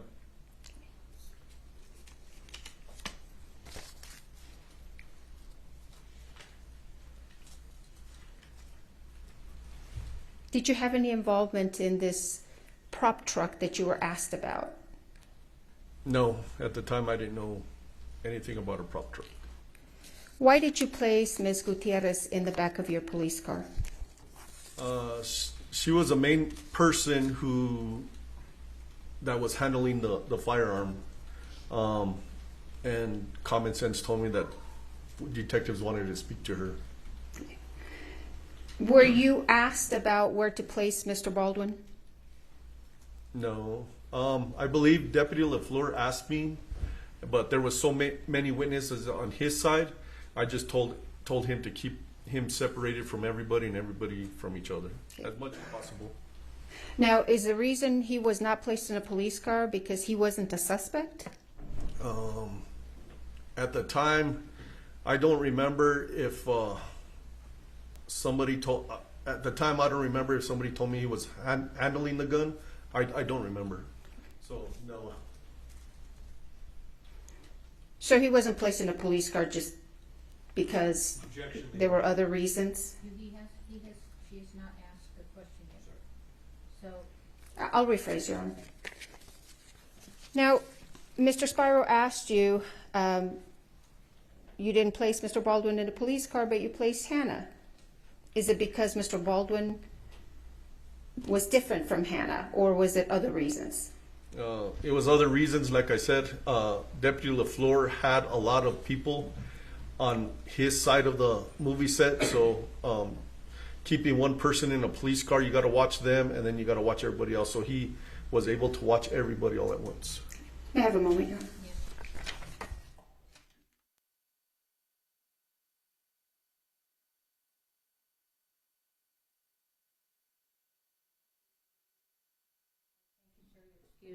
All right, we're going to take our bathroom break.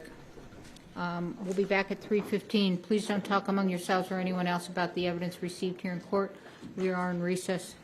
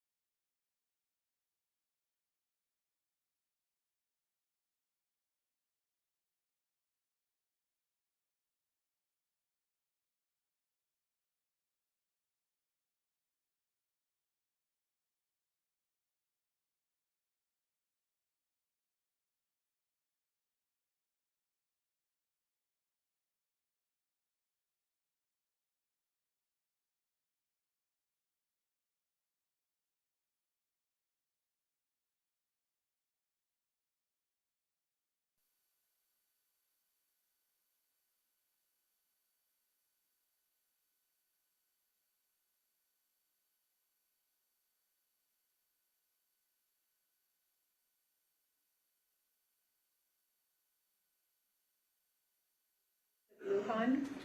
Do you swear affirm under penalty of law that the testimony you'll give in this case will be the truth, the whole truth, and nothing but the truth? I do. All right, have a seat, talk into the microphone. Yes, ma'am. May I proceed, Your Honor? Good afternoon, Deputy Lujan. Would you afternoon. please introduce yourself to the members of the jury? Deputy Joseph Lujan, Santa Fe County Sheriff's Office. Would you pull that microphone a little bit closer to you, sir? Thank you. How are you employed?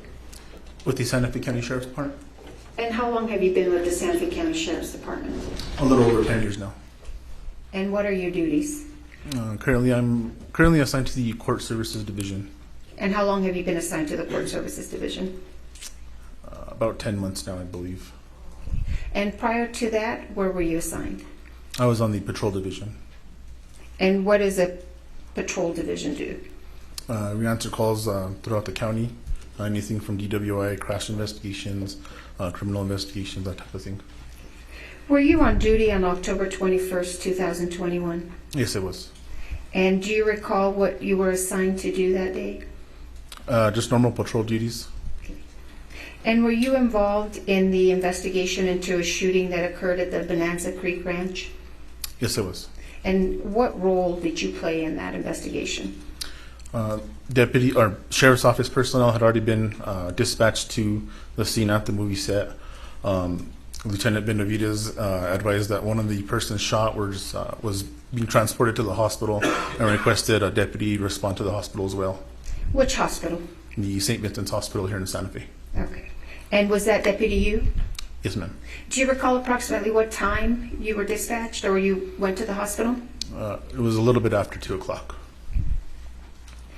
And once you arrived at the hospital, where did you go? I arrived to the emergency room. And why did you go to the emergency room? We had been notified, or I had been notified through dispatch that the ambulance was transporting that subject to the emergency room. And so once you were in the ER, did you go into a room or did you wait in the lobby? What did you do? I arrived at one of the trauma rooms that's there at the hospital. What did you observe when you walked into the trauma room?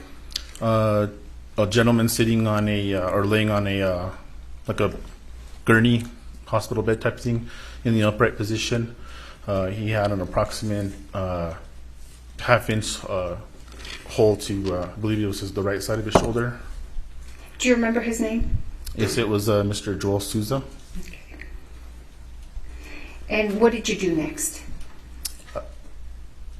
I briefly made contact with Mr. Souza in an attempt to collect preliminary facts surrounding what had occurred. Okay. And we're not going to talk about what Mr. Souza told you, but after you spoke with Mr. Souza, what did you do? I observed medical doctors administer some sort of medication to him, and then they retrieved a projectile from his shoulder. Okay. Were you watching this as it was taking place? Yes, it was. So did you watch doctors retrieve that projectile from his shoulder? Yes, ma'am. And what happened to that projectile once it was taken out of Mr. Souza's shoulder? It was placed into a plastic container. It was handed to me, and I kept possession of it. Okay. And where did you take it? It was in my possession until Santa Fe County Sheriff's Office investigators arrived, at which point I transferred it. I gave it to them. Do you recall who you gave it to? Yes, Miss Marissa Pop. I can't pronounce her last Popple? name. Yes, ma'am. And who is she? She is an evidence tech, crime scene tech with the Sheriff's Office. Okay. I'm going to show you what's been marked as State's Exhibit 14. May I approach you? Yeah. No objection, Your Honor.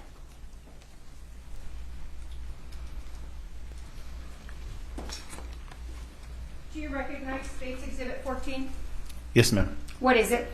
That was the projectile that was retrieved by medical staff at the hospital out of Mr. Joel Souza. Does Exhibit 14 appear to be in the same condition it was in when it was given to you by doctors?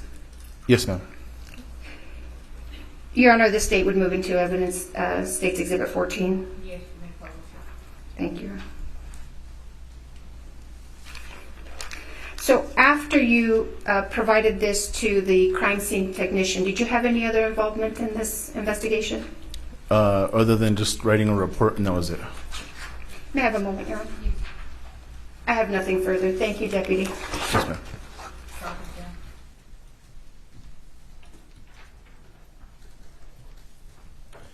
Good afternoon, sir. You were the first member of law enforcement to meet with Mr. Souza, the director of the film, afterwards, right? I believe so, at the hospital, yes, sir. Right. And I think you told the prosecutor you briefly made contact with him to get some preliminary facts? Yes, sir. And he was willing to speak to you, right? Yes, sir. And he never once mentioned Alec Baldwin, did he? Objection. Calls for hearsay. Not hearsay. Never once mentioned Alec Baldwin, correct? Objection. Hearsay. All right. I don't think that, no, I'm going to overrule.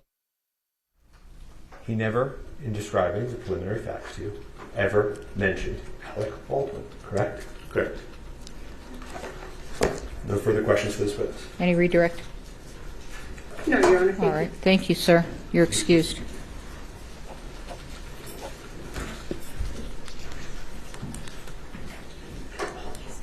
The state calls Marissa Popple.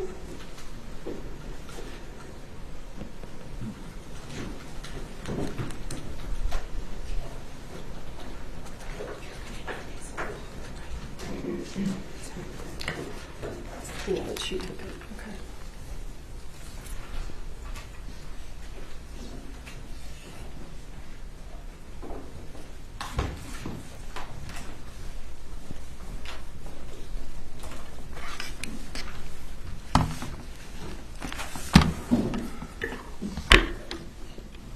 Face the judge and raise your right hand, please.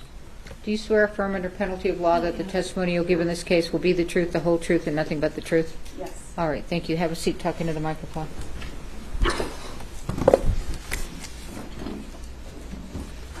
Good afternoon. Good afternoon. Please state your name for the record. Marissa Popple. Would you spell your last name? Poppell. How are you currently employed? I'm a crime scene technician with Santa Fe County Sheriff's Office. How long have you held that position? 3 years. Prior to being the crime scene technician for Santa Fe County Sheriff's Office, were you a crime scene technician elsewhere? Yes. Well, where was that? With the Fort Myers Police Department in Fort Myers, Florida.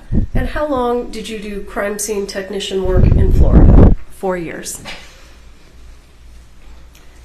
And can you briefly describe for the ladies and gentlemen of the jury what a crime scene technician does?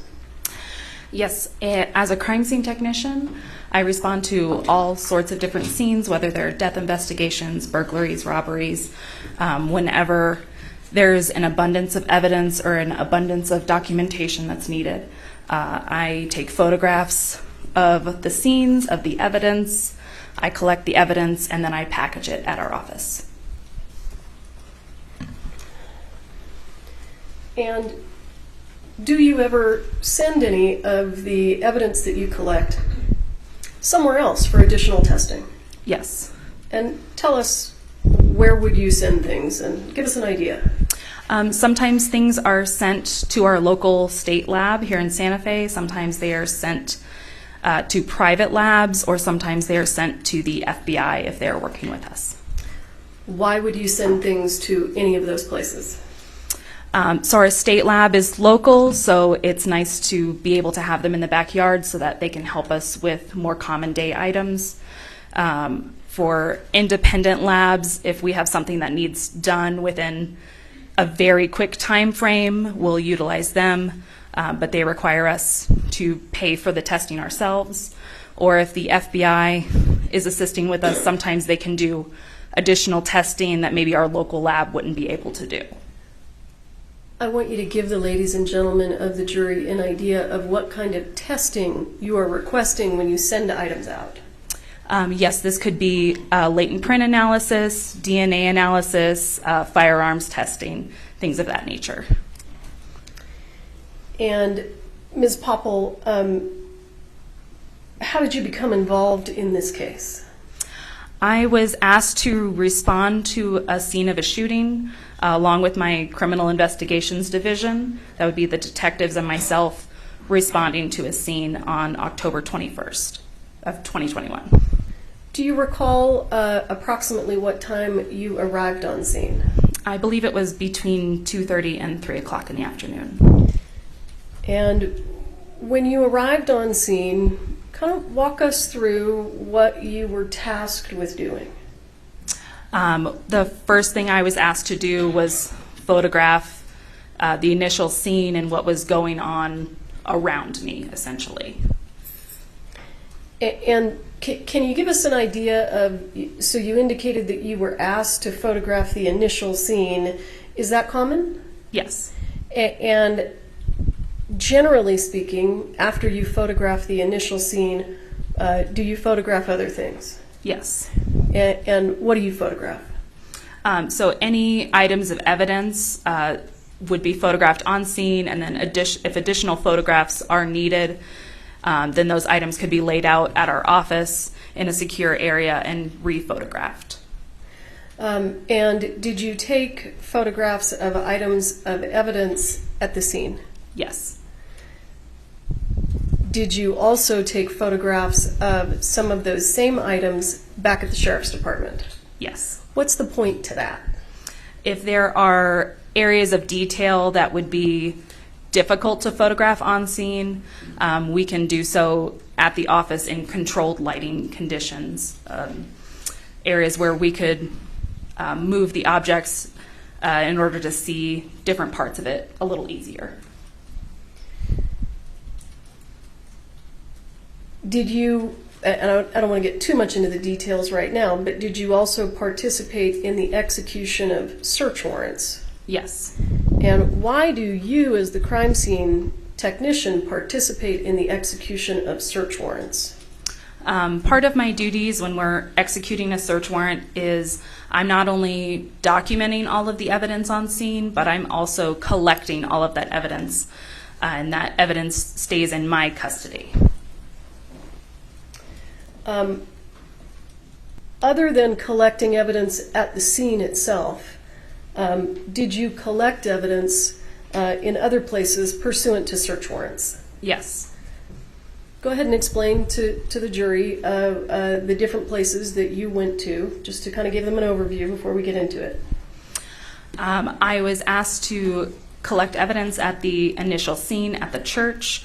I was then later asked to collect evidence out of a prop truck that was nearby, and then at an even later date asked to assist with a search warrant at an office in Albuquerque.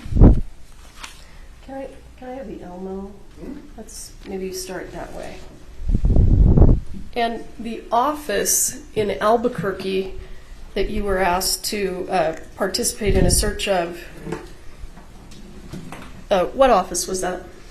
That was a PDQ warehouse. And do you know now what PDQ is? Yes, it's a prop supply company. And that's in Albuquerque? Yes.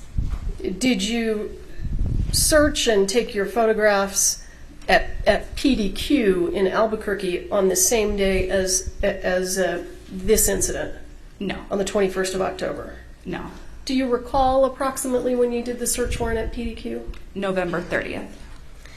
And the search warrant that was executed on that prop truck, do you recall when you participated in that? October 27th.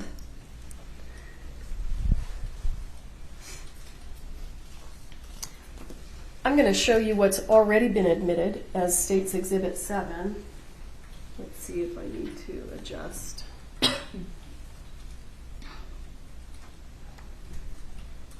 Did you take that photograph? Yes, I did. And why did you take that photograph? This photograph is of the prop truck that was at our initial scene. Did you say, is this a truck? Or, I apologize, a prop cart at our initial scene. Do you know what a prop cart is used for on the movie set? My understanding was that it was a cart that had some props on it. Do you know whether or not those props included real guns? I do not. Still today you don't know? The firearms that are visible on this, one is a plastic gun and the other is a firearm that has a blocked cylinder. So it's not a loadable gun. So they're not usable firearms. Understood. Can you, if you recall, did you collect real firearms from the set of Rust? Yes. How many real firearms did you collect from the set of Rust?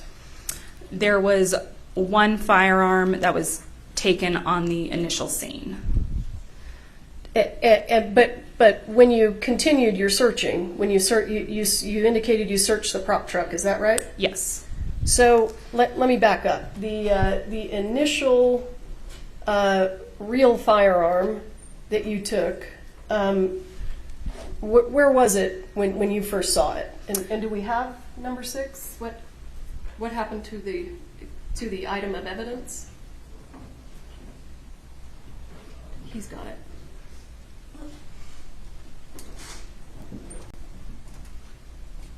Okay, I'm sorry.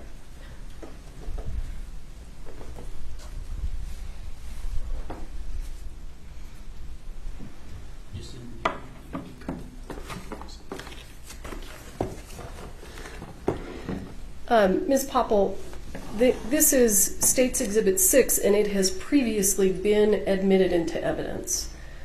So if you would open it. Do you recognize that? Yes. What is that? This is the firearm that was taken out of Lieutenant Benavidez's vehicle.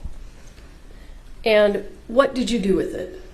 I photographed this item and then collected it, took it back to my office where it was photographed in more detail. And then what did you do with it?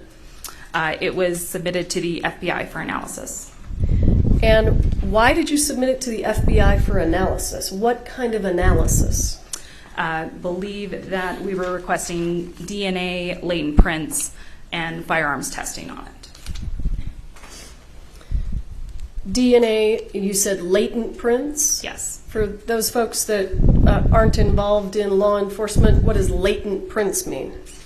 So your fingerprints leave behind oils and waters on surfaces, which are then referred to as latent, meaning invisible. So we have your fingers leaving behind invisible fingerprints. And what was the other analysis that you asked the FBI? The firearms functioning test. And why would you ask the FBI to perform a firearms functioning test? We wanted to make sure that the firearm was in proper working order. From the time that you collected that from Lieutenant Benavidez's patrol unit to the time that it was sent to the FBI, where was it kept?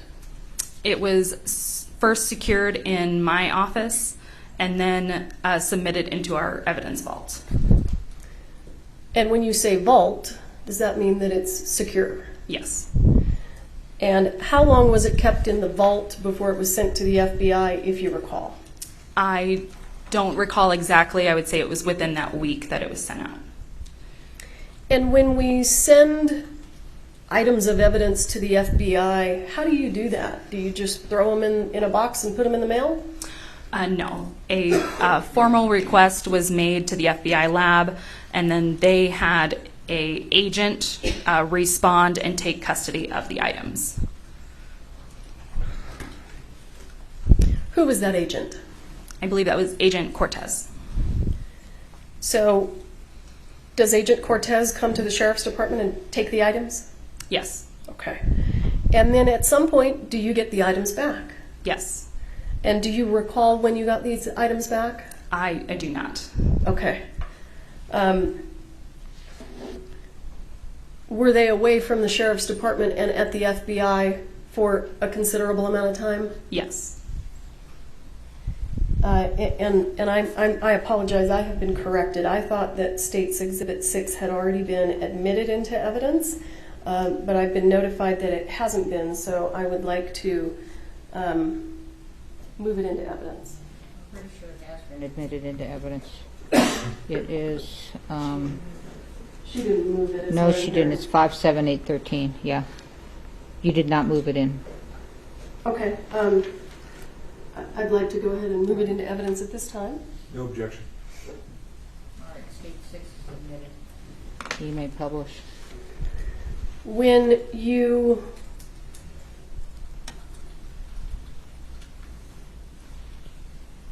you sent this firearm to the FBI, did it appear intact? Yes.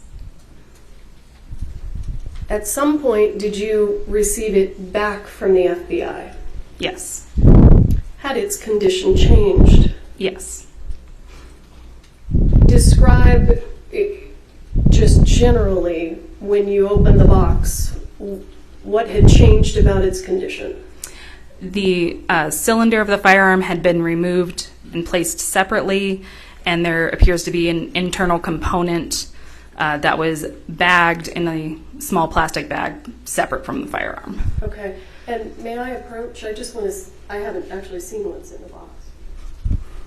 Yes.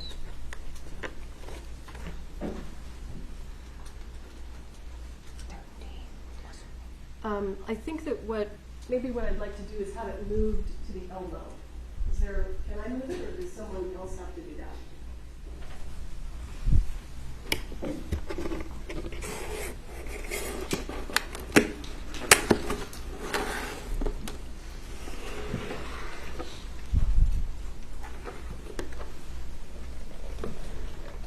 You want to get the package?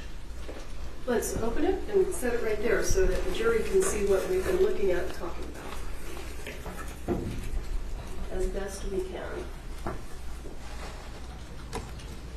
Thank you, sir.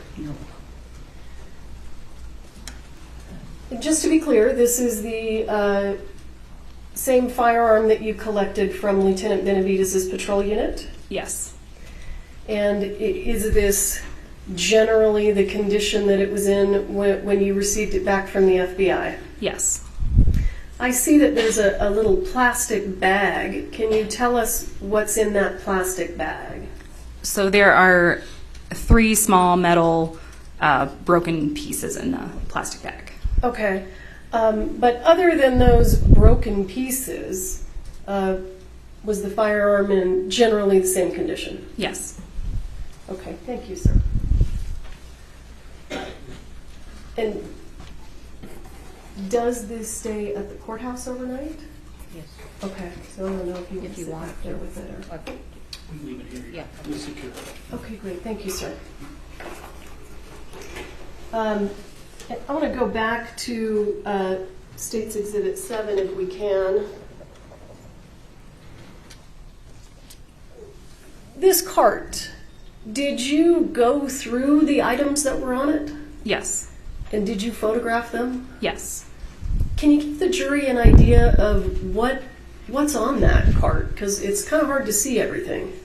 There were multiple boxes of ammunition on the bottom section of the cart, bags, the fake firearms, gun belts with ammunition, earplugs, candy, a fanny pack with ammunition inside, just a multitude of items.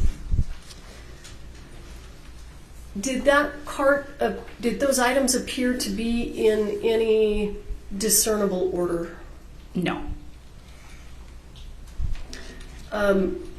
Was there loose ammunition on the cart? Yes. And did you collect that? Yes.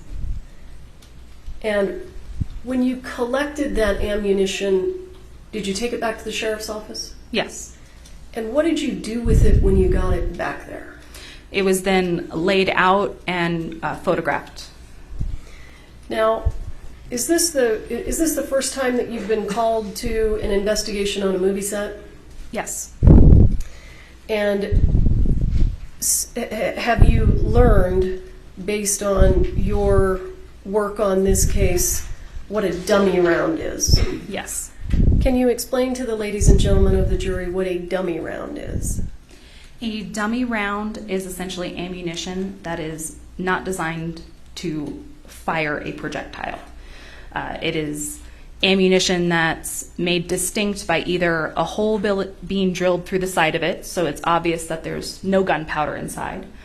The primer has been removed so that it can't be fired, so it makes it obvious that it's a dummy round. And I'm going to stop you real quick.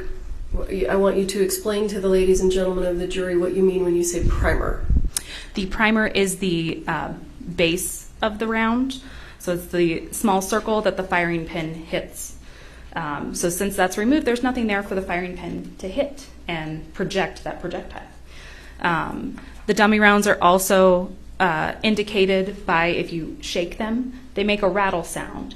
Instead of having gunpowder inside, they have ball bearings inside so that you can shake them and know that they're not live ammunition. So you just kind of went through some of the distinguishing characteristics of dummy rounds. Would a dummy round have all three of those distinguishing characteristics? No, it could have 2 out of the 3, but I haven't run into any that have had all 3. So approximately how many dummy rounds did you end up taking into evidence? Specifically that were dummy rounds, I think we have 50. I might be mistaken about that. I apologize. I'm not sure of the exact number of dummy rounds that we have. And let me just ask you this. You talked about how a round may have a ball bearing in it. Is that right? Correct. Would that dummy round that has the ball bearing in it, would that also have a hole in the side? No, because then the ball bearings would fall out. Okay. So do the dummy rounds either have a hole in the side or a ball bearing? Correct. And based on your work on this case, how would someone know that the dummy round with the ball bearing in it is actually inert? They would shake it and it would make a rattle noise. Okay. And did many of the dummy rounds that you took to the sheriff's department make those noises? Yes. Did you also collect any other kind of ammunition from the movie set? Any other types? Yes. What other types of ammunition? It's a type of ammunition that's referred to as a blank. And can you describe to the ladies and gentlemen of the jury generally what a blank is? So a blank is a round of ammunition that has gunpowder in it. However, it does not have a projectile head on the top. So it has a crimped end, kind of like you would see a dumpling have crimps. And that way, there's nothing for that gunpowder to project out the barrel of the gun.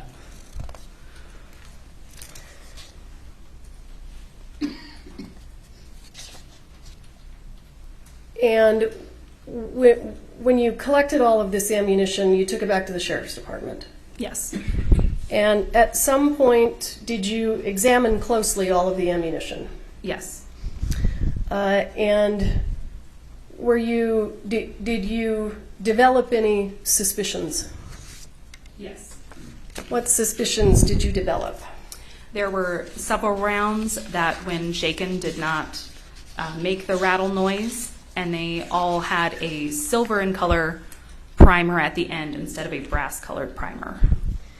And did the primer appear to be intact? Yes. And did those have a hole in the side? No. You indicated that you had some suspicions about them. What was your suspicion? My suspicion was that they were live rounds. And what did you do with those live rounds, or suspected live rounds, rather? They were sent to the FBI for testing to see if they were live rounds or not.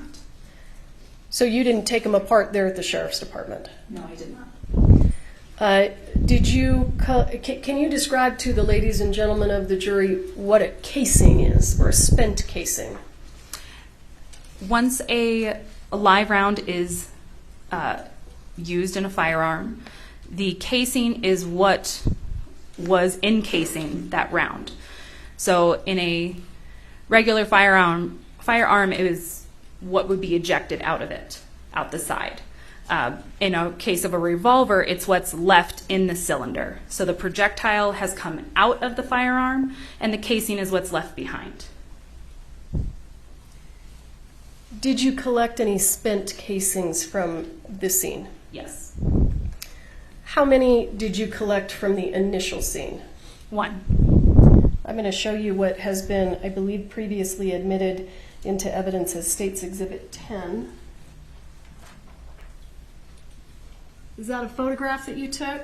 Yes. Let me make it, there we go. And can you tell us what we're looking at? Yes, this is a close-up image of the top of the cart. There was a spent casing on top of the cart, which is what we see up top here, where it has no projectile head on the end. And then there was another round next to it. Let me move this. As you sit here today, do you recall whether that round was the one that we're looking at that appears intact? Was that a dummy round or a live round? That was a dummy round. Okay. So, in addition to collecting this ammunition, did you also collect other items of evidence? Yes. Did you collect any gun belts? Yes. And let me also ask you, and let me show you, if I have it here, I'm going to show you what's been previously admitted into evidence as State's Exhibit 12. Do you recognize that? Yes. And what are we looking at there? These were 2 boxes of ammunition that were inside of Lieutenant Benavidez's unit. So let's talk about exactly what we see in the photograph. Do you see the white box that says 45 long Colt dummies with a very small JS in the middle? Yes. Did you open that box? Yes. And what was inside that box? There were rounds inside of the box in a foam insert. Some of them were marked as 45 LC. Some of them were 4440 rounds. And what's the difference between 45 LC and 4440? They are different caliber rounds. And were there any rounds inside that box that you suspected to be live rounds? Yes. How many? 1. Let me ask you this. How many rounds altogether did you discover that you thought were suspected live rounds on the set of Rust? 5 and the spent casing, so 6 in total. And I want to talk a little bit about where those rounds were located. So we've got 1 that you suspected came out of this box. Is that right? Yes. And just so that we're clear, the box on the right in the photograph, what was inside that box? There were blank rounds inside that box. And were they all legitimately blank rounds? Yes. And give me just one moment to pull up some additional exhibits here.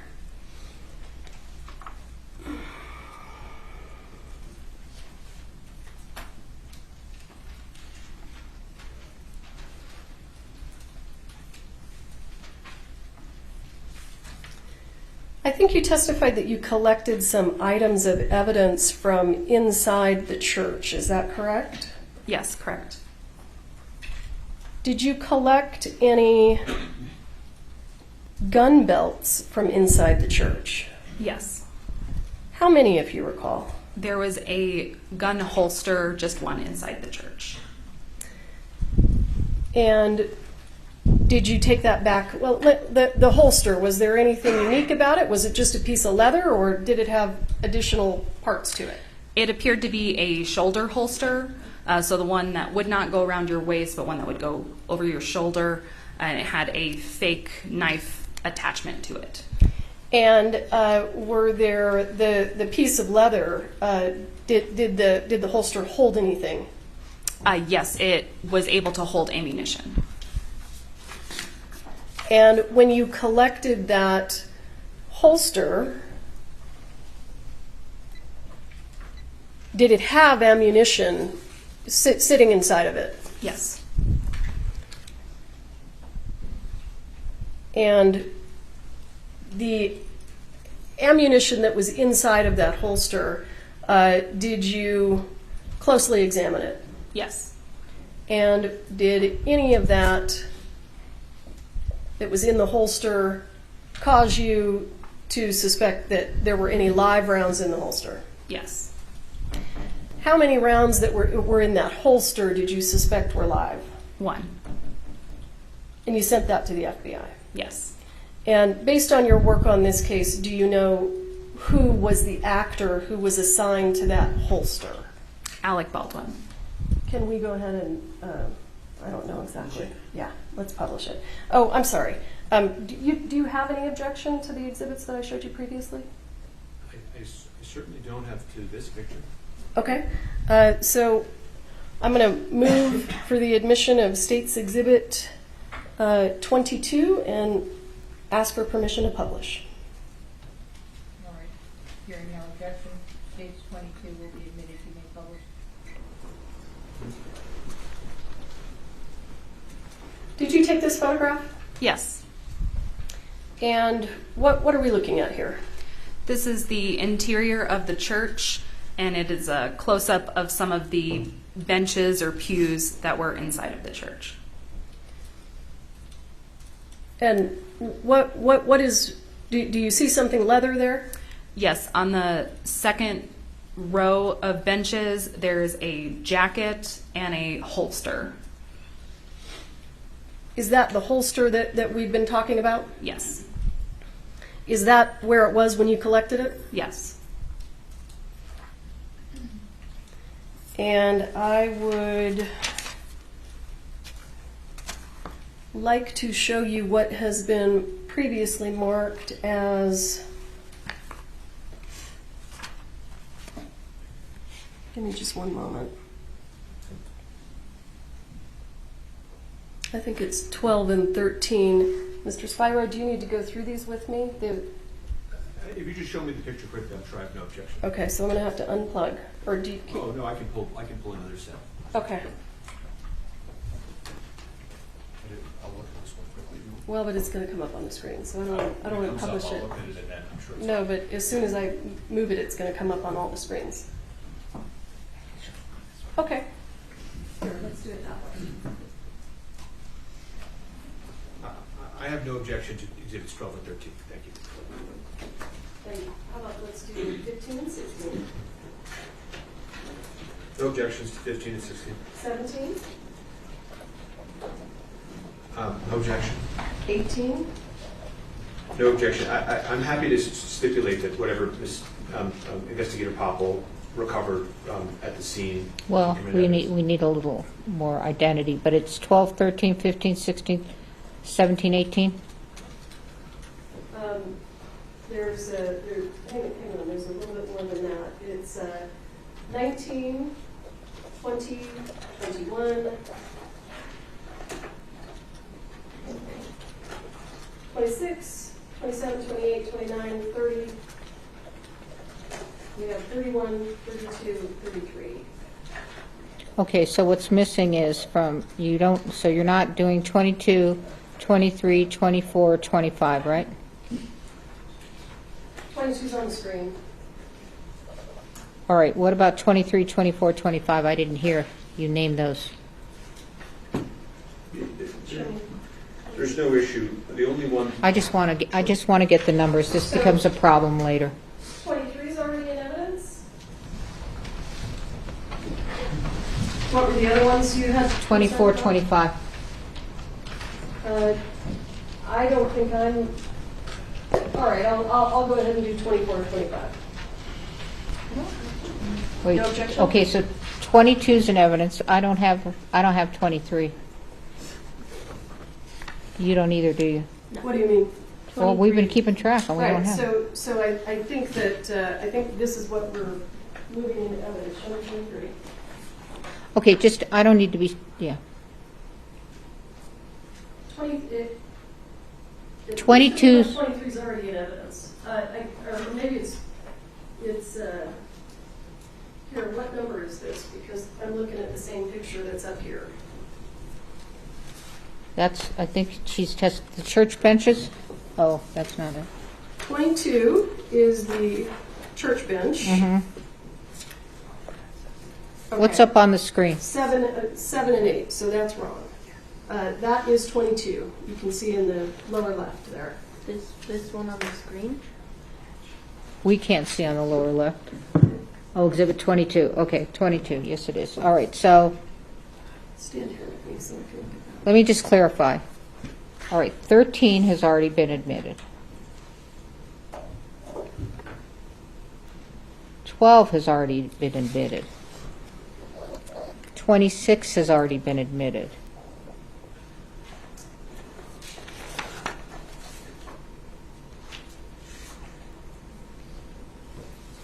You're tracking me as well, right? Me? Mm-hmm. Yeah. Okay. So what we don't have, 14 has been admitted. So 15 through 21, 22 was just admitted. We don't have 23. That's fine. I'm not moving for the admission of 23. I think it's a duplicate. Okay, let me just. All right, we don't have 25. We do have 26. Right. So did Okay. you want, so you said, what We- about we- 25? Yes, I will be moving for the admission of 25. Okay, and then 27, 28, 29, 30, 31, 32, 33. Correct. Okay, so on the record, the court is going to admit 15, 16, 17, 18, 19, 20, 21, 23, 25, 27, 28, 29, 30, 31, 32, 33. Your Honor, there's objections, as I think the court might remember, to 31, 32, 33. They're not relevant. All right, well, I'll show you. let's not confuse me at the late day, so I'm just going to write down what's been admitted, and then we will go from there. Thank you. Okay. This gets to be a real mess later, so 15.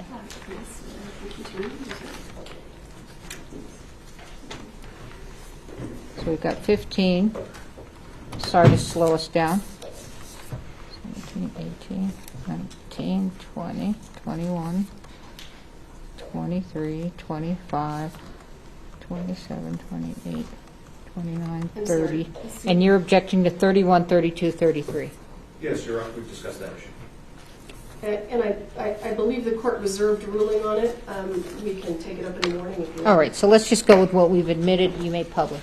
Okay, and I apologize. I will move also for the admission of 23. Where I was looking at there is different than the actual 23. Any objection to 23? No, you said you needed 23. You said 24 you didn't want to I publish. did. Okay. Okay. Okay, great. Come on, please. Let's do it that way.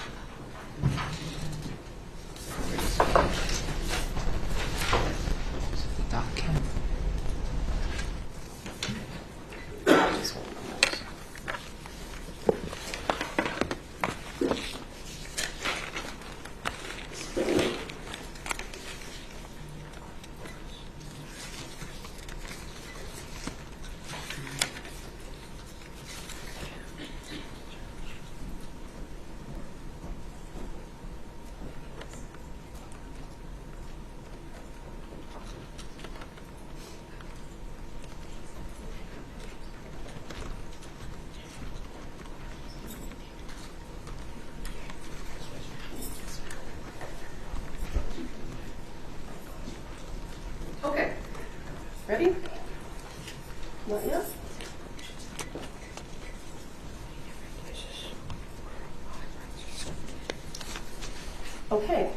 you want to approach? What's this? Court's 4? This is court's 4. Court's 4?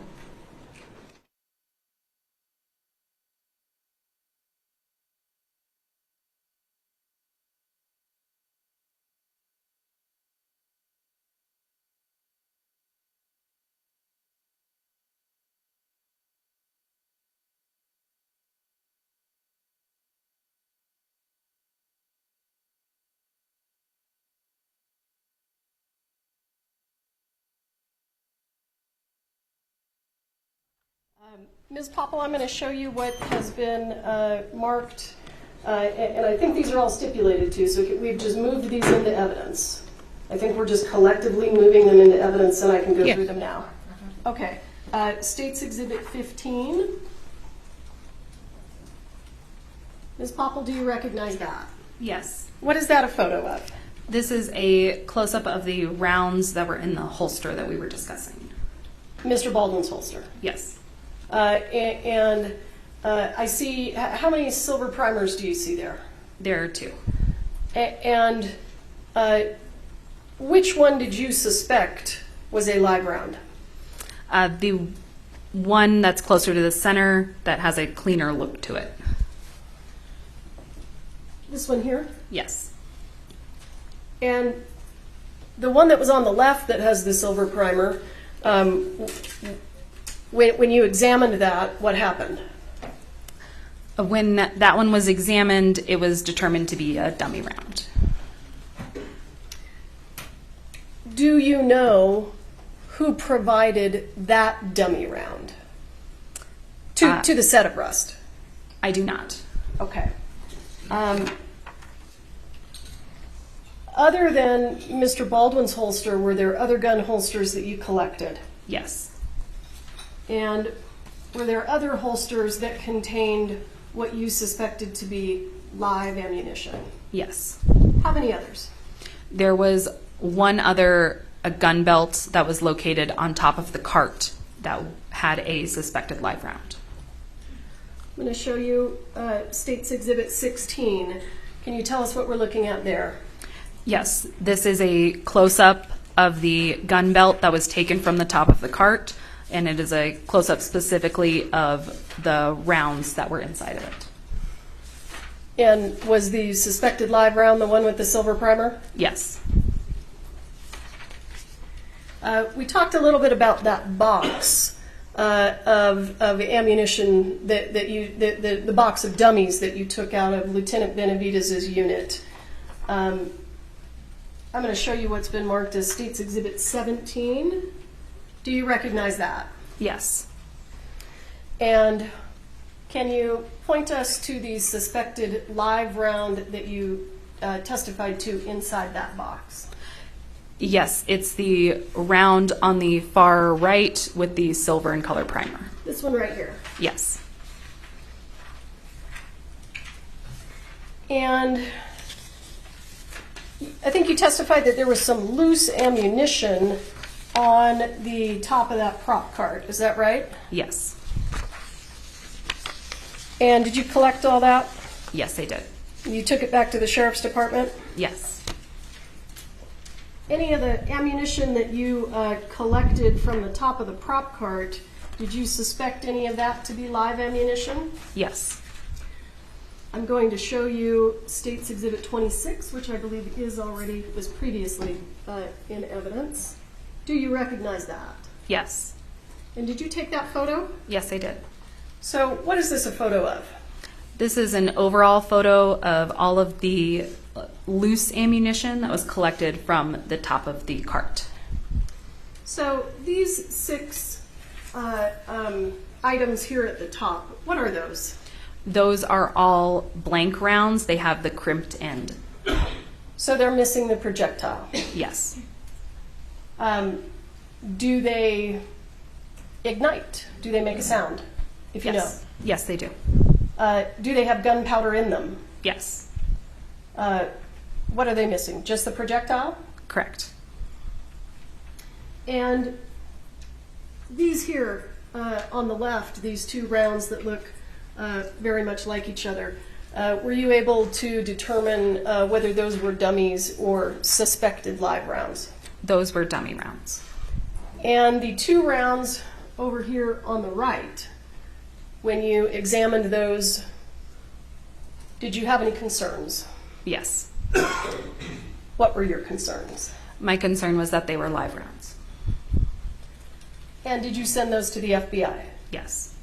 And then we see this round down here at the bottom, and I see a hole in the casing. Do you see that? Yes, I do. Is that what you were describing as a dummy round with a hole in the casing? Yes. So was that sent to the FBI? It was not. Okay. Now, I'm going to show you State's Exhibit 27. Do you see that? Yes. And those rounds that we're looking at right there, are they also in the previous photo? Yes, they are. Let's go back to 26. Are they these right here? Yes, they are. So they had silver primers, is that right? Correct. And did you collect and photograph that spent casing? Yes, I did. I'm going to show you what's been marked as State's Exhibit 28. Is that the spent casing? Yes, it is. I'm going to show you what's been marked as State's Exhibit 29. Do you recognize that? Yes, I do. And what is that? This is the bottom of that same spent casing. So when you talked about the primer being the area that the firing pin of the gun strikes, are you referring to this silver right here? Yes, I am.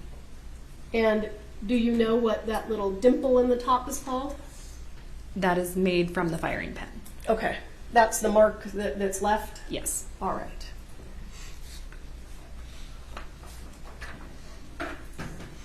Now, when you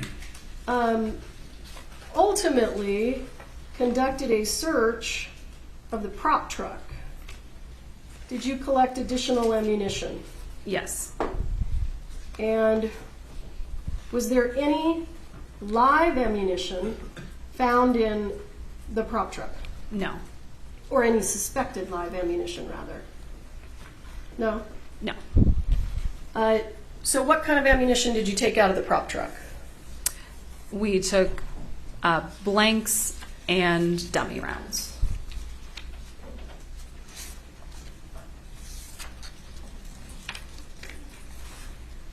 Do you remember approximately how many? I would approximate 1,000 to 1,500. Did you closely examine each and every one of those? Yes. Hang on, here we go.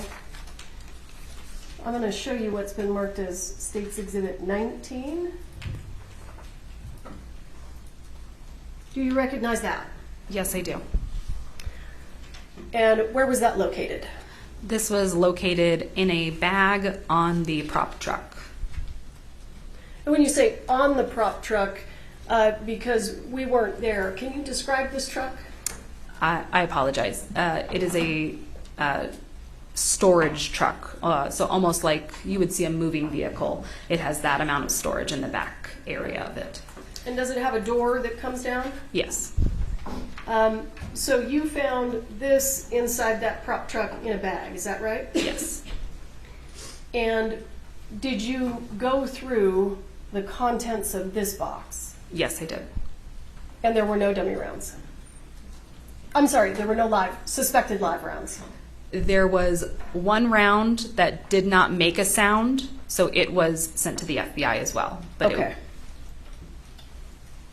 I'm going to show you what has been marked as State's Exhibit 30. Do you recognize that? Yes. And what is that, and how does it relate to the previous photo that we saw? These are the rounds that were inside of that box, but they were taken out of the box and laid out to be photographed. Is there anything unusual or noteworthy about these dummy rounds compared to the other dummy rounds that you found on set? Yes. What is that? The dummy rounds found on set had this almost new shine to them. These rounds that were located have this antique look to them. And do you mean that kind of brown color, that sort of antique color on the brass? Yes. And was one of these dummy rounds located in Mr. Baldwin's bandolier? Yes. Let's just jump back for a moment. I'm going to show you what's been marked as State's Exhibit 23. Just for completeness, can you tell us what that is?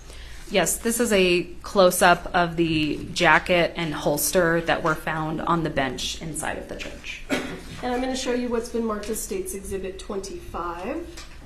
Can you tell us what that is? This is a projectile that was recovered from Joel Souza's shoulder.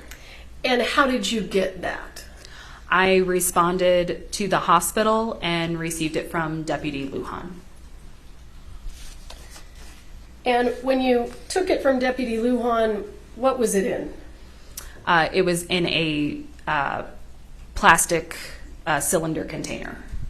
And what did you do with it? I took it to the office and photographed it with scale. And after you photographed it, this is your picture here, right? Yes. After you photographed it, did it get sent anywhere? Yes, it got sent to the FBI lab. State's Exhibit 20, can you just tell us what that is? This is the exterior of the church.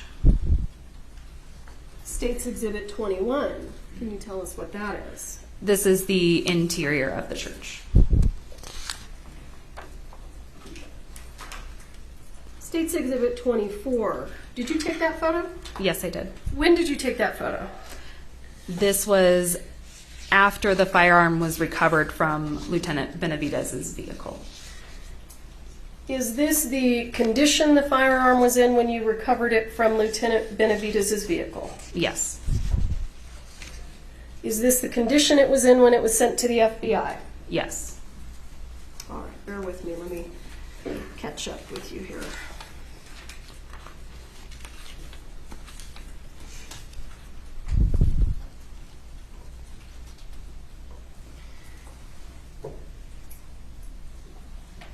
Did you participate in making the decision about which items of evidence were going to be analyzed at the FBI?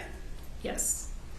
And let's go through the items of evidence that were sent to the FBI for analysis.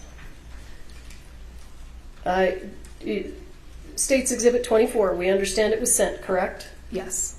And I think you testified previously that you sent it for DNA testing, is that right? Yes.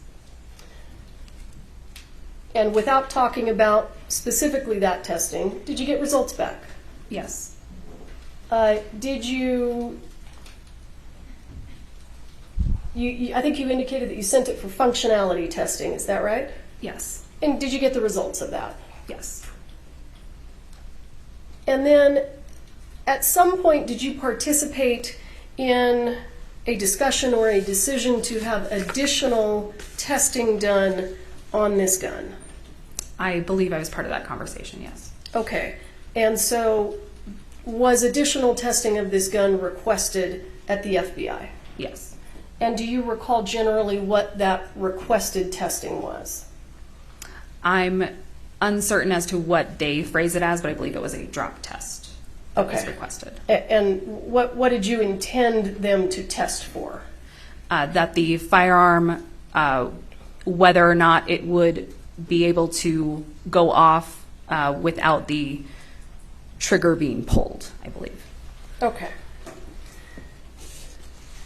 And did you send some of the boxes of ammunition to the FBI? Yes. Why? We sent all of the suspected rounds, suspected live rounds, to determine if they were in fact live rounds. One additional round was sent that did not make a sound to determine whether or not it was a dummy round. And I believe that in the case of the box that was recovered from Lieutenant Benavidez's vehicle, they wanted it in its entirety, so we sent them the entire box. Okay. And when you're talking about the box, are you talking about the box that we saw earlier that said 45 long Colt dummies with a JS in the middle? Yes.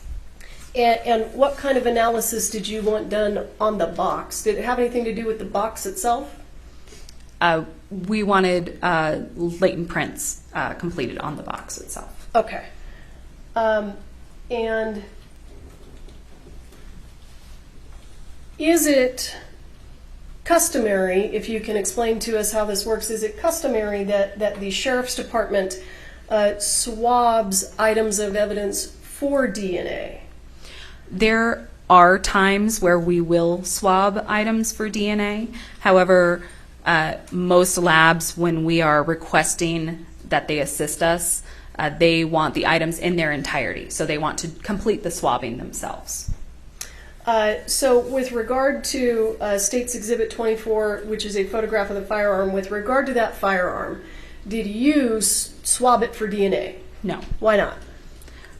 Because we were sending it to the lab and that determination had already been made, we wanted to send it in its entirety to the lab. So was it swabbed at the FBI? Yes. And in terms of, it sounded like you did another search. You did a search of a business in Albuquerque. Is that right? Yes. Do you know why the Sheriff's Department wanted to search that location? It was my understanding that because the owner of that business had assisted in supplying dummy rounds to the set, that we wanted to ensure that we weren't finding any additional live rounds. And to determine that, we needed to search that warehouse as well. And what was that person's name, the person who owned that business? Seth Kenny. And was Mr. Kenny there when you conducted the search? Yes. And did you find live ammunition inside that business? Yes. Visibly, in terms of the details of the ammunition, did it appear to be identical to the live ammunition that you collected from the set of Rust? No. What did you do with the live ammunition that you collected from PDQ, Mr. Kenny's business? It was sent to the FBI. Why? What were you asking them to do? We were asking them to compare the gunpowder inside of the rounds found at PDQ to the gunpowder found inside the live rounds on set. Why? We wanted to determine if they originated from the same place. And did you get the results back? Yes.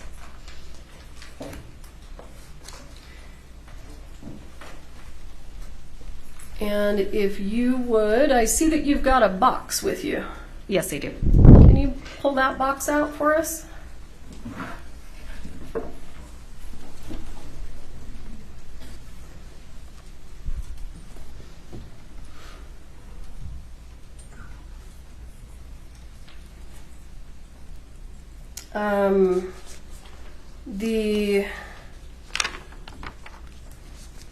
May I approach?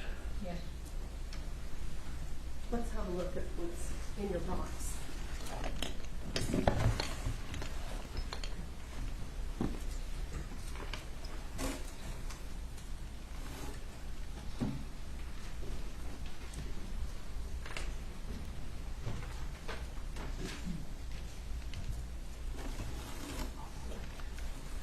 Just the part?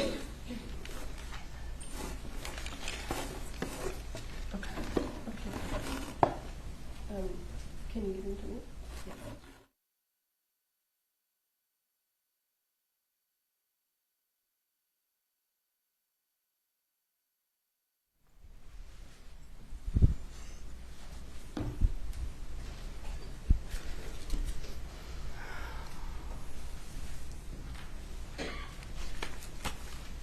I'm going to show you what I am going to mark as State's Exhibit 34.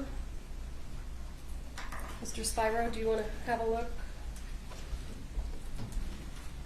I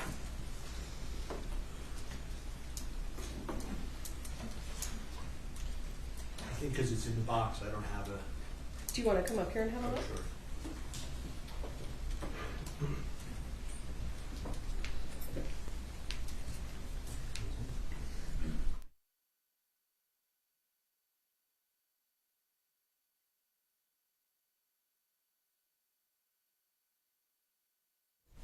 Searches in this case. No objection to 34. Okay, I'm going to show you what I've marked as State's Exhibit 34, and I would ask you to tell us what we're looking at here. So this this is the live round that was taken from the box located in Lieutenant Benavidez's vehicle. It's been deconstructed by the FBI. Therefore, we have the casing, the projectile, and the gunpowder that was inside all separated. And is the gunpowder in this container here? Yes. For all of the 5 live rounds, suspected live rounds that were sent to the FBI, were they all disassembled by the FBI? Yes. And were they all returned to you in this condition? Yes.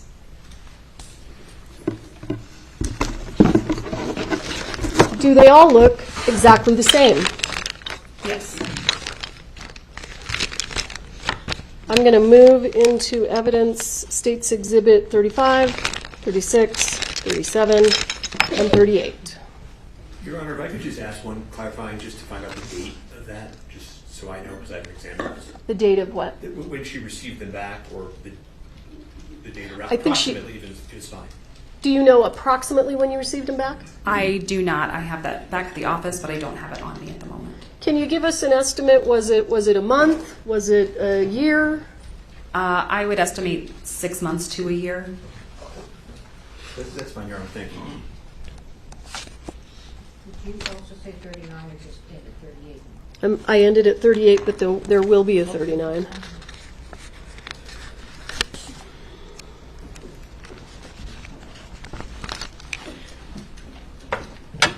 You said they all look the same, right? Yes.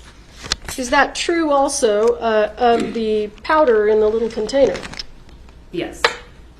It all appears to be the same. Correct. And I'm showing you, sorry I keep throwing them down, 35, 36, here's 37, here's 38. The live rounds that you sent to the FBI that you collected from PDQ, did those live rounds come back in kind of this same condition, disassembled? Yes. And are you able to zoom out a little? Oh. Here. Is the glare? Would it be easier if I just handed it to you? It's okay. Well, can I approach and I'll hand you what's been marked as State's Exhibit 38. Yes. For the record, these have all been admitted and published. Yes, they all returned in such a condition.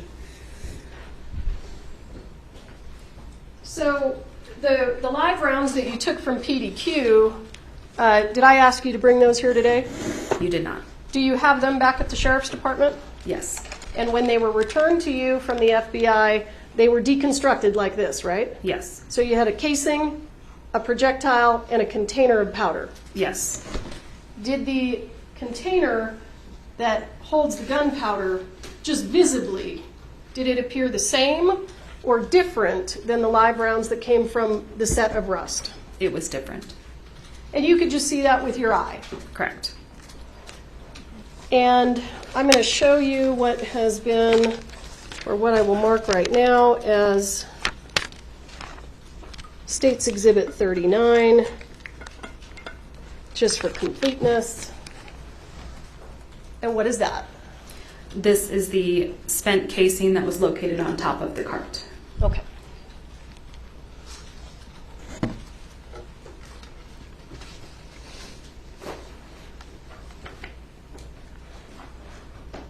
Is there anything else that you did in this case, generally? In general terms, I was also asked to collect DNA standards, fingerprint standards from various parties, so that those could also be sent for comparison at the FBI. And what parties did you collect DNA standards from? I collected them from David Halls, Hannah Gutierrez, and I believe Lieutenant Benavidez as well. Did you, I'm sorry, do you know whether or not a DNA standard from Mr. Baldwin was collected? It was collected by another agency. Okay.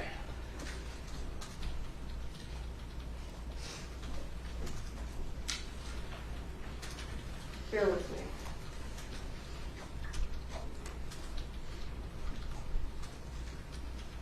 When you took the firearm out of Mr. Benavidez's patrol unit, did it appear to be damaged or modified in any way?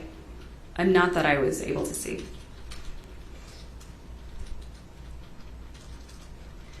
And let me go back to State's Exhibit 21. What are we looking at there?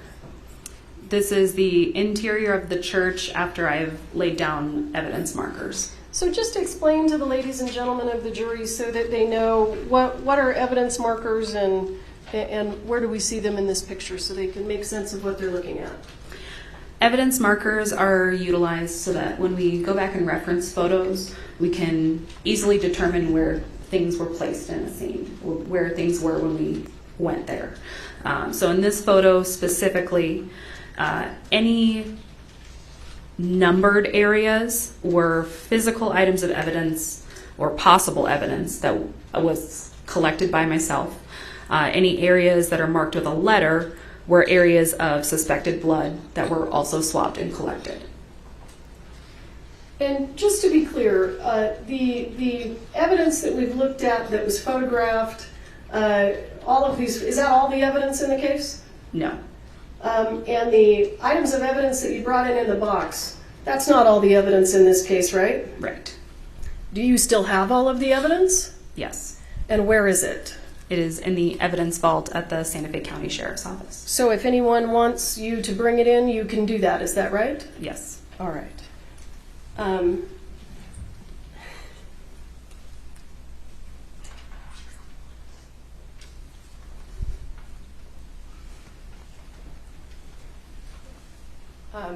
Thank you. I will pass the witness.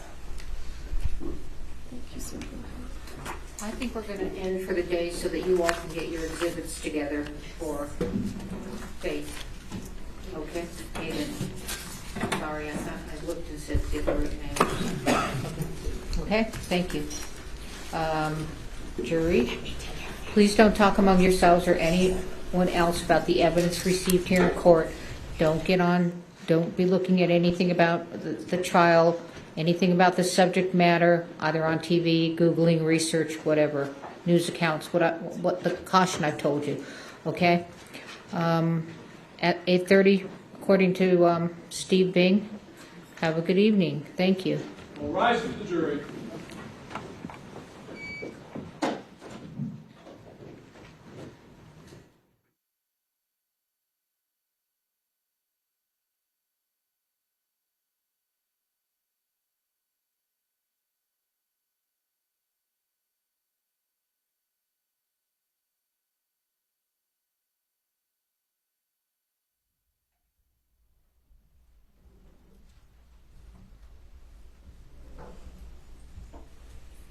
All right, you may be seated. Is there anything we need to put on the record before we recess? Just two quick things from the defense. First is, I just want to confirm who's testifying tomorrow. I thought you all agreed to that with the order that I haven't seen. The order is in blue, Your Honor. You haven't seen it if you've been here. Yeah, okay. Well, I thought that's what was agreed to. Order of witnesses. It absolutely was. I just wanted to confirm as we're running out and everybody's checking that nothing's changed. Okay. We'll confer you on that. All right. Anything else? Thank you. If I could just beg the court's indulgence to just quickly look at Exhibit 6, which I wasn't able to see when they opened it, the firearm. Exhibit sticks? Firearm. Oh, 6. That's just all I was. Where is it? Yeah, that's okay. Is it here? It's not here, never mind. No, Martine Oh, you took it to save it. Never mind. You can. I could ask Corporal War if It's okay. Deputy All right, Apodaca. I don't have my glasses on. Are you sure? I was trying to catch it, but it's okay. I'll save Okay. some of it. Thank you. All right. I'm happy to call him up. I can get it. Worked hard enough today. Thank you. Okay. Anything else, Ms. Morrissey? No, Your Honor. Okay. All right. Have a good evening. Thank you.